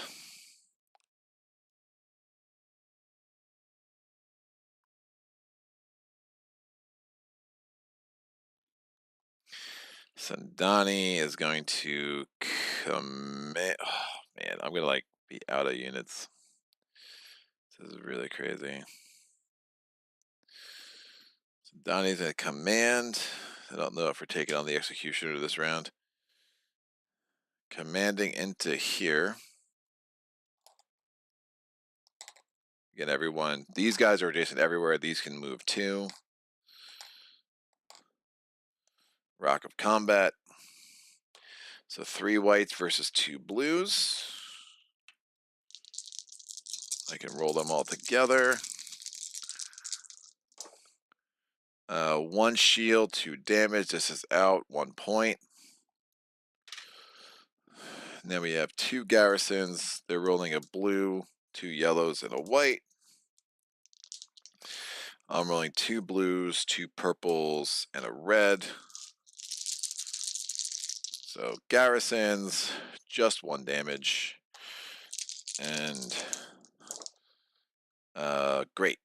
Block 1 and do 3 damage. We kill these 2, 2 damage. I have 2 more lightning bolts.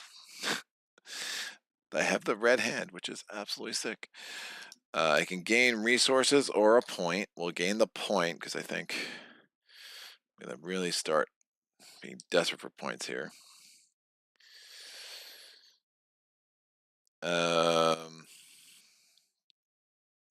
And then I guess I add 1 to the red hand.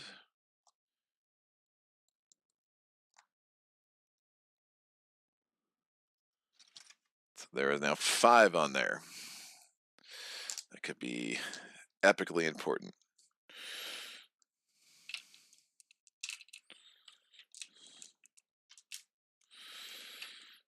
All right, Yanni.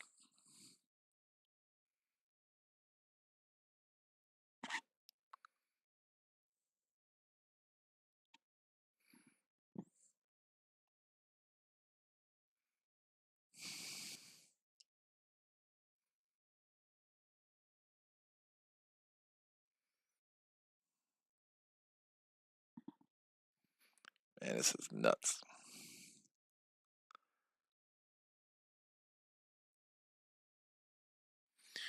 Yanni's going to use her last thing to get the other healing potion. 1, 2, 3, 4, 5, 6, 7, 8, 9, 10. Next up is the Nethersea map. That would have been really helpful to get around earlier, because holy cow, that would have been awesome for Yanni. Damn it. That would have been so great.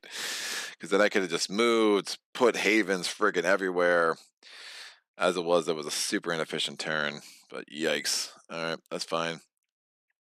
Sandani's gonna go. Sandani's spending 2 to build a haven. We're getting it here.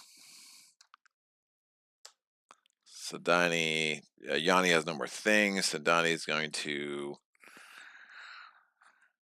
command, spend 1, get 2 back. Move these guys.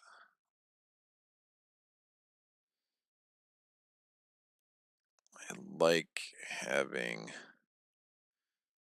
they're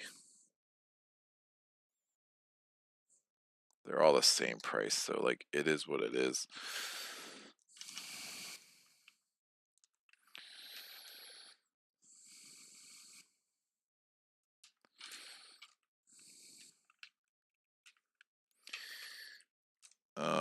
Ready then?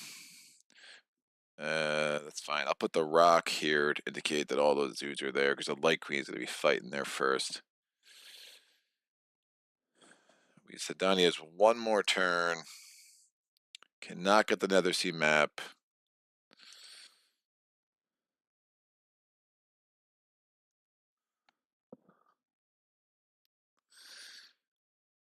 I really don't know about removing these curses. There just doesn't seem to be much point. I mean, stopping 2 points at this point.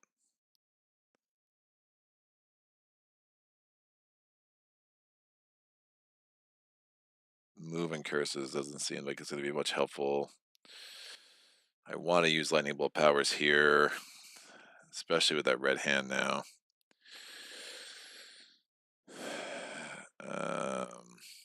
Ignoring the effects on Highlands doesn't make much sense, but it's a point. 1, 2, 3, 4, 5, 6, 7, 8.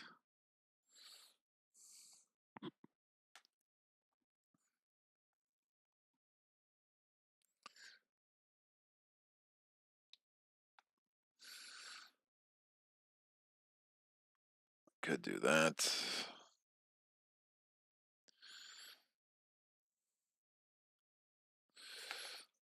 Sure. I'm gonna do the market. I don't think any of these really help. So I'm gonna spend the 1 salt. We're gonna get this. I'm gonna discard it.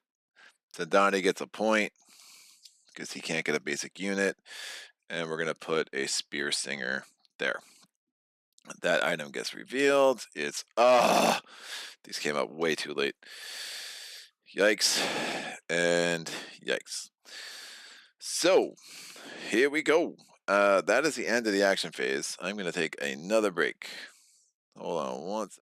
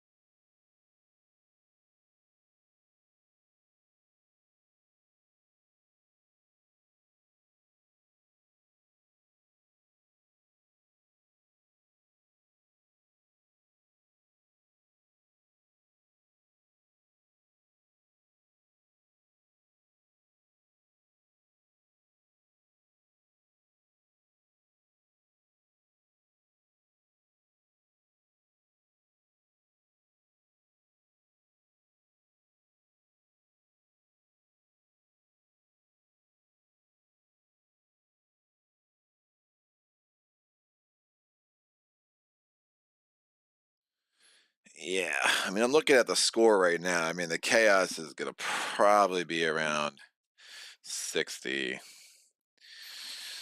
See what I can do with the rest of this. All right, so who's activating first? The Light Queen is activating. She's going to try to poop out a curse. She can't. They get the 32. As I did not remove any curses. It's like a losing battle. I'm hoping to avoid the Kraken. It is what it is. Light Queen's coming into my home hex. Again, we have the Rock of Combat. We should be good. We go to archery phase. I only get 1 archery die. They only get 1 archery die. It's a white versus a white. Light Queen first, or Lit Queen gets a shield. I rolled. I get a Squadouche. So I had a trap. Doesn't matter. We are stuck with what we got. I'm going to roll a black, a red, and 3 blues. The Lick Queen. Wow. That could be gross. Gets a black, purple, 2 reds, and a yellow. Alright, Lick Queen is up first. Oh my gosh. Oh, I'm scared. Alright, Woof. 7 billion damage. Looks like we're going to be killing a Koloth, I think. Hopefully I can roll really well. And 2 shields, 4 damage. Before damage, every horde in play gains a threat. Neither horde can gain the threat, so 2 points instead. I do 4 damage. Oh, I also have a white and a blue. Wall, tower, and wall. So 5 damage, another shield. It's 1, 2, 3, 4, 5, 6 damage. I would lose 3. That would be bad. I have to call off. He came to kill knife. Wolf assassin is super gross. So I'm going to discard the call-off to ignore all things. So I discard this card. I destroy the call-off here to ignore all damage there. I do 5 damage. Light Queen goes down to 2. Alrighty then. Light Queen is now rolling a white, or 4 whites and a yellow. I'm rolling 4 blues, a yellow, and a red. I do not have the black die anymore. Going with the Light Queen first. 3 damage, 2 shields. What the hell? That's a really disgusting roll for them. I roll 2 shields, 3 damage. My dice are slightly better, so a little less egregious. 3 damage, 2 shields, so I knock them down to 1. I take 1 damage. I will lose this guy, which is rather unfortunate.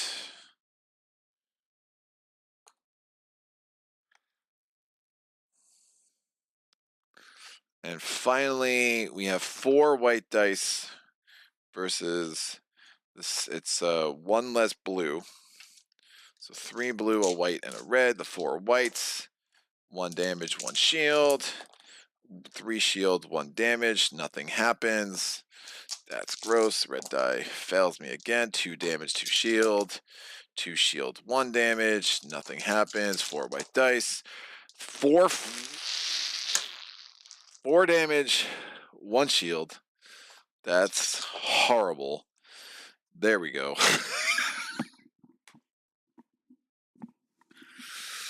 Of course, I roll that now. Crap. Really bad. Really bad. Oof.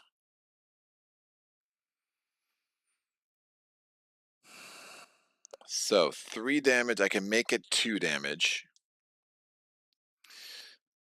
which I'm going to have to. So I lose these 2. Because I'm going to use that to ignore. Because they did 4 damage. I blocked 1. I negated 1. So now we're down to 2 damage. I lose 2. I do enough damage to kill the Lick Queen. Or Light Queen. Whatever. 3 points. 25 to 28. Done. If destroyed, 3 points. No other effect. Now, at the after combat, I'm going to use both of my healing potions because I feel like I'm going to need both. Get the Koloth and one of these guys back. They're going to stay right there. Hopefully I roll a lightning bolt power. I have the red hand. I kill the executioner because this is going to be rough. Now,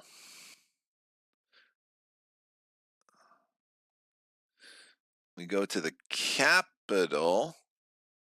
Oh, but is that cheating?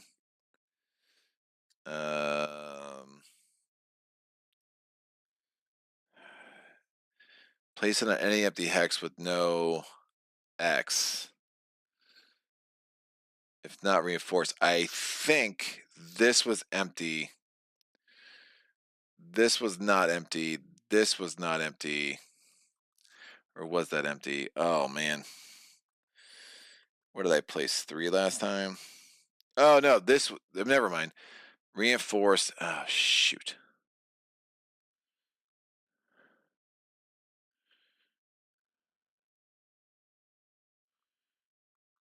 Trying to think how that worked. Made 2, 1. I added 1. I don't know. All that's confusing. I have a feeling that some of these should have not been reinforced. So again, I was doing it wrong. Instead of reinforcing another garrison, I was supposed to add it on an empty hex with the garrison. I'm just gonna do it now. I think I built up that, then I killed it. Like, remember so something got messed up when I was supposed to place garrisons, but I think the points would have worked out the same, and I think ultimately it's gonna work out the same. So this is an empty hex. That gets a thing. Because the assassin's going to go. That's her turn. She's done. The executioner is going to do the same thing. She's going to have to reinforce a garrison. We'll assume that any battles I had would have been, I guess, a level 1 garrison. I would have defeated it. Like it is. I can't remember if that was empty or not. I don't think it was. So I think that actually might just be right, just the way it worked out. So we reinforce that with the executioner. Executioner now comes into this war party that is waiting for her. Executioner. Pretty badass. So these guys are alive and well here. The Rock of Combat now moves down here. Woo! Okay, let's make this happen. So, Executioner, where's Sandani? Sandani would have commanded themselves there too, obviously, because they would have. We are doing a... What's going on? Oh my gosh. Flaming God. The Deepling Allies quest could have been useful for your battle in your home hex. Lots of curses. Yeah, it could. I didn't have any ranged units. I didn't have any archery units. Lone Star. So like it. Yes. No. I just didn't have the units, so they weren't in play. So it was a little bit too late in the game for me. Lots of curses. Bro laugh out loud. He put them all down the first chapter. I think he had 6 before doing his first move. Yeah. I had 6 curses first round. It was awesome. Enjoy your playthroughs. Wish I was good at Spirit Island as you are. Spirit Island is one of my favorite games, but I'm terrible at it. Yeah, I feel terrible at this, so you know, it's all good. Oh, I'm so tempted to play the Urn of Malice and just do it right the hell now.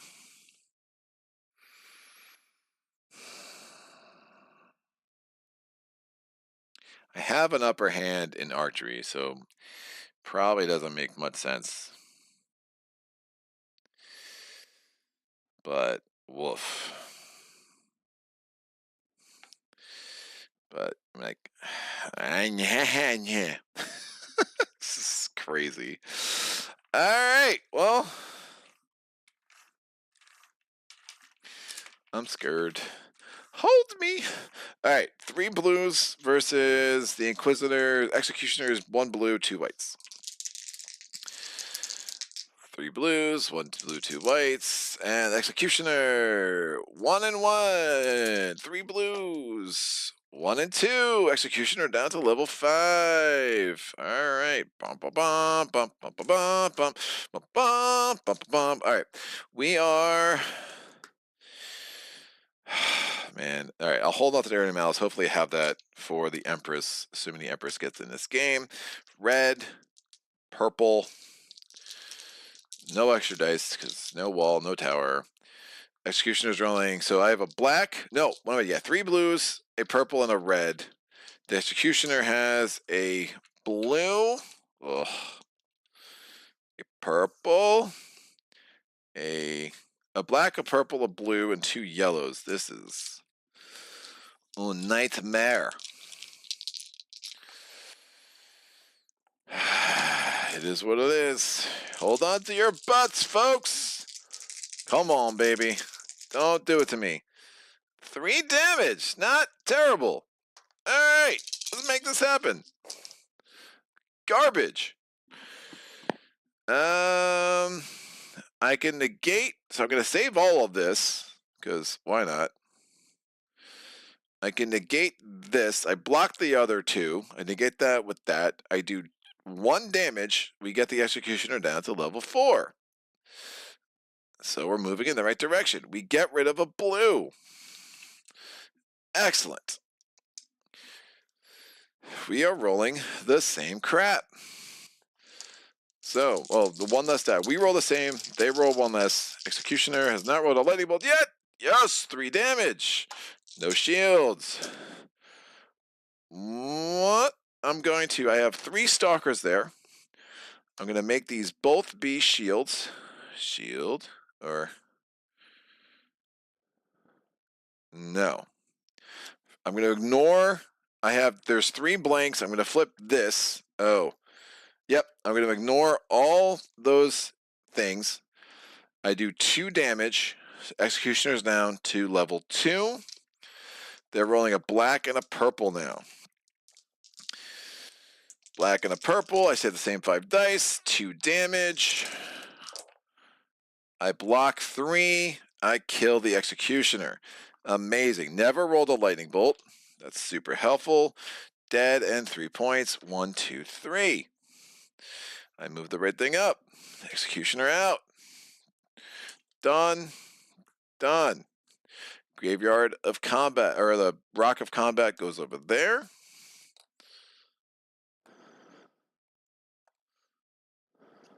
Five. And 6, because my dude's still there. Amazing. Inquisitor. Inquisitor poops out a garrison.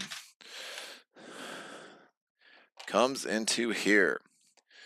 Alright, we only have 3 units left, thanks to 2 healing potions. I would very much like to roll a lightning bolt with either the Colith or that, and they could roll 5 red hand dice at it, which would be amazing. So we're on a Highlands.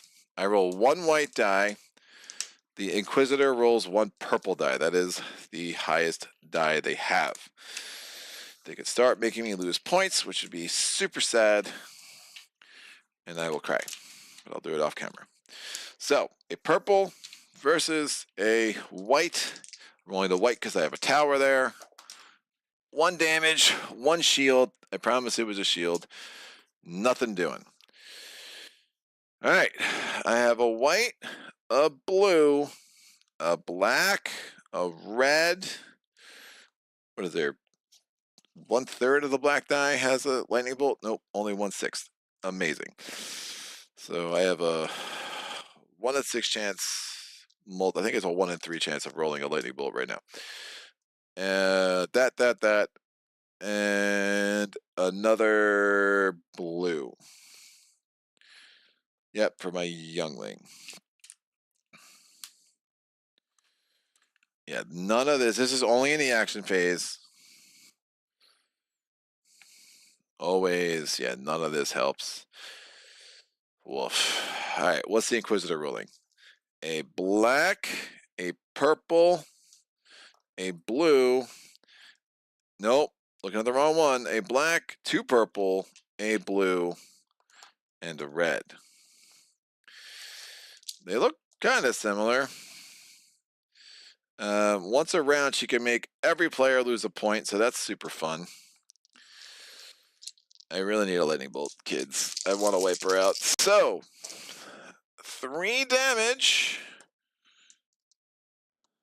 I don't have the Kala thing where I could discard anymore.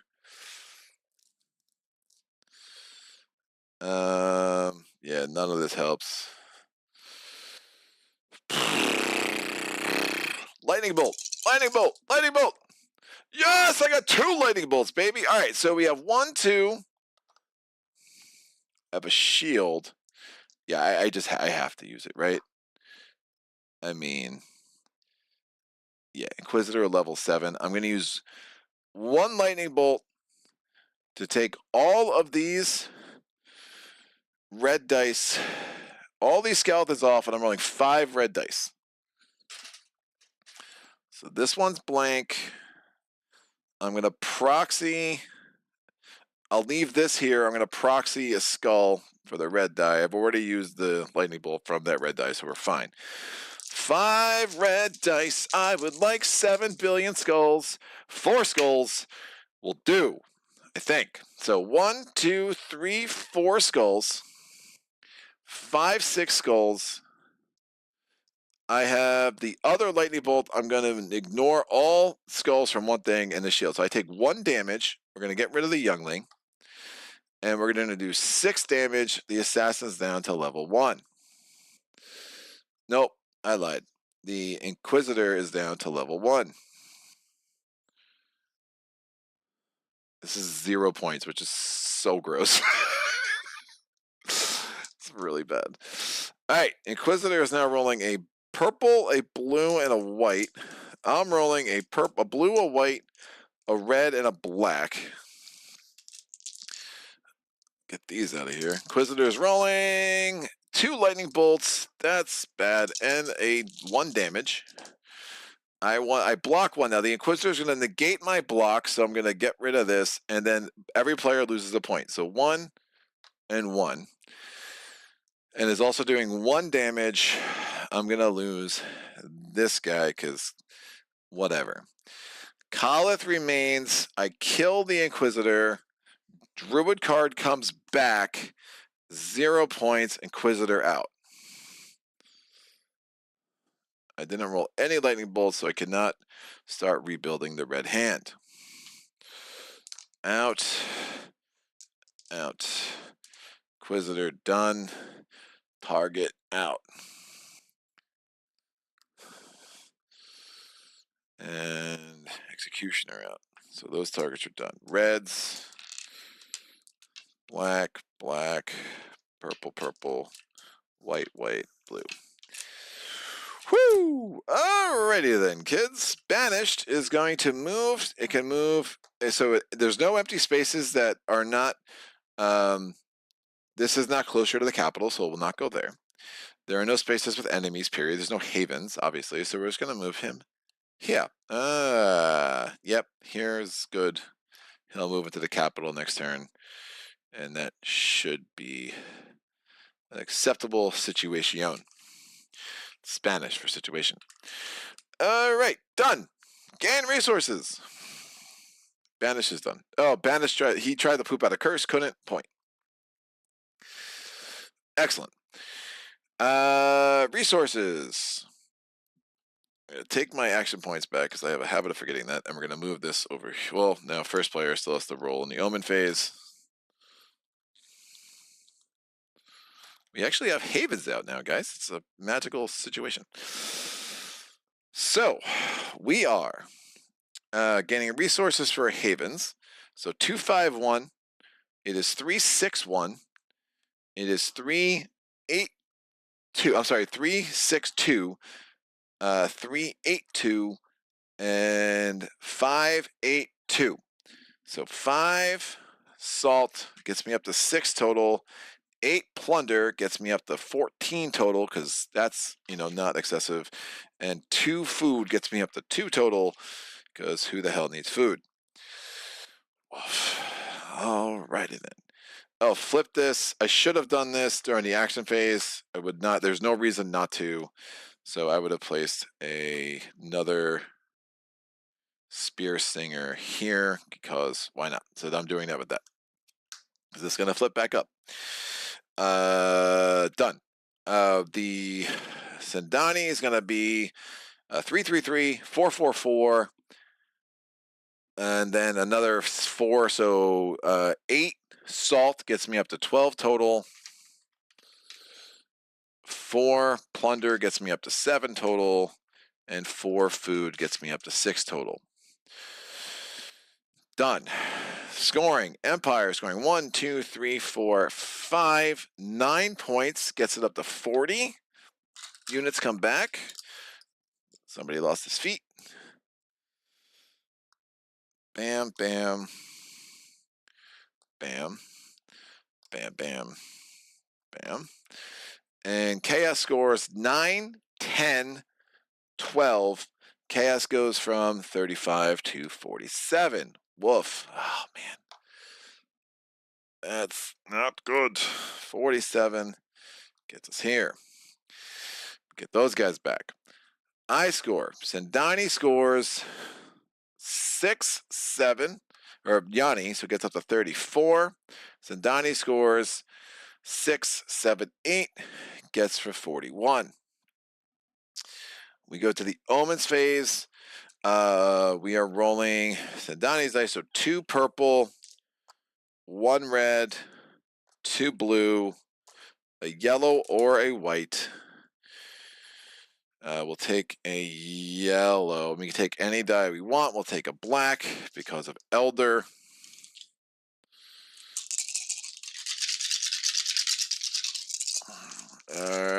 Ready then. Oh, smush it. So we get to pull the next 2 omens. We did it on we did it on lightning bolts because we have 4 of them. We only needed 2. And we did it on skulls. We only needed 4 and we got 5. Oh, choose. So we can go a Dracolich game or an Empress game.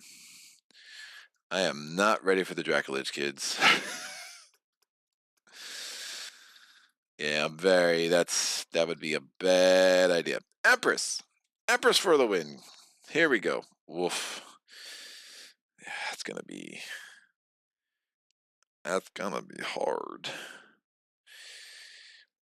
All right, Empress game for sure. Dracolich is way too much for me right now.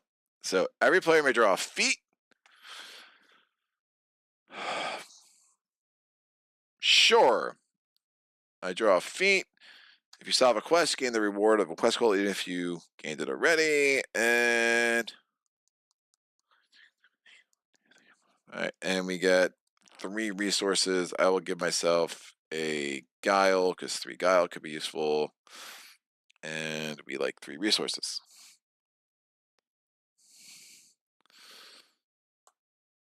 And since I each gained a feat, 2 points for the chaos. And that's fine. We go to round 4. All right. First player token's coming here. All these things flip.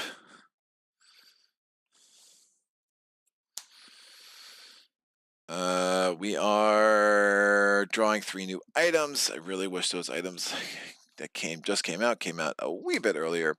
Orb of Storms. Discard this to move 1 Horde or Legion to any adjacent hex without activating it. Oh, I love that. Assassin's Dagger. Discard this to place it on a Horde or Legion. When an activation token is removed, we use it by 1. And the Boat Strider, the Dark Strider boots. Flip this to gain a token back. I did not use any of these. They're out. 3 new quests. A deal with demons. Place any horde in play on any hex. That effectively is going to be just as good. Strike at dawn. 1 legion or horde loses 2 threat. Now remember, the Arch-Nemesis is not a legion or a horde. And then we have the Hakan Scouts. Flip any expert hex with no curse, resolve its effects, but do not place or reinforce garrisons or skellies. That could be good. So, we're all the way up here, by the way. First player token already moved. Add 2 threat. Assassin and Banished are both maxed out, so 2 points to both. And 2 points to both factions. First player draws this. Takani chose this. Choose a player to roll their hero dice. If they do not roll 2 shields or 3 lightning bolts, discard all quests. I would not want to do that, but I would not be that upset if it happened. I can flip this. These are all readied, right? Yeah. I might as well add that. I don't see a place where that's going to be better for me. So I'm going to get 3 whites and 3 yellows. I get to use both yellow and white because I flipped stealthy. I'm very stealthy, kids. And I'm going to roll. I mean, I really just want, I guess it actually doesn't matter because I'm only want shields or lightning bolts. So I'll keep that just in case. I'll just use the whites, obviously. I get 2 reds. I can add any die. Honestly, 3 lightning bolts is going to be hard. I'm going to add a blue. Choose any hero. Ah. What am I doing? It does not have to be the first player. So I'm going to choose Yanni. Yeah, that makes more sense. I know how to play games, kids. All right, 2 purples, 1 red, 2 blues, and a white. I'm going to add a 2 shields seems really hard right now. I'm going to add a purple. I think 3 lightning bolts are going to be a little bit easier. I could add any die because of Elder. So I could stumble into 2 shields. I can get 3 lightning bolts. I got both. I got 3 shields and 3 lightning bolts, so the quest remain. Now, since you're playing an Arch-Nemesis, we ignore the bottom half of this, and instead, the Empress comes into play. We go to the Empress, we look at the back side of her card, and here we go. Gathering the greatest treasures of Decoria, the Empress fled to Azul through the Nether Sea. Even though she declared the governor of the Isles to be the new emperor, there was no doubt who actually held the reins of power. Place 1 legion and its target from the box on the capital. Ignore their immediate effect. So we're going to get the top legion from the box is this one. And what do we have? The Magebreaker. We ignore their immediate effect. Done. The Magebreaker is there to protect the Empress. Naturally, because what else would the Magebreaker want to do with her life? So the Magebreaker is going to go with the target there. And is at threat 5. And is now in the capital. That's how cool kids say it. All right, that goes there. Where's the Empress? Hi, Empress. I love you. Welcome to the game. How are you? All right. Place 1 activation token per player on this card. Activate the Empress once in the event phase and in the Nemesis phase. Right? Right. Done. Do not remove the Nemesis tokens or the activation tokens. It's, almost the same thing, but not quite. These go here. I'm going to put this Druid card over here. Now, Empress is going to activate in the event phase. Well, first, we're in the event phase now. Empress activates. For each activation token, there's 2. It's 1 per player. Choose a hex with a haven. Remove the haven. Destroy all units there. Well, that's just mean. It's a mean thing.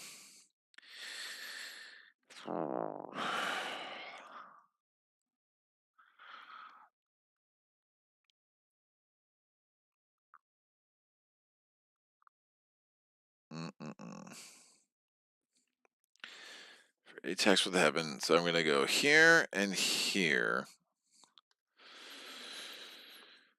I don't want to lose my units.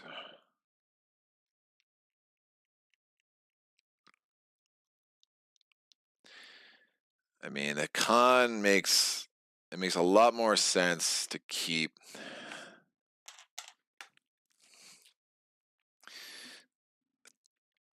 Destroy units. Remove that hex from the game too. Woof. But woof. Build there. I mean, I really need to get points for Yanni. Big time.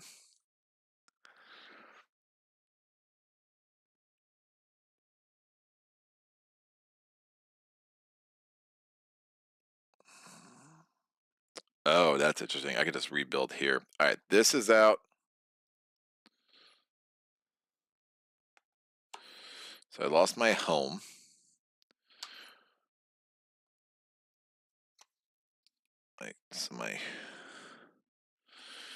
That is out.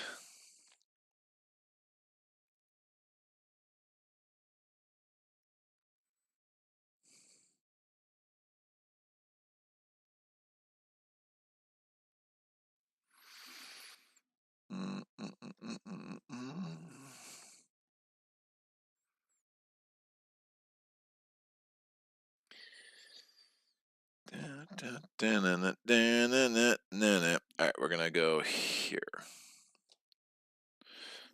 This is out.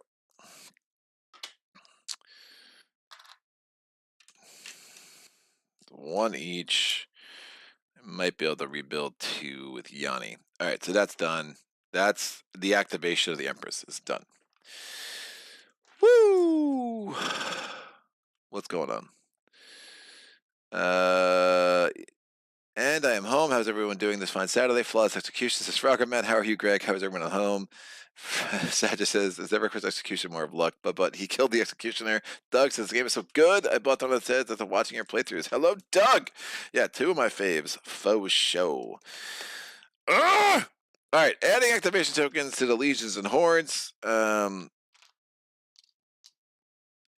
it's the 4th chapter, so they actually get 2 each. All right, draw feats, keep 1. So I have 2 Oathsworn. Gain a blue. I can definitely get Oathsworn. The red hand was awesome. I don't know if we're gonna be able to build that up quickly again. So I'll take that, build up 2 Oathsworn. Why not? Ooh, that could be good. I will take this.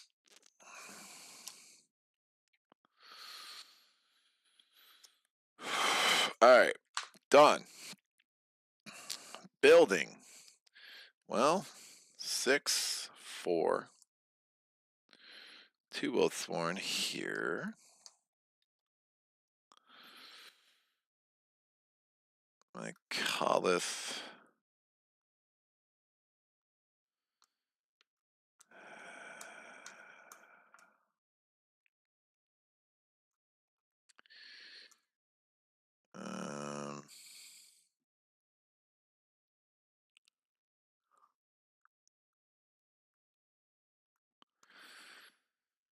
I think we're just building 1. I'm going to need the food.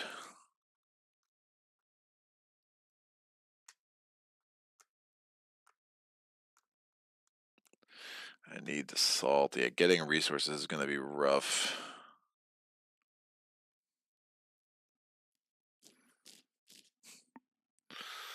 I need a salt to buy that for sure.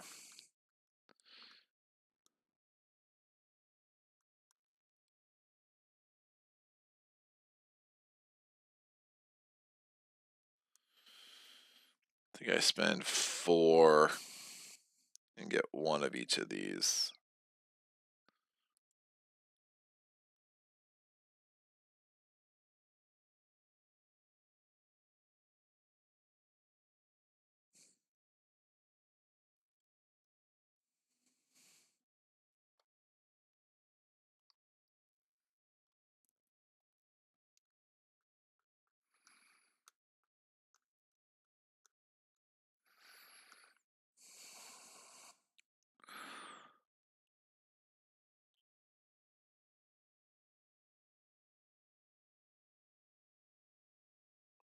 Oh, that's interesting.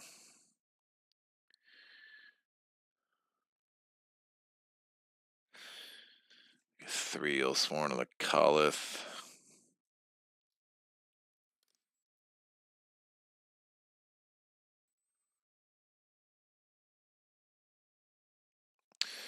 Empress is at level 5. She regains to level 5 every battle.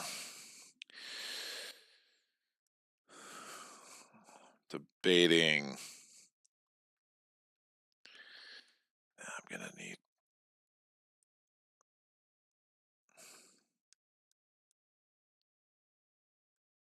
I'm gonna need another food. Wolf. Yeah, this. Yeah, we're just trying to flip the capital this round with the Empress. It's one of these I really like the Empress. I just like the flavor of that where the focus is still on the capital. Yeah, I think that's the best I can do there. I'm gonna be so short of food. But I have enough salt I can trade. So we're gonna spend 6 food and 3 salt. And getting these guys into there because then they could be adjacent to everywhere. So all my units are in play as the Hakan. Cannot say the same as the Durkar, whatever the hell they are. All right. Action phase. Oh, I had 3 more resources too. I will take 3 food. Remember, I got that feat last round. In the omen phase. All right, I'm gonna spend. I'm gonna do this active haven action. I'm gonna spend 2 plunder to get a haven here. Nice.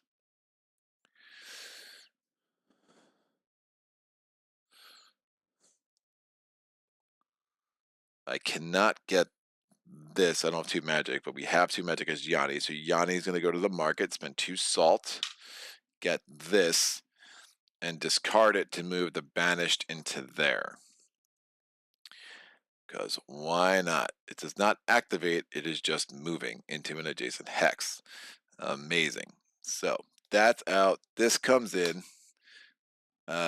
If your enemy's dice show any blanks, gain a shield in clash. I have no more salt. I'm very resource poor as Yanni.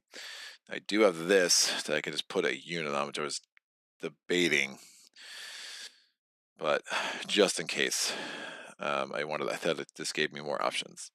So the banish is moving into here. So the Rock of Combat is now on the capital. The banish is fighting the 3 garrisons. It is level 5. It's rolling 2 blues against 3 whites. I'm going to roll all 5 dice at the same time. The Banished rerolls any blanks because there are 4 revealed druids. The Banished does 2 damage.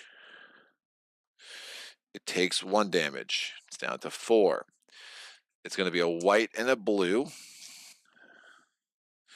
Versus the Banished has a purple, a red, and 2 whites. The white and the blue roll for the garrisons. It's a shield and a damage. The Banished rolls that. It rerolls blanks. It has 2 of them. It does a lot.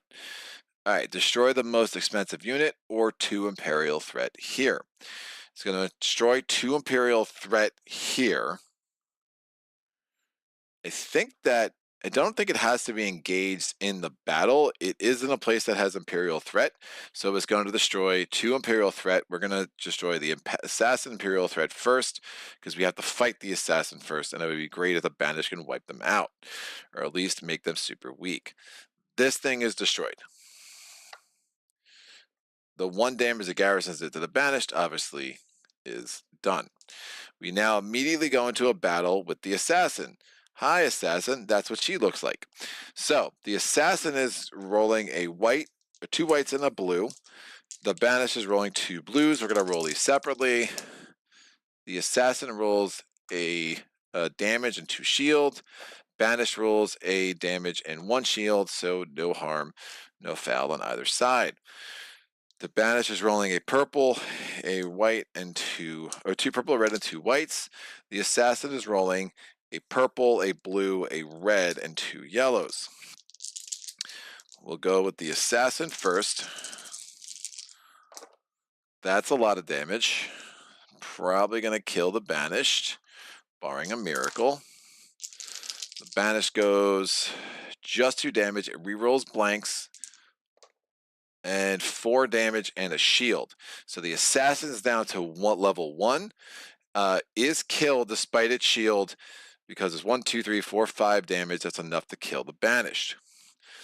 The Banished is out. It's the 2nd time it's destroyed, so it goes away. The Legion gets 3 points.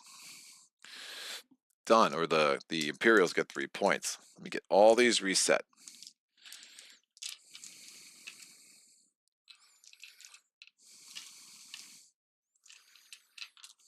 All right.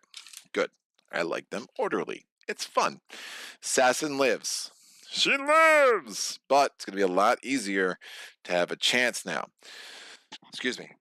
I only have 9 units. Holy crap. Alrighty then. Oh, I always have a red. I knew I was forgetting another die here. I always have a red outside of combat. Yeah, all this crap is dead. A Legion and a Horde could lose 2 threat. That, my friends, could be nice. So, we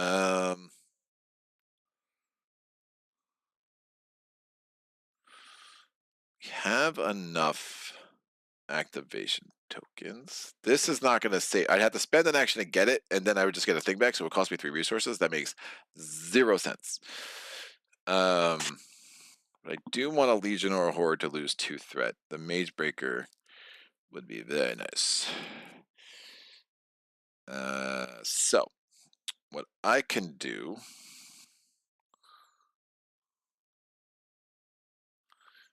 is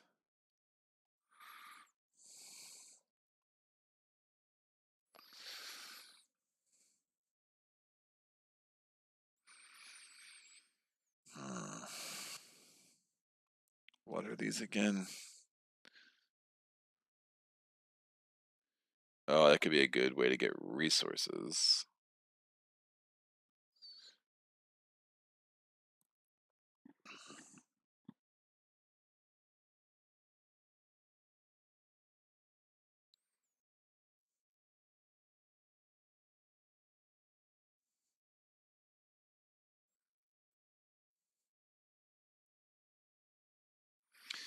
Yeah, I need to be doing that with Yanni.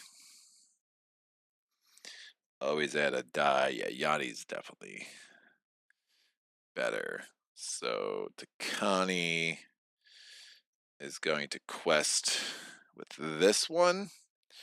So we're going to quest because why not? We're rolling a red, another red, a third red through the Wyvern's eye patch, and then I'll flip this 3 yellows, 3 whites. Let's make it happen. We're definitely not doing a deal with demons. It makes no sense. So this is all for this quest with the Hakan Scouts. And 1, 2, 3, 4, 5, 6, 7, 8 damage. So that is enough. I got nothing else. But I get a point. I get to flip a hex with no curse, resolve its effects, but do not place any garrisons or skeletons. I will flip this hex. It's the only hex on the board without a curse. We get 3 food.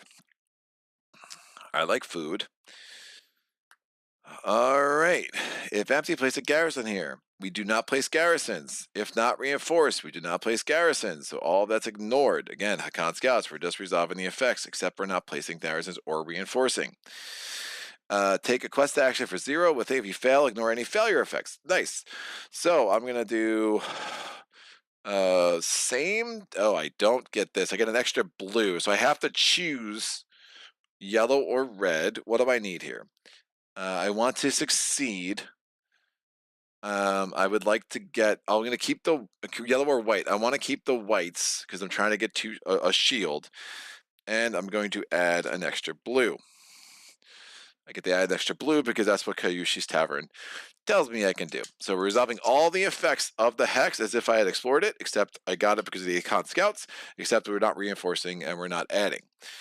So we're doing this quest now. If I fail, we ignore the failure effects. So I would like 4 skulls and 1 shield. I got 4 skulls, 5 skulls, and 2 shields. Amazing. So this is done. 1 Legion or Horde lose 2 threat, and this is discarded. That goes away. We're going to have the Mage Breaker lose 2 threat now. Done. All right then. Whew. All right. So, holy cow. I really want to get my Kaloth in there.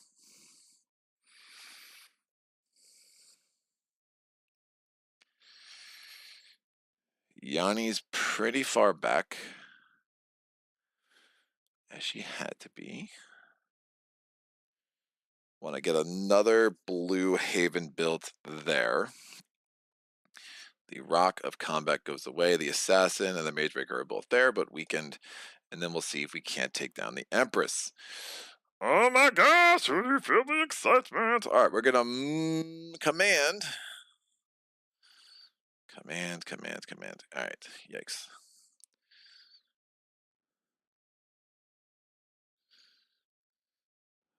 Wolf, the Empress is really fierce. I'm trying to definitely need to get Yanni a lot of points here. Like, I'm gonna need to get both of them a lot of points. I mean, the chaos is just gonna smush me. They are guaranteed 11. So chaos is gonna end with 60 points on the nut. This is now dumb.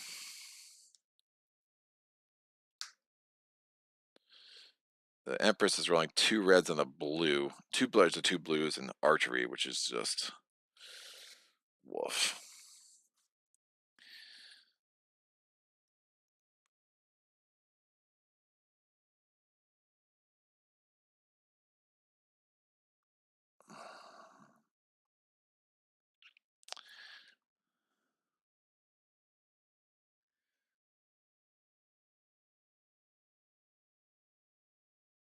Yeah, I think we do it this way. So I'm going to do a command action with Yanni and command a Khalith into here.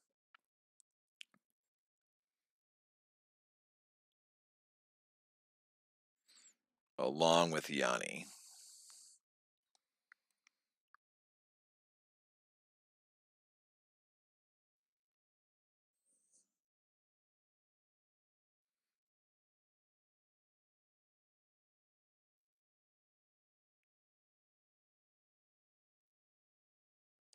Move, trade. Move, trade, command. Wipe out, wipe out.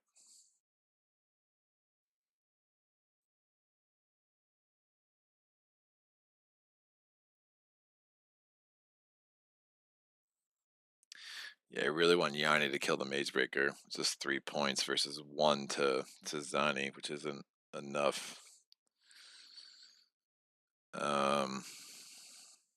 Yeah, this is a lost cause. That's 3 potential points.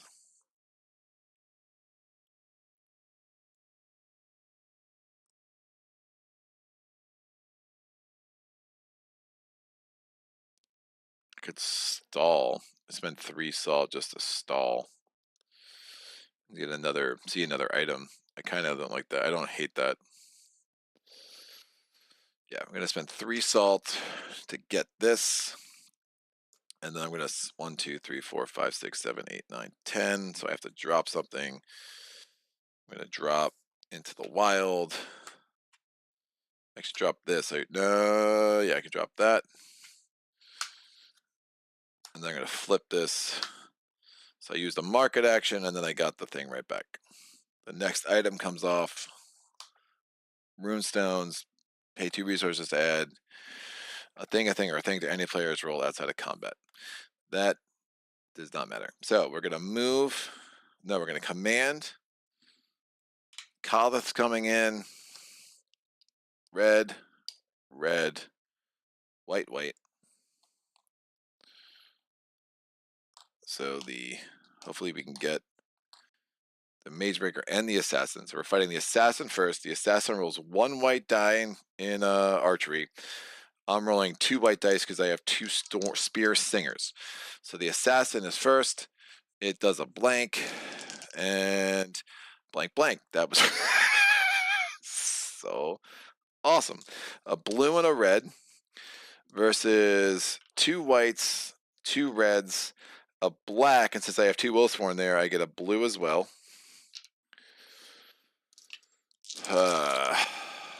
Blank blank, and ooh, 2 lightning bolts. Hello. All right, we're gonna gain a point with 1 lightning bolt. We're gonna kill the assassin. That's 3 more points. 1, 2, 3. Assassin target goes away.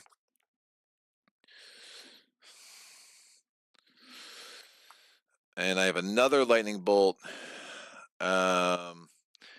I will place my cheapest unit. I cannot. I am max 5, so I can place a skeleton on the red hand. Bam. Why not?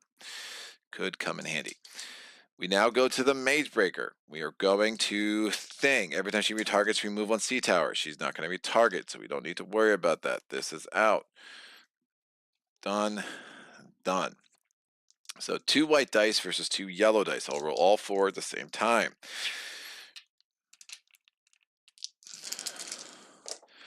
I'm going to ignore the one thing because of traps. It's amazing. I do 1 damage. Mage Breaker's down to level 2. I like it. All right, Mage Breaker's rolling a black, a blue, and a white. Nope. Yep, that's right.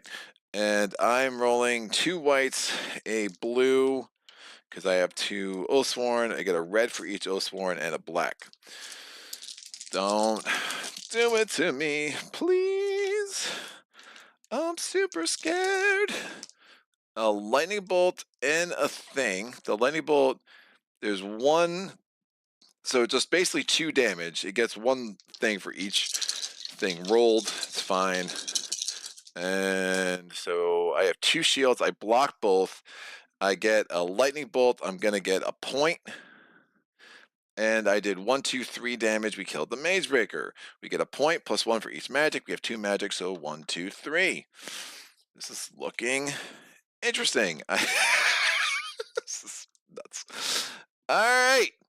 Kaloth versus the Empress. This would be insane. This goes away. Yeah, nothing else happens, right? Discard this market. Oh, discard the market. Okay.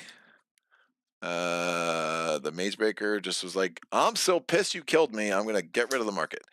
So we have Bottle Demon, which you need 3 magic for, Nethersea Compass, which you need 1 magic for, and the Moyer Pirate to lose a point to get 5 resources. Woo! Okay. We are now going as the Empress. Where's the Rock of Combat? It doesn't count unless the Rock of Combat's there. Here we are. The Empress is rolling 2 reds and 2 blues in archery. I'm rolling 2 whites since no overlap. We're rolling these 6 dice. Yanni's like, you going down? Maybe. I don't know. This is going to be tight. Bam! So 2 reds and 2 blues gives me 3 damage and a shield for the Empress. That's a really good roll. Did these guys re-roll? I don't think she re-rolled. No. Did somebody re-roll blanks? Did I forget to re-roll blanks for somebody? I feel like I forgot to re-roll blanks for somebody.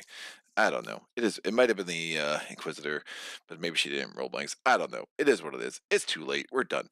So I block 1. I can ignore another. I would take 1 damage for the 3rd. Or I can, ugh.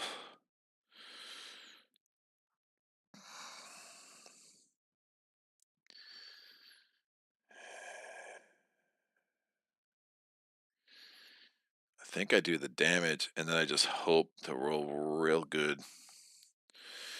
So I'm going to ignore her shield. I'm going to take 2 damage. I lose my guys to the Imperial Graveyard. And then I'm ignoring the shield and doing 1 damage, so she's down to level 4. Alright. She rolls a black, a purple, and 4 blues at every level. So we just need 4 damage.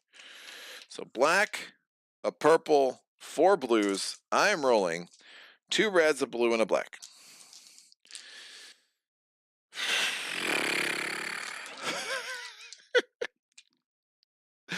Come on, baby.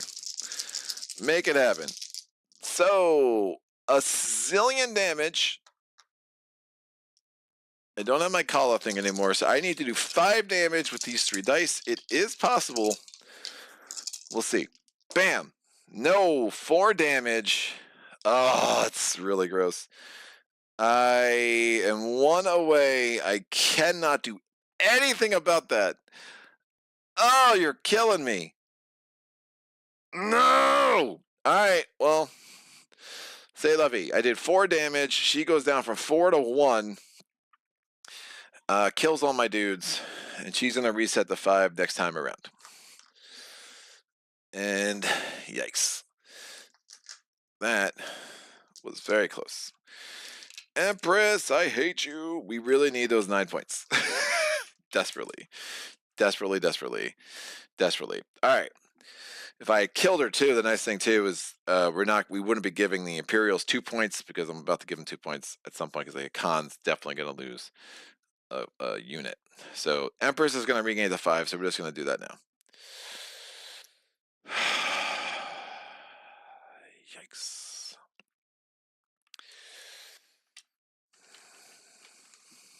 I can't do that. Can do that.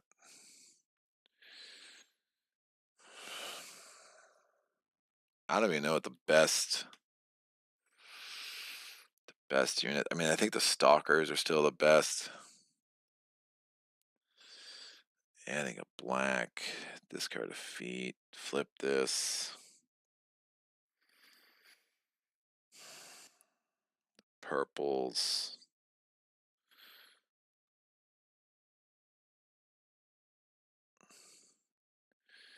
Do I go in with 3 blues and 2 purples, or do I go in with 3 blues and 2 reds? I think I go in with 3 blues and 2 purples.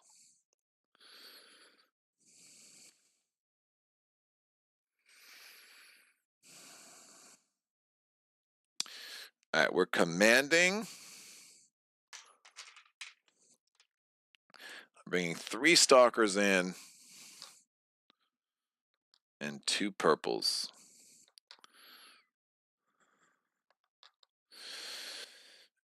In the archery round, I'm rolling 3 blues and the Empress is rolling 2 blues and 2 reds. 2 damage and a blue, and 2 damage and a shield. I got 2 shield. I did no damage.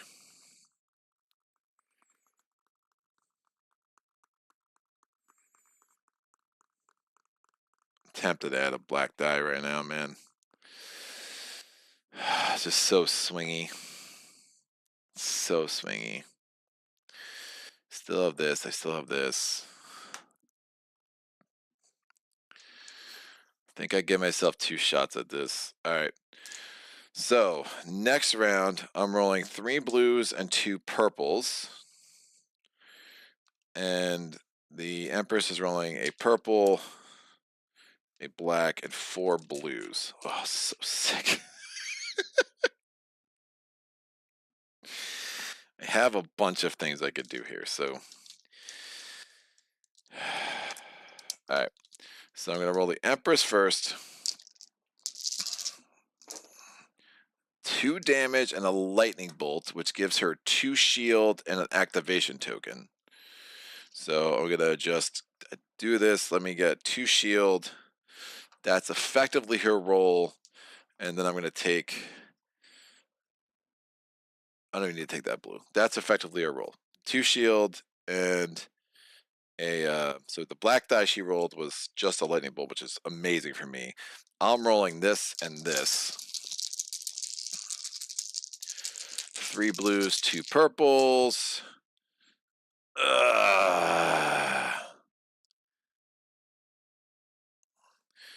I can flip this to ignore 1 damage. I block the other damage, and I get past your shields and get her down to level 4. I think that's the right play. Just knocking her down 1 by 1 by 1. And I have this. Still tempted to use the Urn of Malice. But then I give her a second black, and that's just really scary. All right. She's rolling a black, a purple, and 4 blues. I have the same 4 dice, 5 dice I had last time. Oh, she actually had. Right, she had more blanks than that. Remember, I moved shit over because I needed the blues. So, whatever. This at minimum, I blocked all damage. I can turn we can definitely do some things here. Should I just be greedy, try to get 4, add another black to her roll, get 3. I mean, she just rolls really good. She can wipe me out. I just don't love having to get the 4.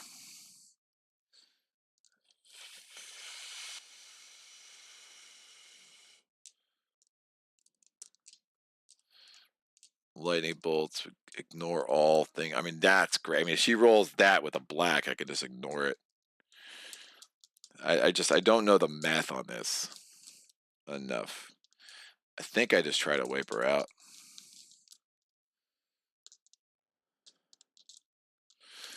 Yeah, I'm doing it. I'm discarding the Urn of Malice. We get a black to her, a black to me. I think with all the lightning bolt powers, the red hand, I think this makes the most sense. Bam! All right. So, a lot of damage. This is another activation token and another 2 shield. So she effectively has 3 shield. I'm going to put this here. And I need 2 of those. So I'm going to give her another one of these. That's her roll. So, and this is, I've already done the lightning bolt. So 1, 2, 3, 4, 5, 7 damage and 3 shield. I'm regretting my choice. Come on, 7 damage. Ooh, interesting. All right, so I'm going to do the lightning bolt power to ignore everything on 1 die your enemy rolled. So those are both out. So that's one of the things I was banking on. I'm going to use, I did not do 7 damage. I didn't do close to enough damage here. So I've already done this. That's once per round. I'm going to gain a point. Ugh. So I've already done this. This is irrelevant. I have 2 more lightning bolts. I'm going to gain a point. Yeah, it was not a good roll.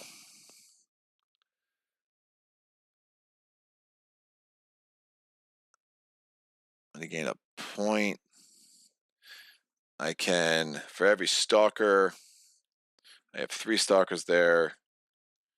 Let me turn, so I have 3 stalkers, so I can flip this to make both my stalkers show a shield. So now I'm just taking 1 damage. And I'm going to use my other lightning bolt to power up the red hand. And let's see if I can't use that to get 2 more red dice and end this next round. But I need a lightning bolt, obviously. So 3 shields is just too much. I just hope they don't roll a lightning bolt, and I hope I do roll a lightning bolt. And woof. This is going to be super tight. So this dude is dead. We're going to the next thing. So again, an extra black because of the Urn of Malice. These are all pretty much pot committed at this point. This is what we get. Their roll. No, oh, fuck. 2 lightning bolts. 4 shield. That's really bad. Another activation token. So 3 shield. I'm taking these 2, and they're negating one of my shield right off the bat. So I'm gonna do this, and they have 1 left. So 3 damage, 4 shield, and they're negating one of my shield. I have 1 less blue, so I'm rolling this and this and a black. I would need to get 8 skulls. Well, there's 3. I did not roll a lightning bolt. Damn it. That's horrible. That's a really bad roll. Urn of Malice, not my friend. I do no damage. They negate my shield. They do 3 damage to me. I have 1 dude left. I'm down to 1 zealot.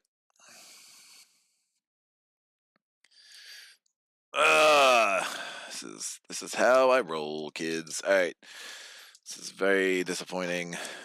So again, they gave one my shield, so they did me 3 damage. They knocked out all but one of my dudes. But remember, I'm rolling a purple and a black, and if I roll a lightning bolt, I can get 2 reds. So like, there's a chance here. It's just not what it was. All right, 3 damage. They negate one of my shields. They get another activation token, 2 shields. So this is done. So 3 damage and 2 shields. So if I can get 6 skulls, I don't hate where I'm at. All right. I'm rolling a purple and a black. Earn a malice. Why have you failed me? Oh, it's not. That's not enough. That is not enough.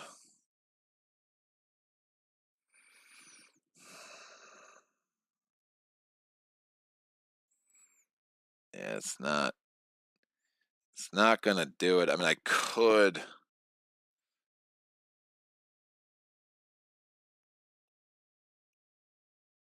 I could just power up the red hand.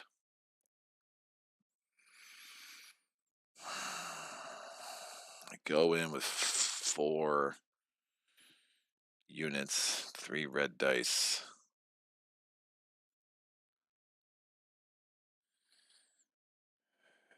All right, I have 1 zealot there, so I can flip one of these back. I'm gonna flip that back. And then I'm gonna add a red hand. So that gives me 3 here. This guy's dead. Empress is gonna go back to 5.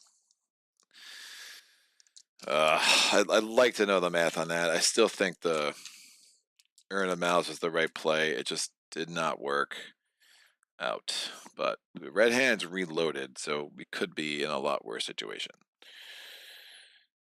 So Zani's here. Yanni's going to trade with Sandani. Is going to take a thing. Is going to flip. To discard this to put a unit here.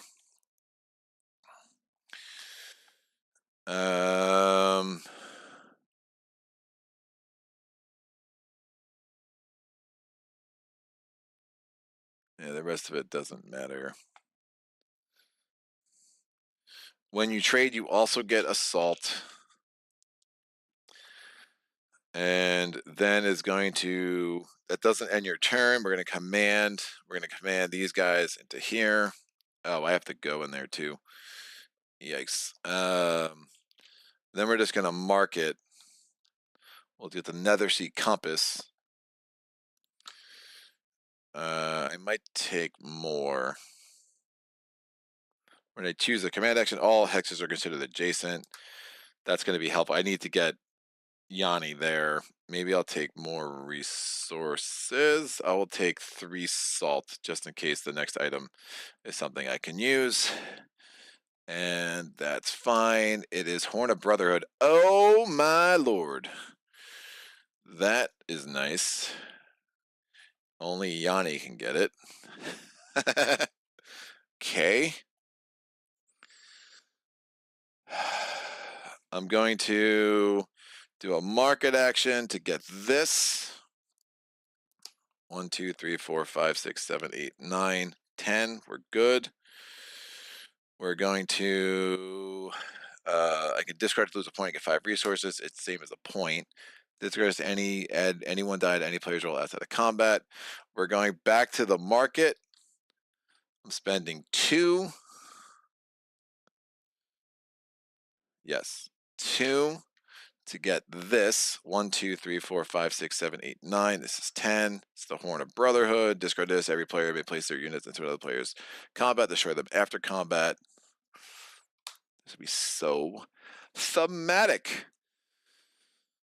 So yeah, command build Haven is what I want to do with Yanni. Sadani is going back in. Sadani's commanding.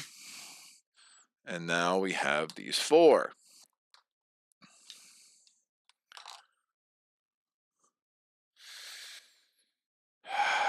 I have no archery.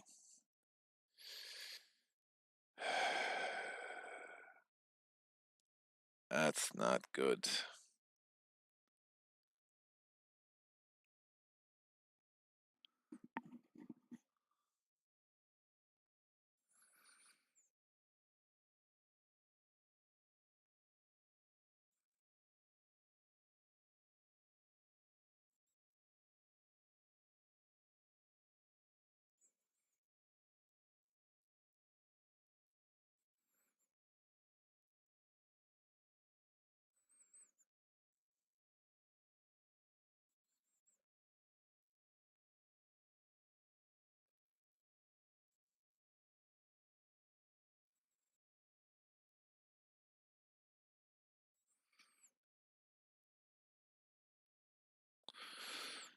Oh, man.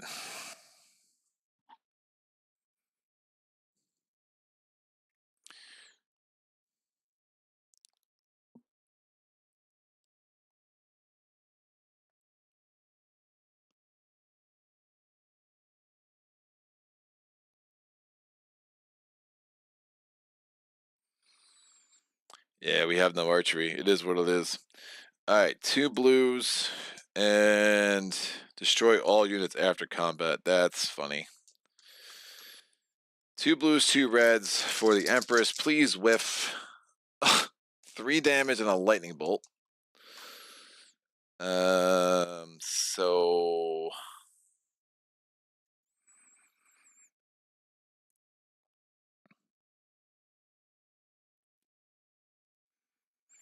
I'm going to flip this to ignore for the blank. So 2 damage. I'm going to lose these 2. This is crazy. And the lightning bolt gets another one here, so she effectively had 2 shield.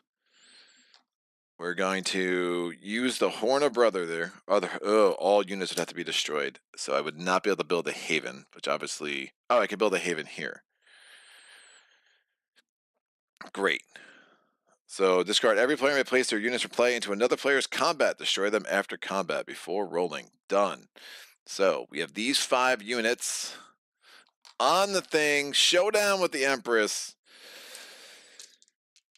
So that could be discarded at any time. So we're discarding it now. So it's a black, a purple, 4 blues against a purple, 2 reds, and a white and a blue. What a motley assortment of dice that is. But, you know, we're going to channel some Frodo. I would definitely like to add the red hand, and I would hope to not roll a lightning bolt. I roll 2. God, you gotta be kidding me. So, I've just rolled a lightning bolt every time. So this comes here. I mean, did not whiff on a single damn die. So 2 shield, added an activation token. And we're going to negate one of my shield. So we'll get this on a lightning bolt side. Everything else has been taken care of. I need 8, effectively, is how this is going to have to go down. 8 skulls, please. Well, that's a good start. We have a couple of things happening here. So, first lightning bolt, it is Sandani's turn. We're going to take these 3 out and roll 3 more reds. I'm going to put this, I've used one of these things, so I'm just going to flip that over. 3 more reds. And, oh my gosh, done. Heck yeah. So we have 4 more lightning bolts now. So, Sandani's going to get a point. This moves here. So now I have 3 more lightning bolts. We're going to ignore. It doesn't matter. We did this. I have no cheapest units in reserve. And I've already done this. So the rest of the lightning bolts are bad. I kill all their shields, kill them. They do 4 damage to me. I can ignore one of these. So they do 3 damage to me, but everyone dies at the end of the battle anyway. Is it destroy them after combat? So these 3 are definitely dead. Oh, so if they're going to die anyway, I'm just going to kill them now, which keeps Sindani's units alive. No. I'm going to kill Sindani's units. I don't think I can build a haven there. That's fine. They're all going to be dead. I'm just going to apply that. We did 8 damage. We killed the Empress. Now we get 9 points, divided however the hell we want. When this flips, I'm going to take, I'm going to take 2 points and 7 points, 49. This flips 5 points to Zizani because it's on their turn, so 46 to 51. Done. Out. What a roll, man. Red hand for the freaking win. The points are still going to be nuts. I still don't know if I can get the 60, so I shouldn't be counting. Too many chickens. Don't count chickens. That's my chicken impression for y'all. Hope you enjoyed that. All right, let's move on. We are now going to Zindani's turn. Zindani is going to spend 3, get 1 back, and build a haven on the cap. That's how the cool kids say capital. So this Nethersea compass doesn't mean anything. Empress is out, by the way, with her 70 activation tokens. There were 70 there, I promise. Just got to count closer. And Zindani has 3 more actions. We're just going to trade 3 times to get 3 salt. And Yanni is going to trade 1 time to get 1 salt. And now we go to the rest of this. Production phase. 251, nothing there. 362. Oh, yeah, 362. And what's on here? 3, so 5, 6, and 2. The Hakan are going to get, so I never spent this. The Hakan are going to get 333, 5, 4, 3, plus 4, 9, 4, and 3. So my resources here is 15 salt, 9 plunder, and 6 food. And for the decor, we have 8 plunder, 8 salt, and 2 food. All right, scoring. The Empire is scoring 1, 2, 3 points. 1, 2, 3 plus 4 more gets them up to 54. Not the ones I was worried about.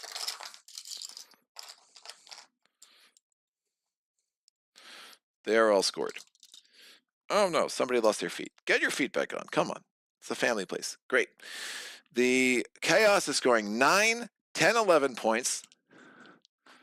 They get up to 60 as predicted, as is somewhat normal in games I play at least.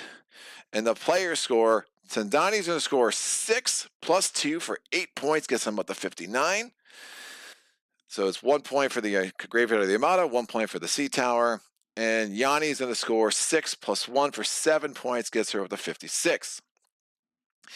Now, I can spend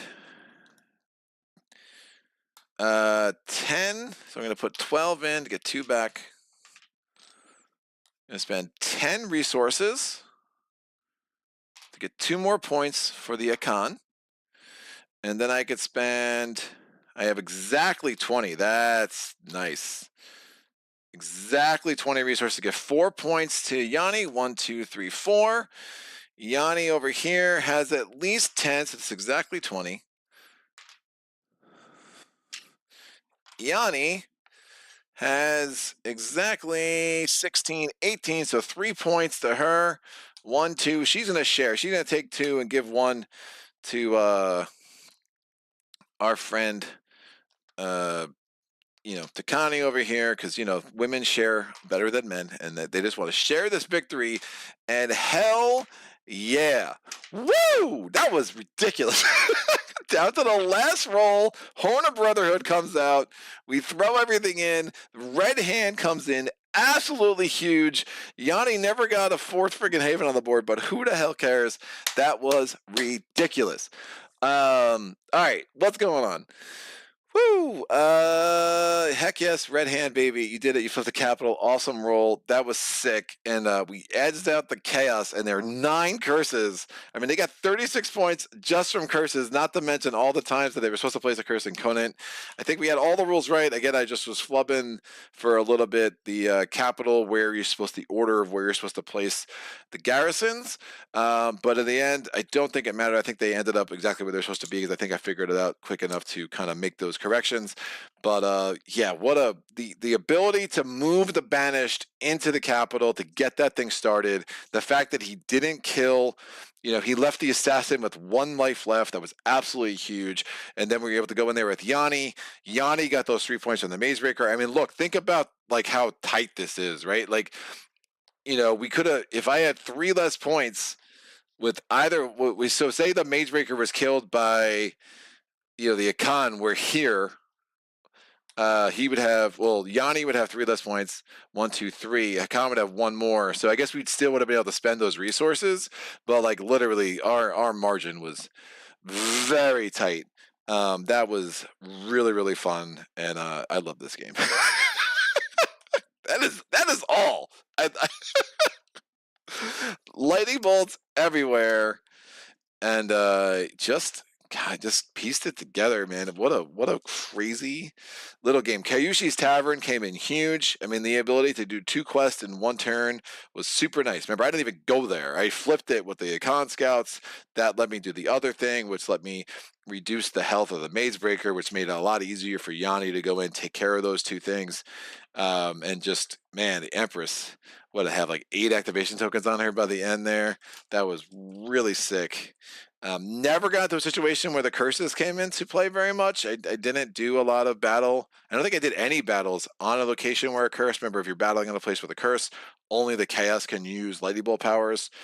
That obviously would have been a pretty interesting game, but having the bloodworm, attack the capital early, that was like, I think, a strategic thing that I wasn't fully appreciating. And as I was playing the last few days, I was like, man, you need to get the horde into the capital early to kind of set the tone. But then you just have all these curses where you're trying to control them, move them. Just did not get a lot of opportunity to do things. But yeah, if we did not beat the Empress, remember, she would have had enough activation tokens to take all our havens off the board, and that would have been game over, and we would have gotten smushed. So, Nemesis.Games, congrats. Horn of Brotherhood is so huge. Yeah, Horn of Brotherhood is awesome. Hey, is this a win? So we're switching to Maze Knight right now? We are not switching to Maze Knight. I will, sometime this week, I'm going to get Ashes Reborn, the solo expansion. I'm going to get that on the channel this week. I'm committed to that, and then we'll get into Maze Knight Spirit Island. And then I want to get back to Dawn of the Zeds. There's a lot of things I want to do, but I think Ashes Reborn, it's long overdue on the channel. I do still feel some commitment to the publishers who sent me games months ago before my life kind of got flipped upside down. But it is what it is. But no, in a good way. In a good way. For those who don't know, my career has kind of gone in a very interesting and unexpected direction. So stay tuned. There will maybe more news about that in the probably more distant future, but things are building towards some pretty cool things for me. So, which just means the sad part is I get to spend less time with y'all, but hope this was super enjoyable. Dirk, thanks for hanging out as always.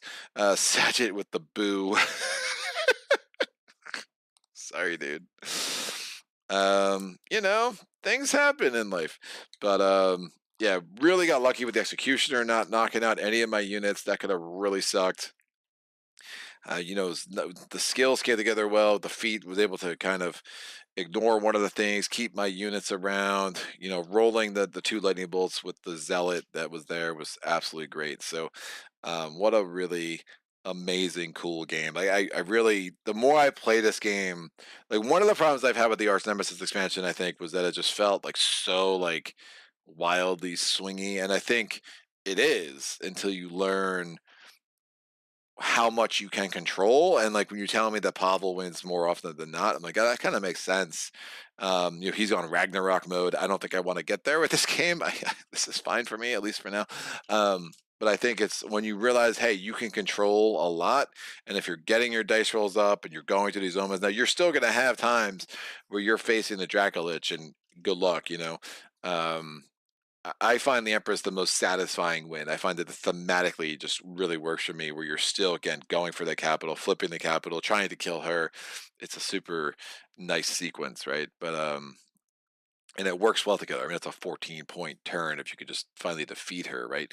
You have 5 points for flipping capital, 9 points for wiping her out. Plus, she's bringing out another Legion, right? The Mage Breaker itself gave us another 3 points, right? So ultimately, taking care of her the way we did was a 17-point thing. Now, she did take away 2 of our havens, so she cost us 4 points just by arriving. So we netted 13 points, and I think gets a little mathy, but that works for me. I'm absolutely fine with that, and just really loved how this came together. Especially it was super super cool, and was excited that it worked out. So I always referred you all boring and unemployed. Dirk says, with all this competition for attention, we are always honored to see Uprising here. Thanks so much for showcasing it. That was a crazy bonanza. Good job. Thank you, Dirk. Thank you for providing me with such an amazing game. So I'm excited to see the new stuff. We'll probably stay away from Uprising until I get the new stuff, have a chance to dive into it a little bit, and come back to it. But it will never be too far from being on this channel as I have opportunity to stream in the upcoming months. So that is that. Hope everyone has an amazing Sunday. I'm going to go watch the Orioles hopefully pound the Athletics, and we can get another series sweep, which we desperately need right now. And all y'all who have no idea what I'm talking about, that's good. You're probably more mentally healthy than me. It is what it is. But this was super awesome. Stay tuned. Unfortunately, my schedule is going to be, hey, I can stream today. I'm going to get a Canva together. I'm going to put it on the channel. So there's not going to be a lot of lead time. I'm just not in a place where I can do that right now. But when I can play and it's a game that I can, play, that I feel like I play at a high level enough that I can get it on the channel and represent the game well. I'll absolutely do that. So baseball instead of Maze Night. Yeah, man. Sorry. It's dude. And after yesterday, where I talked like 10 hours straight, doing another stream now would be a very bad idea for my throat. Maze Night 84. No, I missed it. Well, hello. Anyways, hello, Maze Night 84. Now you get to watch it on double speed. So I think you might win. This is the long one, dude. Always a long one, but always good. I would have, maybe I should explore like the 1 and 2 or 3 chapter versions of this game. I don't think I would like it too much. I mean, the full game feels like that. Just the narrative arc, that 4 chapters, I think is so important, especially if you're doing the Arch-Nemesis stuff. Yesterday, what was yesterday? 10 hours. Yesterday was a event where I saw a lot of old friends. We'll put it that way. So a lot of talking. And no, it was not a wedding, and it was not a funeral. It was other fun shenanigans. So yeah, related to my life right now. So things are happening. But take care, Greg. Bye-bye. Take care, Dirk. Get some sleep. I'm sure it is super late where you all are at, and that's a good time for me to head out. So thank you so much to everybody. Questions, comments, epiphanies, put them in the comment section below. I might be slower than I used to be in getting back to you, but I will get back to you for sure. And until next time, happy gaming. Solo.